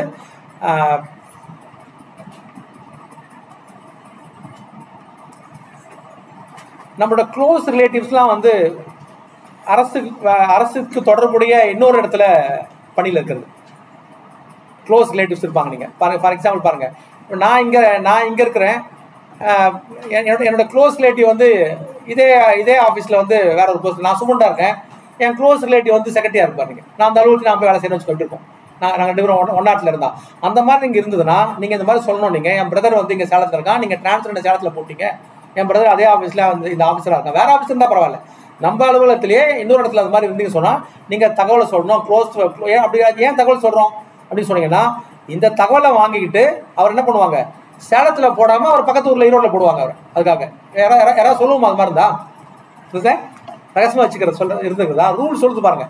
நீங்கள் அந்த ஊருக்கு டிரான்ஸ்ஃபரில் போகிறீங்க, ஆதர் பாஷா கோயம்புத்தூர் இங்கே வந்திருக்காரு அப்படின்னா நீங்கள் வந்து இங்கே அவர் ரிலேட்டிவ் இங்கே இருக்காங்கன்னா நீங்கள் முதல்ல தகவல் சொன்னால் அவங்க பரவாமல் பார்த்துக்கலாம். அந்த மாதிரி க்ளோஸ் ரிலேட்டிவ் இடத்துல போய் ஒன்றா போய் ஒரு இடத்துல பணிபுரியத்துக்கு அனுப்ப வேண்டாம் அப்படின்னு சொல்கிறாங்க. இல்லைனா வித் ப்ரியர் சாங்ஷனோட ஃபேமிலி மெம்பர் அங்கே இருக்காங்க அப்படின்றத நம்ம சொல்லணும். ஜாப் கொடுக்குறது, ஜாப் ஒர்க்கு, நீங்கள் எல்லாம் பைண்டிங் ஒர்க்குமே என் ஒய்ஃப் ஜெராக்ஸ் கடை வச்சுருக்காங்க எதிர்க்க, ஹைகோர்ட் பில்டிங் எதிர்க்க, அங்கே தான் கொடுக்கணும் நம்ம ஆஃபீஸ் சொன்னால் எப்படி இருக்கும் இல்லை? இங்கேருந்து ஒரு ஜாப் ஒர்க்கையோ ஒரு ஒரு ஒரு கான்ட்ராக்டோ ஒரு இதை வந்து நம்ம வந்து டைவெர்ட் பண்ணக்கூடாது. அந்த மாதிரி அஃபிஷியல் டீலிங்கை அவங்களோட வைத்துக்கொள்ளக்கூடாது அப்படின்னு சொல்கிறாங்க. நீங்கள்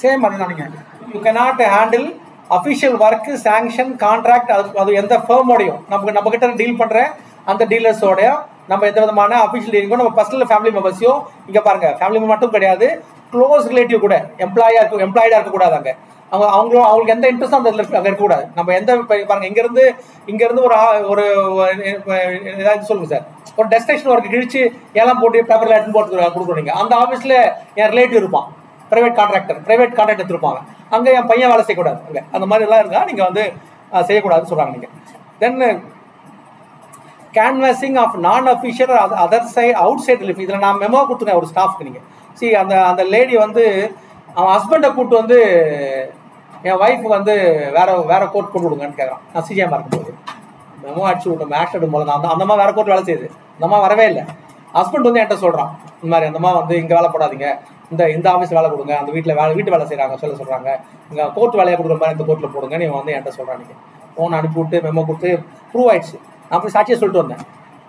மேஜிஸ்ட்ரேட் தான் என்கொயரி ஆஃபீஸர், நான் டிசிஷன் ஆகிட்டேன் தென் இருந்தால் கூட. நீங்கள் அப்போ நான் போய் சாட்சி சொல்லிட்டு வந்தேன். அந்த இடத்துல வந்து இன்ஃப்ளூயன்ஸ் பண்ண வந்து ஹஸ்பண்ட் வந்து என்ன அப்படின்னு சொல்லி இந்த ரூல் இந்த செக்ஷனை இந்த ரூலை மென்ஷன் பண்ணி மெமோ கொடுத்தேன் அவருக்கு. நான் நேராக மெமோ கொடுக்க முடியாது, அந்த ஆஃபீஸர் இங்கே லெட்டர் எழுதுனேன், மெமோ கொடுங்க அவருக்கு, அந்த அம்மாவுக்கு. ஹஸ்பண்ட் மெமோ கொடுக்க முடியாது இல்லை, நம்ம அவர் கவர்மெண்ட் ஸ்டூடெண்ட் கிடையாது, அந்த கன்சர்ன் ஸ்டாஃப் மெமோ கொடுத்தேன். தென் எம்எல்ஏ கூட்டுறது, எம்பியை கூட்டுறது இன்ஃப்ளூயன்ஸ் பண்ணுறது, பொலிட்டிக்கல் பார்ட்டிஸ் கூட்டுறது இன்ஃப்ளூயன்ஸ் பண்ணுறது, இதெல்லாம் வந்தாலும் நீங்கள் இதே ரூல் 18 கீழே நடவடிக்கலாம். எந்த விதமான இன்ஃப்ளூயன்ஸ் கொடுக்காது. ப்ரொமோஷன் பண்ணிட்டு போட போகிறோம், என் ஒய்ஃப் மேலே வைங்க அப்படின்னு ஒருத்தர் வச்சு இன்ஃப்ளூயன்ஸ் பண்ணுறது, ஒரு எம்எல்ஏ வச்சு பண்ணுறது, எம்பி வச்சு பண்ணுறது, அது பொலிட்டிக்கல் பார்ட்டி வச்சு பண்ணுறது, மினிஸ்டர் வச்சு பண்ணுறது, வேற ஏதாவது டிபார்ட்மெண்ட் வச்சு பண்ணுறது, அங்கேருந்து அந்த மாதிரி எந்த இன்ஃப்ளூயன்ஸ் பண்ணாலுமே நீங்கள் வந்து அவங்க மேலே ஆக்ஷன் எடுக்கலாம். பாருங்கள் ப்ரூஃப் வரும். நான் செய்யவே இல்லையேன்னு இந்த அம்மா சொல்லுவோம்.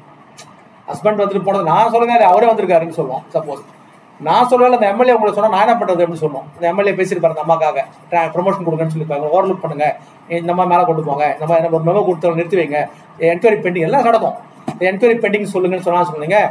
இது வந்து நான் பண்ணலன்றது அவங்க தான் ப்ரூவ் பண்ணணும். நான் ப்ரூவ் பண்ண வேண்டியதில்லை. எம்எல்ஏ உங்களுக்கு தான் சொன்னாங்க சொல்ல வேண்டியதில்லை.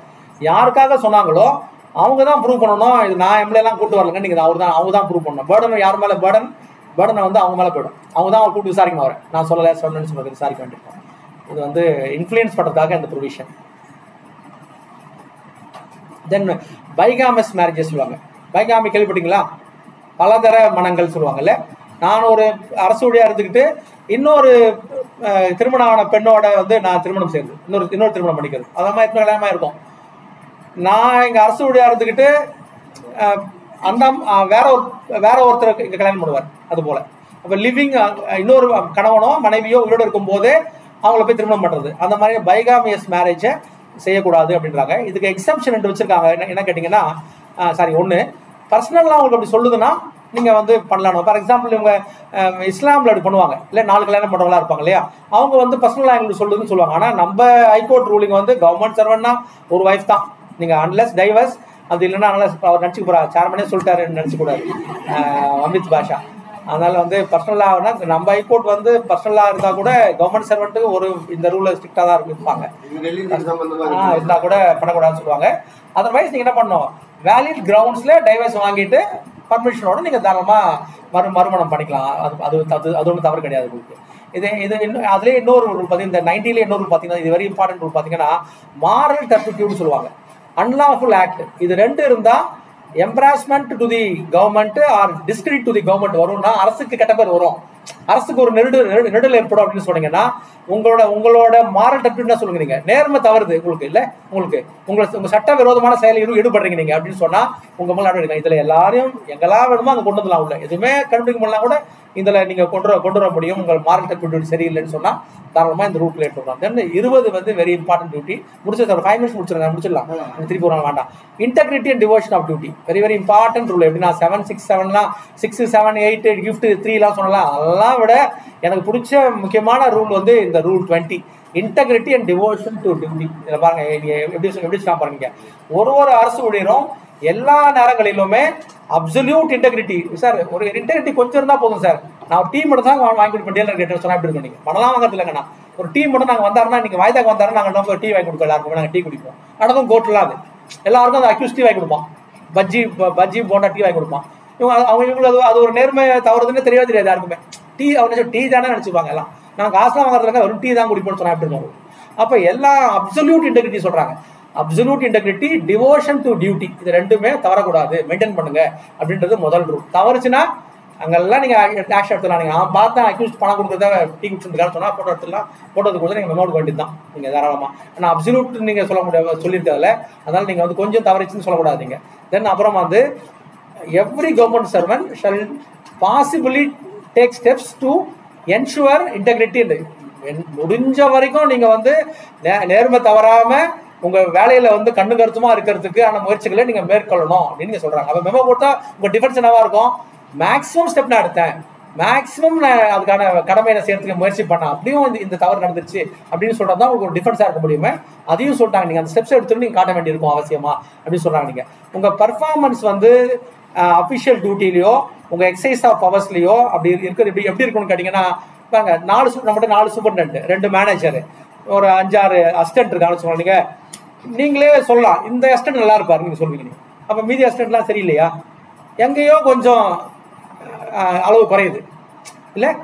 நான் 5 சேர்மனை பார்த்துக்கேன், அது அவர் மாதிரிலாம் ரவி இல்லைங்கன்னு சொன்னாங்க. அது எங்கேயோ கொஞ்சம் எனக்கு என்னோட டிவோஷனில் கொஞ்சம் குறையுது, என்னோட எக்ஸசைஸ் ஆஃப் பவர்ஸில் நான் ஏதோ கொஞ்சம் லேக்னஸ் இருக்குன்னு தெரியுது. அப்போ இந்த டிஃபரன்ஸ் இருக்கு இல்லையா, அது இருக்கக்கூடாதுன்றாங்க. எப்படின்னா பெஸ்ட் ஜட்மெண்ட் தரணும். நீங்கள் பெஸ்ட் ஜட்மெண்ட் வார்த்தை நம்மளுக்கு அப்பீலில் வரும் டேக்ஸில்.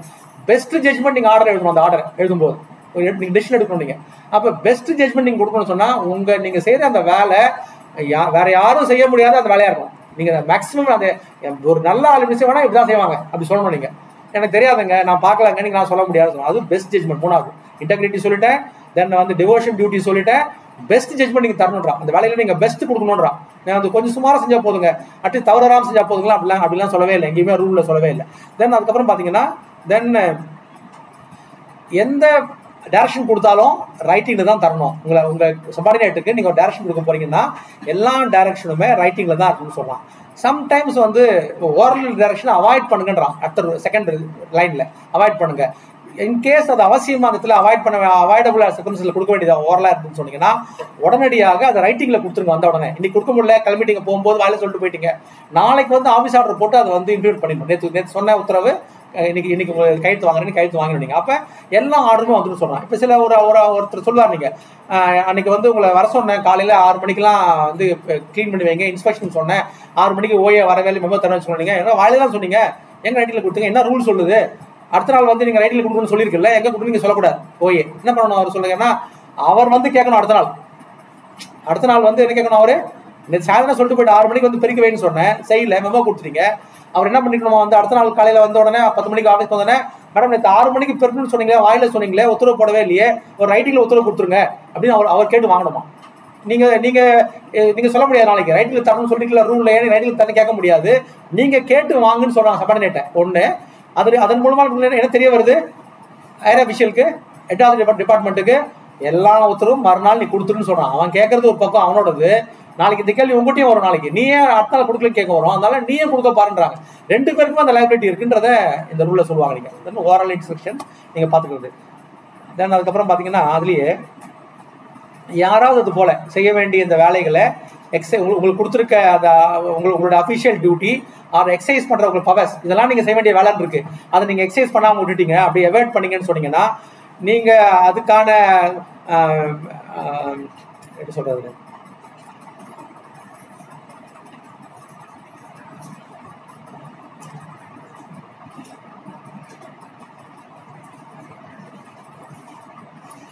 அப்படி அந்த மாதிரி சொல்லிட்டேன்னா சார் எல்லாமே நீங்கள் போய் இன்ஸ்ட்ரக்ஷன் வாங்க வேண்டியதில்லை. எனக்கு உதயகுமார் சார் இவ்வளோ சொன்னார், நான் செஞ்சுட்டேன், மேடம் இந்த ஃபைல் அட்டன் பண்ணுங்கன்னு சொல்லிட்டு போயிட்டான்னு வச்சுக்கோங்களேன், நான் அட்டன் பண்ணேன் அப்புறம் டவுட் வச்சுட்டேன்னு சொல்ல முடியாது. நீங்கள் அதுக்கு திருப்பி எனக்கு வந்து சொல்லவே இல்லை, நீங்கள் அவரை குறை சொல்ல முடியாதுங்க மேலே. அப்போ அந்த வேலைக்கான அனைத்து வேலைகளும் நீங்கள் செய்யணும். தெரியலன்னா நீங்கள் தான் போய் கேட்கணுமே தவிர நீங்கள் சொன்ன வரைக்கும் செஞ்சு வச்சுட்டு நீங்கள் சொல்லக்கூடாது அப்படின்னு சொல்கிறாங்க. அப்போ எங்கெல்லாம் செக் பாருங்க நீங்கள். அப்போ நீங்கள் ஈஸியாக சிம்பிளாக நீங்கள் இஷ்யூ மெமோ, நான் இந்த வேலையை சொன்னது நீங்கள் பண்ண வேலை நீங்கள் இவ்வளோ தான் சொல்லி சொல்ல முடியாது. டிஃபென்ஸ் உங்களுக்கு டிஃபென்ஸே கிடையாது. என்ன ரூல் சொல்லுதுன்னா அதுக்கு அப்ரூவல்லாம் ஒவ்வொரு முறையும் போய் நீங்கள் கேட்க வேண்டியதில்லை. நான் கேட்டு செய்ய வேண்டிய அவசியம் இல்லை. நீங்கள் அதுக்கு அடுத்தடுத்த வேலையை செய்ய வேண்டியதான். வேணும்னா போய் டவுட் கேட்க வேண்டியதுதான். தென் ரூல் 3A அடுத்தது. தென் இந்த மாதிரி ஹேபிச்சுவல் ஃபெயில்ஸ் இன் பெர்ஃபார்மிங் டியூட்டி.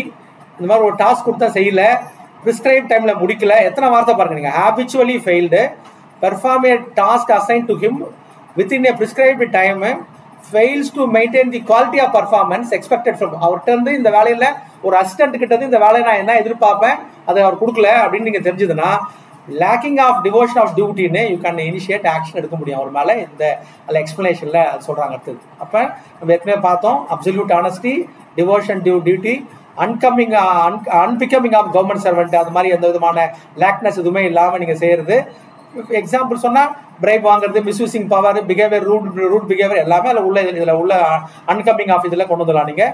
தென் ரெஸ்பான்சிபிலிட்டி ஏற்கனவே சொல்லிட்டேன், உங்களுக்கு கொடுத்த வேலையை நீங்கள் மேக்ஸிமம் எஃபர்ட் எடுத்து நீங்கள் செய்ய வேண்டியிருக்கும், பெஸ்ட் ஜட்ஜ்மெண்ட் கொடுக்க வேண்டியிருக்கும்.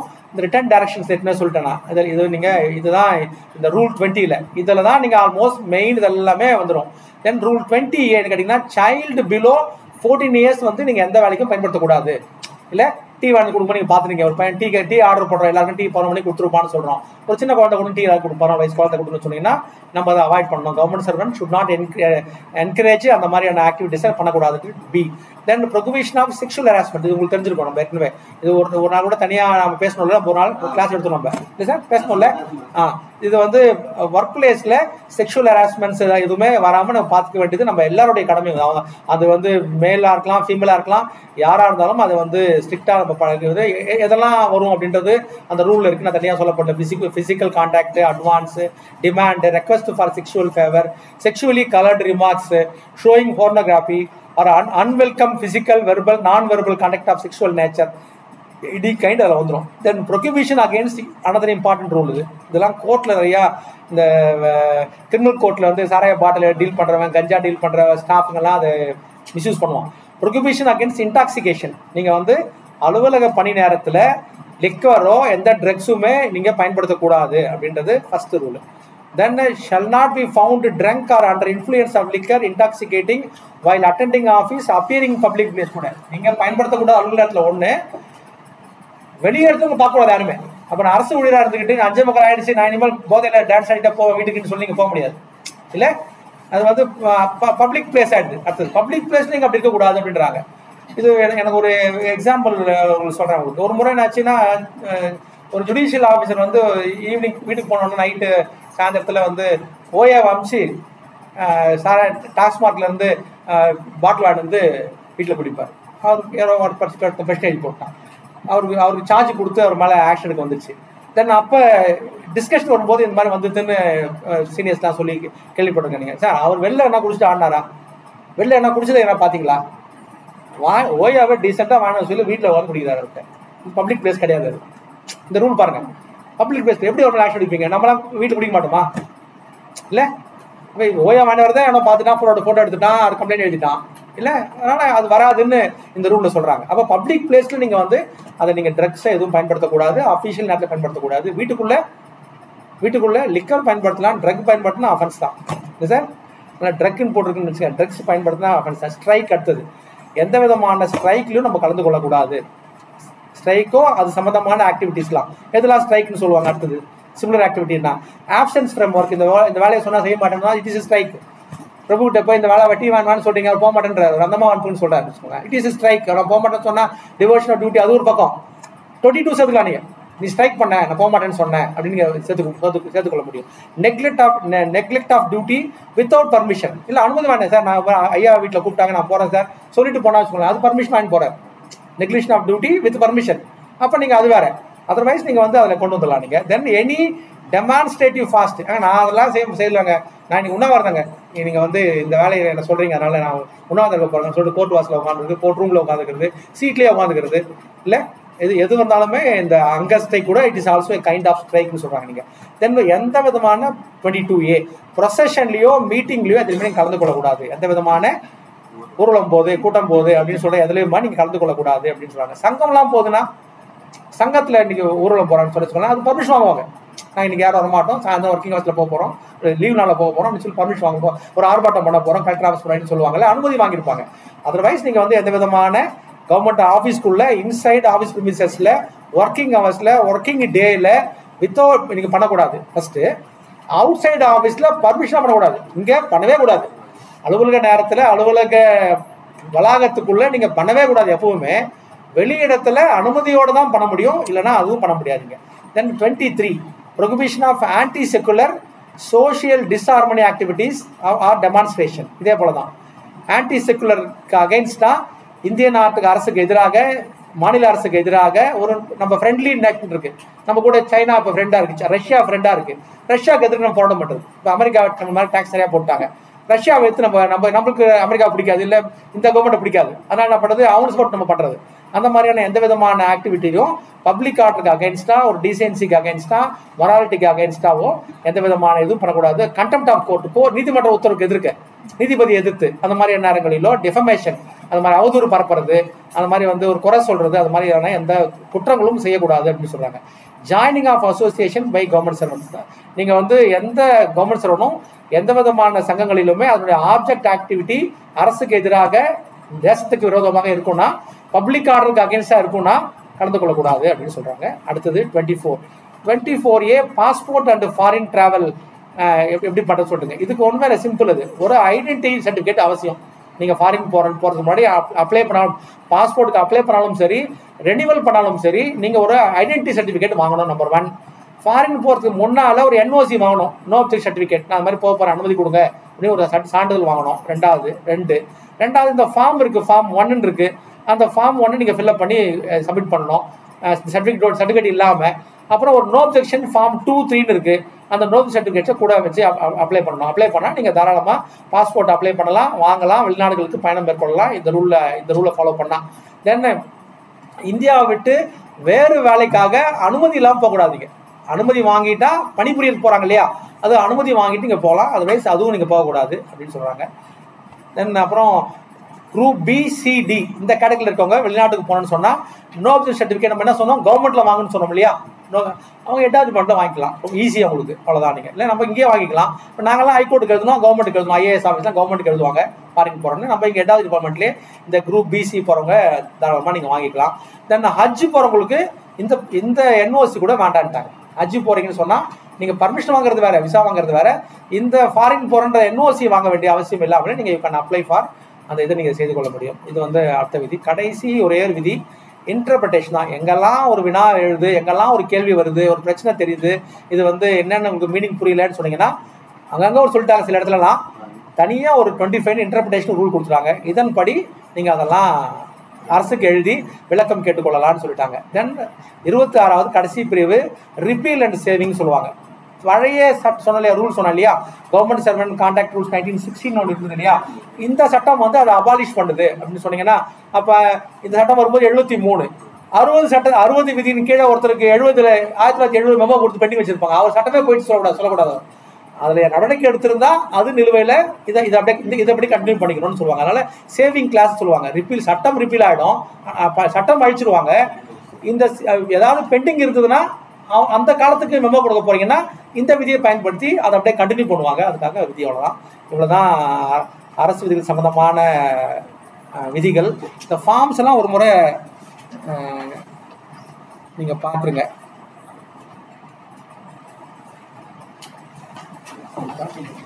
ஆயிடுச்சுல.